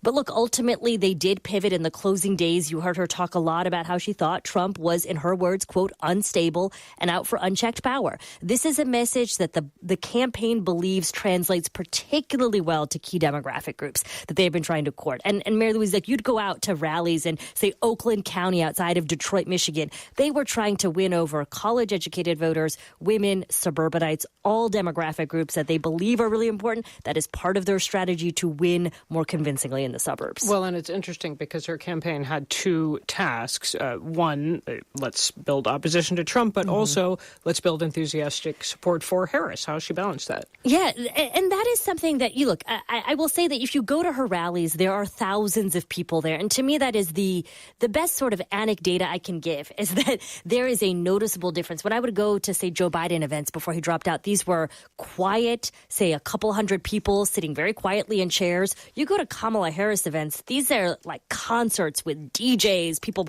playing, music, and there's light up bands in the crowd. The other point I will mention is that there's a group of voters I checked in with in and around Atlanta. When Biden was running in the race, they had deep reservations. These are sort of folks on the progressive left, many black and brown voters. By and large, when I checked in with them in October, they had come around to Kamala Harris. They felt more comfortable voting for her than they did for Joe Biden. I want to jump in here and bring in NPR's Susan Davis. We have a race call or two. A quick update, Juana. Donald Trump has won in Iowa and Kansas. Those are, of course, according to calls by the Associated Press. Kamala Harris has won the District of Columbia. That adds our electoral tally at this point. Donald Trump has 210 electoral votes. Kamala Harris has 112. Of course, 270 votes are the necessary threshold to win the White House.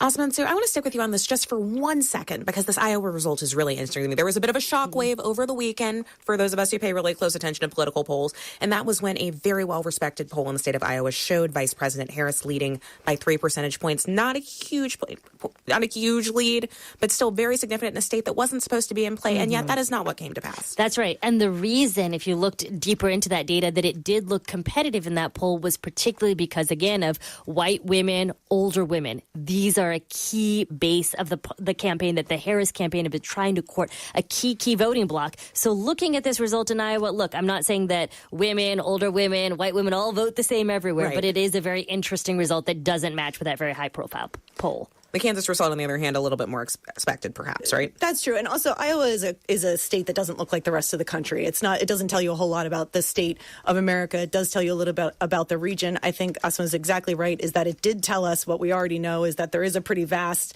and profound gender gap in this country when it comes to American politics right now. I also do think that we are getting a picture of what this electorate has looked like coming out of exit polls, according to other news outlets that have been tracking these. And look, Kamala Harris does not look like she's doing extraordinarily well among some of the groups that she was hoping to do good with, especially young people under the age of 30, Latino voters. The break towards Donald Trump appears to be real. He is doing well with Latino voters in a lot of key states. And one thing we are looking for, of course, is what does the women voter turnout look like? It's obviously going to break for Kamala Harris, but are the numbers enough to carry her, especially with men overwhelmingly rallying behind Donald Trump and across what appears to be all age brackets?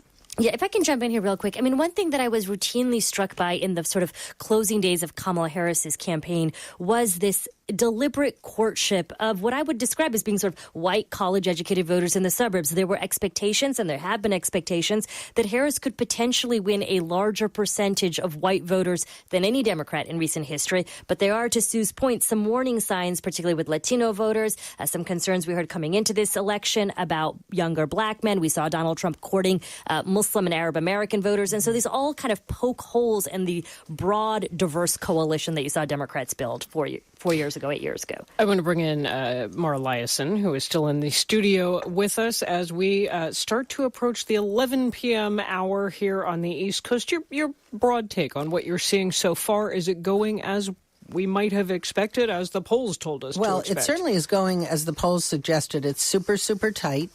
The campaigns have predicted that it would be a margin of error race. It still is that. But what we are seeing in several states is that Kamala Harris is not doing as well as Joe Biden did with key groups and in key counties. At the same point in 2020. Okay. That's one thing we're seeing. But these races are too close to call. We haven't had a single battleground state called yet. And, it's probably not going to be called tonight. There are a lot of big urban areas that haven't come in. So I think we're just waiting and watching. But she's got a path that I guess I would say is narrower than the one that some Democrats hoped she would have, where she could have done well in the Sunbelt states. But now I think that if Kamala Harris is going to win, she's got to win the 3 blue wall states, Michigan, Pennsylvania, and Wisconsin, and then that one Omaha district, and then who knows about Nevada. The Trump campaign just needs to pick off one of those battleground states. If he wins Pennsylvania, that's pretty much it. Sarah McCammon, our political correspondent, jump in here and just tell me what threads are striking you so far tonight. Yeah, I want to go back to what Sue and Asma were just talking about. Sue mentioned the gender gap. Asma mentioned white college voters and their centrality to Vice President Harris's campaign. That you put those two groups together, and that's become a big focus of the Harris campaign's effort to win over swing voters, especially conservative-leaning voters, and especially women. And something I've been reporting on is a lot of the messaging around swing voters has really been targeted to these women, mostly white college-educated suburban women. That's been true for a long time, but it's particularly true this year for a couple of reasons. One, of course, is the Dobbs decision 2 years ago, the overturning of Roe v. Wade. Democrats have seen that as a big opportunity, and this is an issue where polls tell us women and men are divided. Another reason is simply January 6th, and that's been a big theme of a lot of the campaigning by people like former Republican Congresswoman Liz Cheney, who has gone around to a lot of these places like suburban Philadelphia. She's been there a couple of times to sort of hammer this theme that Trump is a threat to democracy. Now, one of the big questions, a theme I've heard from a lot of the activists who've done this kind of outreach to especially suburban women, is that some women may be peeling off and voting differently from even their husbands or people close to them. And I talked to several women who told me they aren't telling their spouses, their partners, people in their families who they're voting for, but they were voting for Harris in part because of a lot of these concerns. What we don't know is how big that group is. There's been a narrative around this kind of shy voter for a long time, and in the past, it's turned out to be a Trump voter mostly. Will that materialize for Harris this year? I think the place to watch is mostly Pennsylvania, where again, it's critical to her path, and that's a place where a lot of these suburban white women are concentrated. Within the gender gap that you're describing, are you also seeing a generational gap? When you're out talking to the women voters, some of the ones you were just describing to us, do you hear something different when you talk to a very young woman and then if you happen to get her grandmother? I think the polling is all over the place. I mean, if you look at like the Seltzer poll, the Iowa poll we were just talking about, there was this sort of apparent surge, although it doesn't appear to have necessarily been borne out by the vote of older women. But if you look at younger women in general, they tend to support Harris. All right. That is Sarah McCammon. We've still got a long way to go tonight, folks. We're still waiting on polls to close in multiple West Coast states. And the presidential race, still a toss-up. As of right now, Donald Trump is leading with 210 Electoral College votes. Kamala Harris with 113. But let's run through some of the statewide races we do know about. In North Carolina, Democrat Josh Stein is now governor-elect, having defeated Republican Mark Robinson. The state is still all reeling from Hurricane Helene, which hit in late September. Here's Stein tonight in his victory speech. As we celebrate tonight, our hearts are with the folks of Western North Carolina who are still struggling. And we will show up for the people of Western North Carolina to help them rebuild safer and stronger than ever before.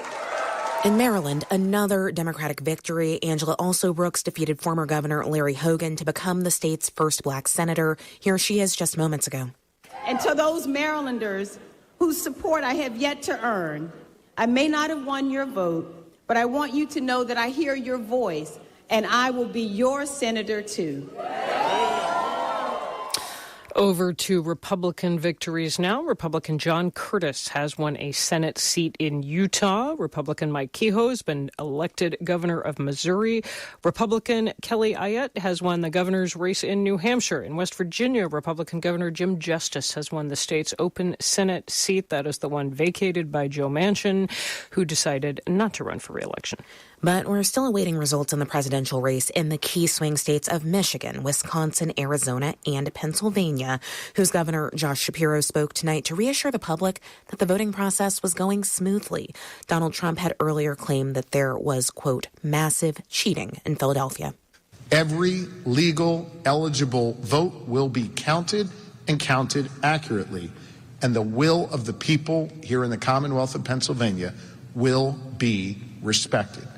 We'll have a lot more to discuss tonight. Results still coming in a number of key states and key races up and down the ballot. And we've got a great crew of correspondents here in the building and across the country to discuss it with. Please stay with us. We'll be here for you all night. You are listening to live special coverage of the 2024 election from NPR News. And you're hearing it on 91.9 FM KASU Jonesboro. I'm Marty Scarborough, along with station manager Mark Smith and news director Brandon Tabor, here for just one final local and regional recap of tonight's election results. As pretty much everything that we've expected to come in at this point has come in. Yes. So, Brandon, you want to kind of give us a recap on some of the newer things that have come in? This is according to our content partners, K8. This is just another race that we're just kind of keeping an eye out on. The Wynn mayoral recall, they are calling against winning in that. Unofficial results, of course, 1,627 to 1,217 for.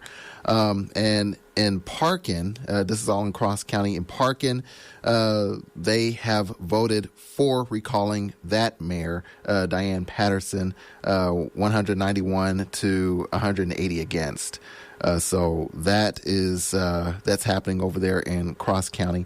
Also, the AP has called that pretty much all of the incumbents for the congressional seats, they've all won in their respective races. That includes for our own district, in District 1, Rick Crawford winning that one.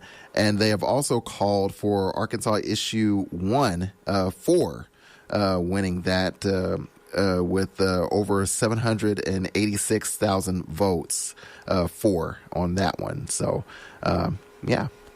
So, surprises, anything unexpected in terms of the local and regional votes? Not really. I don't see any major surprises in the elections that the results that we've seen so far. Have you? Well, I guess the one thing that just surprised me a little bit is in looking at in Lawrence County, and again, I don't know the politics in Lawrence County, but the two Justice of the Peace races there, both incumbents lost. That's true. Yeah. In Lawrence County. So also maybe another surprise in Lawrence County, the fact that their ballot initiative to reduce the millage for their library was voted down, whereas here in Jonesboro, a ballot measure to increase the Jonesboro millage for our library was once again voted down. So no change in Lawrence County to lower it. No change in Craighead County to raise it. Right. Yeah. Yeah.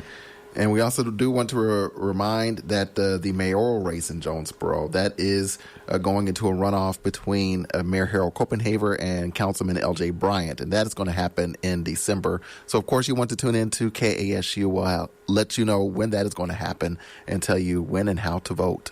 Yeah, details about that I'm sure will be shared quite a bit because, again, gentlemen, can you recall, Mark, can you recall the last time we had a runoff for mayor? I can't, but that don't count on me for historical accuracy. I'm just simply trying to remember. I'm trying to remember back the last time we had done an election night coverage for something like that. No, I can't remember one. Okay. Well, I don't. No, so new territory here for sure. And I believe we mentioned all of the other issues, the statewide issue to extend the scholarship funds to trade schools overwhelmingly passed. 89% of people voting in favor of that one. And the ballot issue related to casinos in our state. That still has not yet been called, with about 47% of votes total statewide. Those voting for that casino issue, 56%. Those voting against, 44%. So still that one's not been called by the Associated Press or anyone else at this particular time. Yeah. So we want to, any other reminders before we wrap up our local coverage for tonight? Well, I do want to remind everybody that even though we're wrapping up the local coverage, we will still continue to have NPR's live special coverage of everything that's happening so that you can stay updated on that. So be sure to stay tuned in to 91.9 FM and also on all of our streaming platforms. And reminders, too, that as a lot of these swing states are still too close to call. I was looking at some numbers there. Nevada, I think, has not yet closed their polls, but in the other 6 swing states, just 1 to 2% separating Vice President Harris and former President Trump there in the races in all of those states. So it may be a very long night, maybe a very long week, maybe a very long month. We don't know. But one thing we can tell you is because of your support, KASU will continue to bring you coverage of elections. Again, it is KASU Jonesboro, and it's 10 o'clock.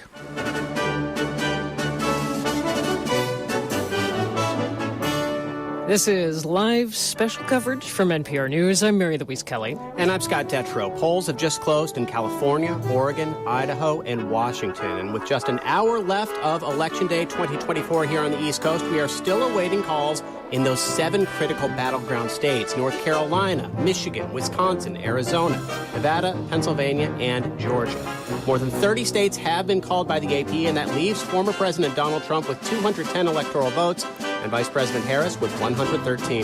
Now, we do know some decisive results in some high-profile down-ballot races, including in New Hampshire. Republican Kelly Ayotte will be the next governor of the state. The former U.S. Senator and State Attorney General beat the Democrat in that race, Joyce Craig.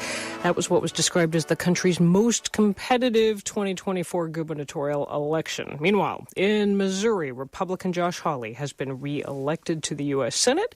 In Delaware, Democrat Sarah McBride has won a seat in Congress. That makes McBride the first openly transgender member of Congress in either chamber. I'm going to go now to political correspondent Susan Davis for a look at what we know. And Sue, what we know seems to be it's pretty close. It's pretty close. I think that, and we said this earlier, I think the polls leading up to the election day, are the polls right or the polls wrong? The polls seem to be bearing out. These look like margin of error races in all 7 swing states. I will say at this hour, and with the percentages of votes counted, there are more bright spots for Donald Trump at this point, but there's a whole lot of vote left to count. But in the 3 blue wall states, Michigan, Wisconsin, Pennsylvania, he has narrow leads with about half the vote or 60% of the vote counted in all of those states, although the Associated Press, which we rely on to call these races, notes that there is still waiting turnout in places like the area around Detroit and Philadelphia, areas expected to have pretty big Democratic turnout. I mean, it seems from the data that we have a clear sense of at this point, and again, it's an incomplete picture because we have hours to go. there are not that many areas where Kamala Harris has done better than Joe Biden when it comes to those key constituencies or those key goals, whether it was to narrow the margins in rural counties. She's losing by bigger margins in rural counties, in some of the other key blocks of a Democratic path to victory. Yeah, and I think we're seeing it, Scott, even if you look beyond just the swing states, in other states, what is the electorate telling us? You look at a place like Florida, which was already going red, but has just shown blockbuster numbers for Republicans in this election. Places like Miami-Dade County, which Joe Biden carried just 4 years ago, Donald Trump was now winning by double-digit margins. So there are the red has gotten redder. It's not quite clear yet if the blue has gotten bluer. Exit polls would also suggest that she is not doing amazing with groups like Latinos and young people, two demographics that I think Democrats were really trying to stitch together as part of a broader coalition. But I also think that Kamala Harris's campaign has been very clear-eyed that they thought this would be a tight race down to the close. The campaign has put out a memo that NPR obtained that says, reiterating that message, campaign manager Jen O'Malley-Dillon saying they expected this to be a close race, that it could take at least until the early morning hours to get a clearer picture of it. But they've got more spinning to do right now than the Trump campaign. There was one line that jumped out to me from that memo, which is one of those things where campaigns are going to outright say they don't have a clear path in certain states. But they said, well, we continue to see data trickle in from the Sunbelt states. We have known all along our clearest path to 270 electoral votes lies through those blue wall states. So not seeming like they like what they see when it comes to North Carolina and Georgia, which is still close, and we're still waiting some key votes coming in. Correct. All right, we may not know who will be our next president. We do know that one of them, Trump or Harris, will be. So let's take a look at what each of them would do with the job. Mara Liasson, I'm going to let you kick us off. Take Donald Trump. You've been in conversations with strategists. You've talked to his advisors, former advisors. What do they tell you about his priorities? His priorities have been very, very clear. He wants to deport illegal immigrants. He says up to 20 million people, which most people say is absolutely impossible. But he wants to crack down on the border, finish building the wall. He wants to erect very high draconian system of tariffs against imported goods, up to potentially 100% on Chinese products. That's something that economists say could spark inflation. He wants to cut taxes on corporations. He wants to revisit the Trump tax cuts and give a break to all those blue states that he actually had penalized in the tax cuts. This is called the SALT deduction. It's a little in the weeds. And also, he has made some pretty strong comments about how he feels the relationship between the United States and NATO should be changed. He's not a fan of Ukraine. He's talked about making a peace agreement between Russia and Ukraine, which, if you look at kind of read between the lines, it sounds like he wants Ukraine to make a lot of concessions to Russia.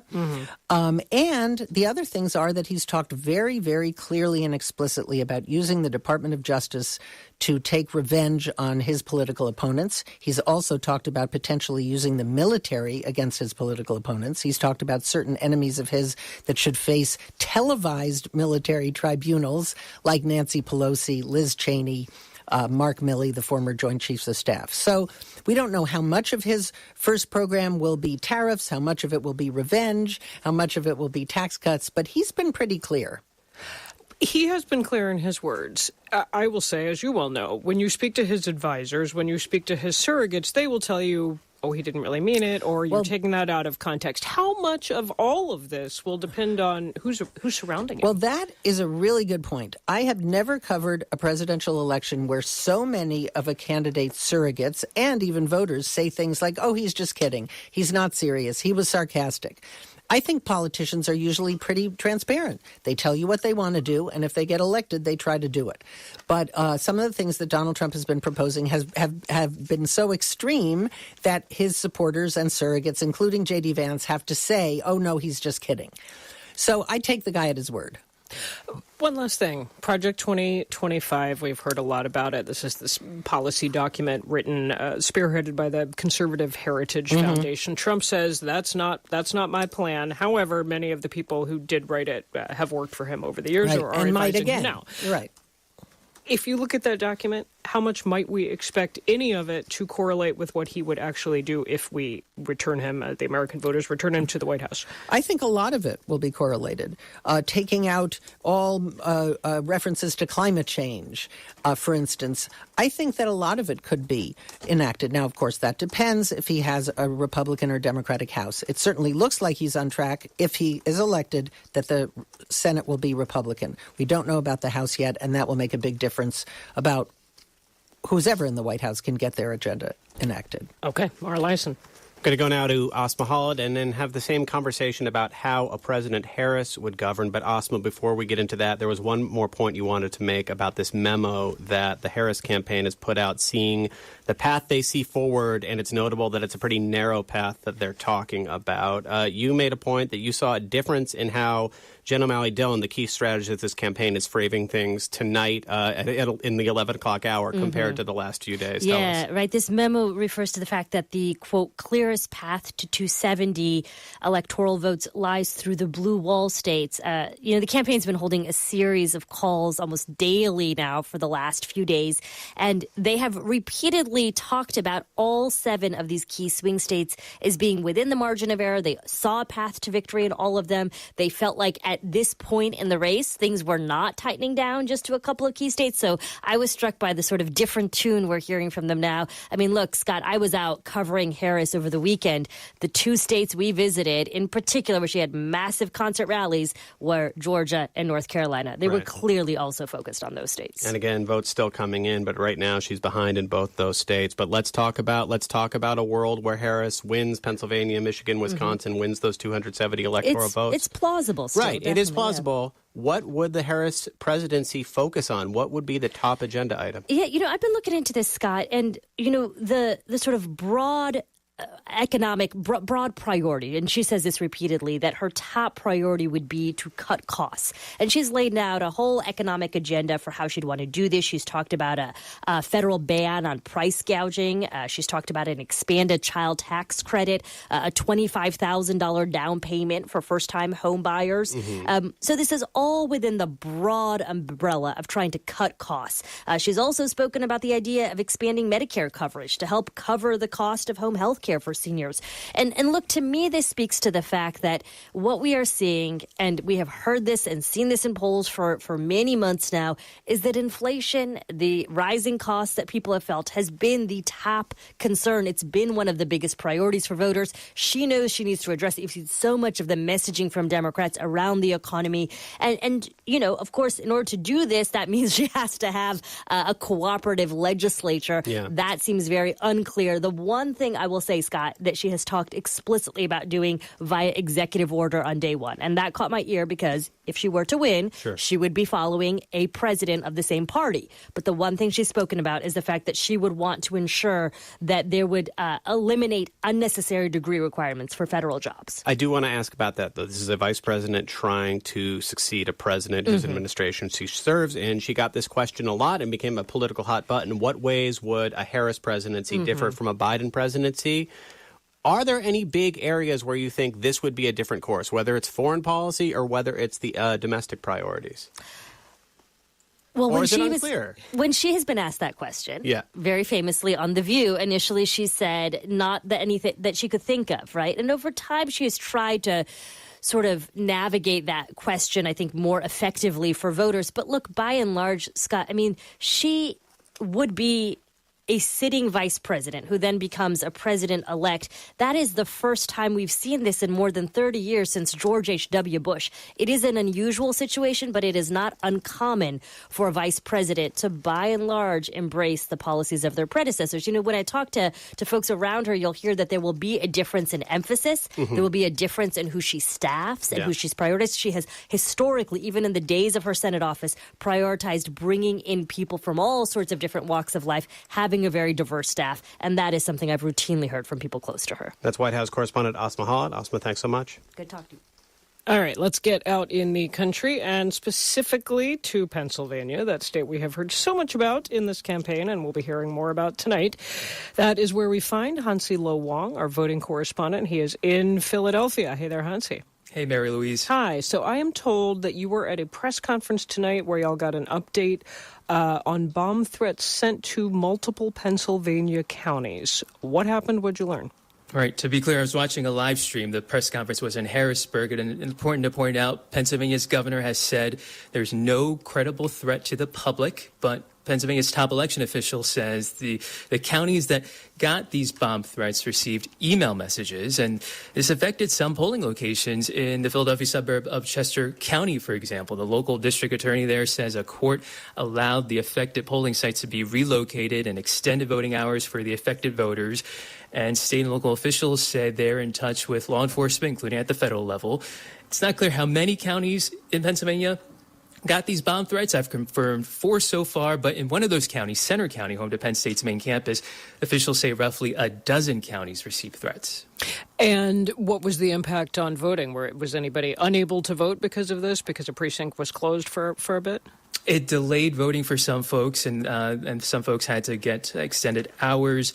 And in some places, it interrupted counting. But it's hard to say right now because we haven't heard publicly from all the counties that may have been affected. But in general, putting these bomb threats aside, it's been a fairly smooth election day in Pennsylvania. There were some countywide issues with ballot scanning early in the day in one county, Cambria County in central Pennsylvania. A state judge there extended polling hours there by 2 hours. And there were particularly long lines in university towns, including Philadelphia. But officials say that's, not unusual for a presidential election where there's often high turnout. Timing. When might we see results for Pennsylvania? Well, if we're talking about when a clear winner can be called in Pennsylvania, that's the big question. As of 11 p.m. Eastern, about 67% of the state's votes have been reported. But, it's important to remember there's a state law here in Pennsylvania that didn't allow election workers to open mail-in ballots and get ready for counting until 7 a.m. Eastern this morning. That's a lot later compared to other states. So that slows down the reporting of results here. And, one thing to keep in mind, after midnight Eastern time here, all but 2 counties in Pennsylvania have to report how many mail-in ballots are left to count. So that will be a helpful guide to see what tomorrow may look like. All but 2 counties? Just briefly tell me what's going on in those 2. Those 2 did not accept grant money from the state, grant money to buy new equipment, hire more workers. I'm not sure exactly why those 2 counties didn't accept that money, but most counties did, and most counties are under that requirement to report by midnight where they stand on counting. Thank you, Hansi. You're welcome, Mary Louise. That is NPR voting correspondent Hansi Lo Wang. He is in Philadelphia in the great state of Pennsylvania, where, as you heard, they are trying to figure out who voted and how we will get those results and at what time. Lots more still to come as we continue tracking the 2024 election here on NPR News.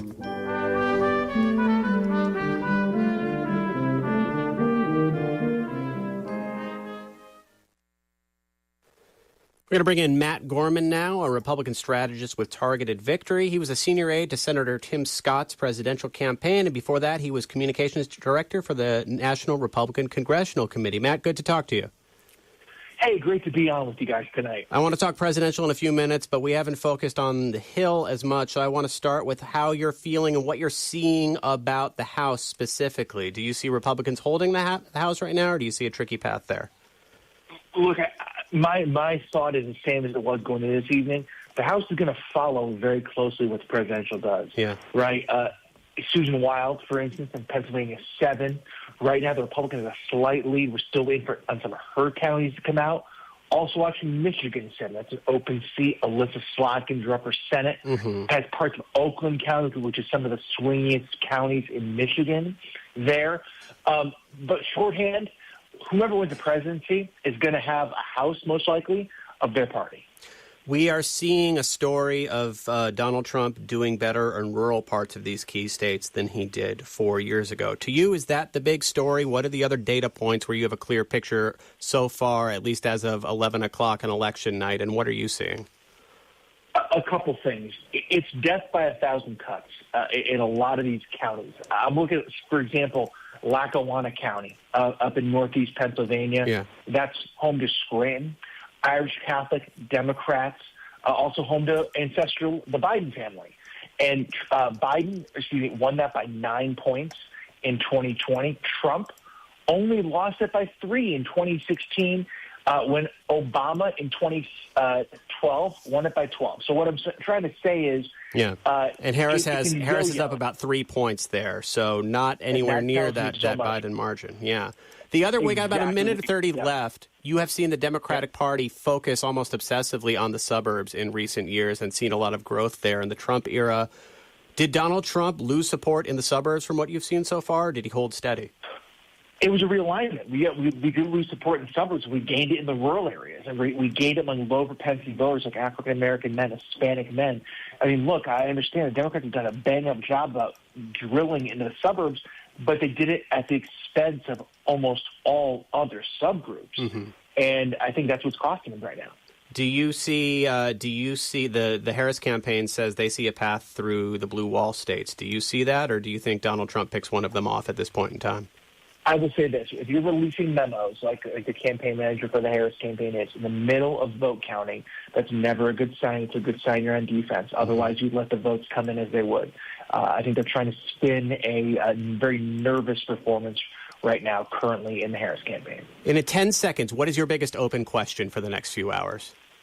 Biggest open question is, can Trump put away Pennsylvania?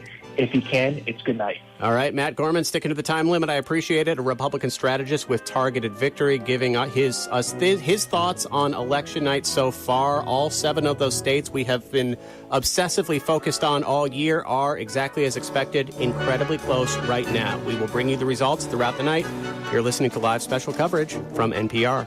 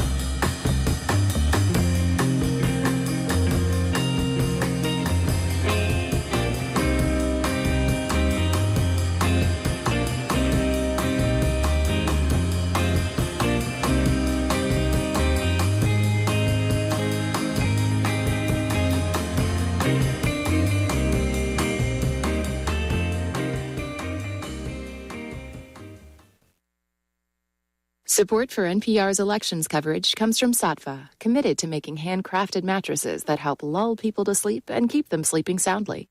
More information is at saatva.com/NPR.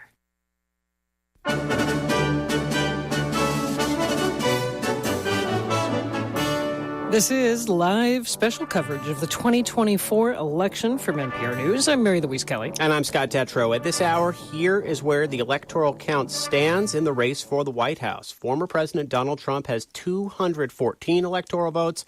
Vice President Kamala Harris has 177, and the winner needs to get to 270. And we are still awaiting race calls in all key 7 swing states that are likely. Actually, Sue Davis, you got a big update. Actually, we don't. Sue Davis. We have a race call in North Carolina. Donald Trump has won North Carolina, and it's 16 electoral votes that, according to a race call by the Associated Press, obviously, Scott, the first of the 7 swing states to be called tonight for Donald Trump, a significant victory. North Carolina was seen as a must-win in his path to the White House, not necessarily for Kamala Harris, but puts Donald Trump on a trajectory that his campaign wanted him to be on. There were a lot of factors that made the Democrats feel like they could flip North Carolina for the first time since 2008, including that governor's race where the Democrat won easily against a candidate who had a lot of scandals. They thought they could tie Trump to him. They didn't. And I think what's significant here is that you had Harris and Trump spending a lot of time. Trump was in North Carolina Saturday, Sunday, Monday, just pounding away at North Carolina, clearly feeling concerned about it.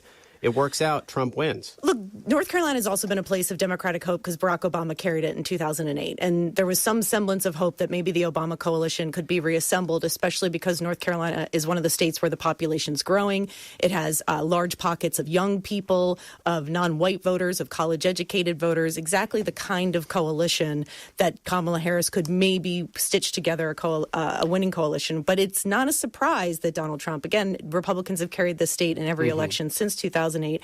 I would also say that the guidance we were given is that there isn't much indication that the hurricane that affected North Carolina had much effect on the turnout, that things were really on track for where they were expected to be. So not much of a factor there. So again, the headline there that we have the first result in from one of these key 7 swing states we have been watching. It is the state of North Carolina.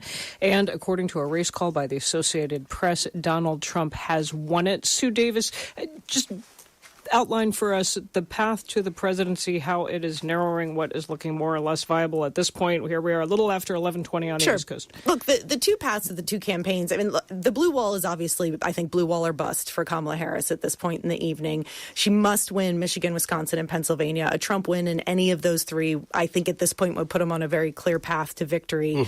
But her strength has always been in the blue wall. That's always been what her campaign has said. And Donald Trump has had strength throughout this campaign in the South through the Sun Belt. So the South and the states of Georgia, North Carolina, and Arizona and Nevada. The thing I would say is that these races are tight. They are within the poll margin of error. North Carolina and Georgia, to their credit, are very good at counting the vote fast. But in states like Pennsylvania, Arizona, and Nevada, it could take days before we ultimately have an answer to this question. Okay, let us home in now on the Latino vote. And let's hear from Maria Teresa Kumar, President and CEO of Voto Latino. That is an advocacy group focused on Latino voters and turnout. Kumar spoke at the Democratic National Convention. She spoke in support of Vice President Harris and said, when Latinos vote, Democrats win. Maria Teresa Kumar is with us now. Welcome. Hi, thank you for having me. Hi, let me open there. When Latinos vote, Democrats win. We know that turnout is a big factor in this election. I just mentioned it's something your organization is very focused on. When you speak to people in the Latino community about voting, what are you hearing about what is convincing them to go to the polls today? You know, it's so interesting. I've been on the ground in Nevada and on the ground in Pennsylvania, and it was the same. It was very similar. Like inflation, something that was keeping them up at night. Access to abortion was the number 2 issue, and democracy on the ballot itself was the number 3. And recently, if you were to ask me what I'm looking for tonight, it's literally what's happening right now in Reading, Pennsylvania. It is about 2/3 Latino. It is where we were door knocking over the weekend with SEIU and other folks. And the response by the Latino community of the folks that we spoke to, many had already voted, and they had voted in favor of Kamala Harris. It's also a very economically depressed area, working class area of Pennsylvania. And I do think that what we're seeing is that Latinos overall, compared to the rest of the American voter, were disproportionately impacted by inflation and impacted by COVID. And I think what we're going to see, come next week or so, depending on how the Latino vote falls, is how quickly was the Kamala Harris message versus the Trump message of economic recovery to those communities who played better. And I do think it's going to be very close tonight. I always said that it was going to be very close. I'm looking specifically at Pennsylvania and Reading because I think that will be able to give us some more tea leaves of the rest of the night. I agree with your caller. I think she needs to hold on to Wisconsin and Michigan. And it's going to be a very, very tight race. In the end, we always knew that coming in. In the end, how much did the whole controversy over the floating island of garbage, I'm quoting the words of a comedian who opened Trump's Madison Square Garden rally, caused a huge hullabaloo? What impact will it actually have on the election, do you think? It'll be interesting for me. What I'm looking for is, of the folks that voted, how many were low information, low propensity Latino voters within the community? And I say that because one of the things that Voto Latino has been tracking for quite a long time is the amount of disinformation that the Latino community is receiving on WhatsApp and TikTok disproportionately. And having someone like a Bad Bunny, having someone like Jennifer Lopez talk about the importance of participation, allows the low propensity, low information voter to get their information for the first time. And your NPR listeners they consume election coverage all the time. It's really hard to believe, to think that most people didn't even get a contact from a campaign until recently. And it's just the first time they ever heard of what was on the ballot. But there are a vast majority of folks that are low propensity, low information. They're working all the time. And unless someone is speaking directly to them and sharing with them what is on the ballot and the information they need in order for them to improve their lives, they aren't tuning in. And I do think that it will be an analysis of how effective getting into those news feeds of Bad Bunny for low information voters that, believe it or not, may have received information from the election for the very first time. President and CEO of the advocacy group Voto Latino, Maria Teresa Kumar. Thank you. Thank you. Good evening. We're going to go back to the main news of this hour, the fact that the first of the 7 key swing states, North Carolina, has been declared for one of the candidates, Donald Trump winning North Carolina and its 16 electoral votes. Mara Liasson, this is a big development. What does it tell us about the state of the race at this point? Well, it doesn't tell us that much, actually. I mean, he's won one battleground state, and there are 6 to go. Yeah. I think it tells us it's going to be a long night. And we do know the overall theme and the trend is that she doesn't seem to be replicating Biden's numbers in these states with key groups or in key counties. And that's what she needed to do. Donald Trump is doing better than he did in 2020 with key groups and key counties. And remember, that was a race that was won on the margins in all of these 7 states in 2020. And this is a race that's going to be won on the margins also. Now, we don't have mail vote counted in a lot of these states. We don't have some big urban areas finished counting their votes. So we have a long way to go. But this certainly isn't where the Harris campaign wanted to be at this point in the night. And I think the previous interviewee who said that when you send out a memo in the middle of the vote counting to talk about your path, that's not a good sign. That is absolutely and that's not what we were hearing from the Harris campaign recently, which is that the late deciders were breaking for them. They were feeling pretty good. Yes, it's true. They always said the blue wall was their most likely path. But it sounds like so far, this night is not working out the way they wanted. Susan Davis, I wanted to talk to you about that North Carolina development, but at first it seems like we've got a big development in the Senate, Matt. Yeah, that's right. In the state of Ohio, the Associated Press calls that Republican Bernie Moreno has defeated incumbent Democratic Senator Sherrod Brown, a very significant race in terms of control of the Senate. Republicans basically said if they could win one of Montana or Ohio, they were likely to take the Senate, and that's correct. Republicans have already flipped a Democratic-held seat by Joe Manchin in West Virginia. He's an independent, but he caucuses with Democrats. So they're at their margin right now. Now it really comes out to who controls the White House, and can Democrats flip Texas, which at this hour does not seem at all likely because Ted Cruz has developed a pretty substantial lead there. Yeah. You caught something in the Associated Press's explanation of why it called North Carolina for Donald Trump. What was it? Yeah, and by their math, they said he was leading by about 130,000 votes. But what it was telling them is that compared to the 2020 election, voter turnout was up in many of the areas that Donald Trump carried then, but down in many of the areas that Harris was winning. What are those areas? Donald Trump does very well in rural America. One of the big questions of this election was, has Trump hit his ceiling? Right? As Mara has often said, he won with 46% of the vote and lost with 47% of the vote. Where is his margin now? There was the sense that he had a 48% ceiling. But we are seeing in these red counties that went redder in 2020 are going even redder in 2024. And Kamala Harris, just as of right now, doesn't seem to be replicating the Biden coalition. And while she's doing better with women, lagging behind certainly men with college degrees, younger people, we're not seeing sort of blockbuster numbers almost anywhere for her just yet. But with the caveat that there are big Democratic areas that haven't reported their votes yet. I had one more question for Mara Liasson, and that is, when it comes to what this campaign was all about and how Trump ran this campaign, I felt like there were these parallel tracks where there were incredibly focused television ads attacking Kamala Harris, talking about the economy, talking about the Biden economy. And then there was Trump on the campaign trail this last week, especially all over the place, attacking opponents, painting a very dark picture of America.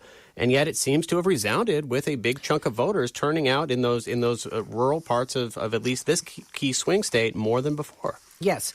This the American electorate is so polarized, so deeply and evenly divided that a lot of things that used to matter don't matter anymore. I think you're absolutely right. The Trump campaign has operated on two tracks. One was the official campaign track, the ads talking about the economy. You know, inflation defeats presidents. And the other track was Donald Trump letting his id flag fly and being undisciplined and talking about his grievances.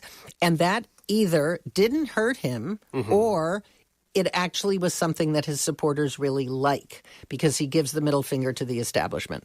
We're going to be figuring that out for a while. Yeah, sure. Yeah. You know, I heard this just over the weekend. I was in outside of Charlotte in a sort of suburban rural county in North Carolina. I heard this from some Trump supporters at one of his rallies who said, look, this is one of the things that attracts people to Trump. He speaks his mind, which is a theme I think we've heard from Trump supporters for many, many years. All right, let's go to the state that we are talking about, North Carolina, which, again, the headline for those of you just joining us in the last 15 minutes, the Associated Press has called the state of North Carolina for Donald Trump. That is a big win for the Trump campaign, one of the 7 swing states we are watching very closely all night. And where Colin Campbell from NPR member station WUNC is. He's in Durham, North Carolina. Hey, Colin. Hey, Mary Louise. Hey, talk us through this result. Yeah, so this was a still really close race. I'm looking at the numbers right now from the State Board of Elections here in North Carolina, about 50.5% for Trump, 48% for Harris, with about 14% of the votes still out, including a lot of urban counties like Wake and Greensboro. Some college campuses that had some long lines today are among those precincts still out. But AP obviously feels confident enough that Trump has got the numbers on his side in this state, and he's going to eke out a pretty narrow victory. I wouldn't be surprised if the final numbers are even narrower than where they sit now, but clearly AP sees that Trump's got a path to win North Carolina and is likely to do so. And talk us through the terrain, the geography of the state, any breakdown you can give us in terms of where Trump was picking up votes. It seems like a lot of these sort of urban, suburban counties that some of which went for Biden 4 years ago seem to be trending more towards Trump this time around. Certainly the urban areas of the state still look very blue, and some of those you see pretty good, strong turnout. But the population gains in some of these areas over the last few years don't seem to be enough to overcome Trump doing a little bit better than he did 4 years ago in some of these outlying counties like Nash County, Rocky Mount, just east of Raleigh, that have seen some trend more towards Trump than 4 years ago. I've got a couple more questions for you in North Carolina. Colin Campbell from NPR member station WUNC in Durham. He is just filling us in on this headline that Donald Trump has won the state of North Carolina. That is the first of the 7 key swing states that we are tracking all this evening, and it looks like we'll be well into the wee hours of tomorrow, and we'll see where we end. In just a second, we're going to get to the geography. Please stay with us. This is special coverage from NPR News.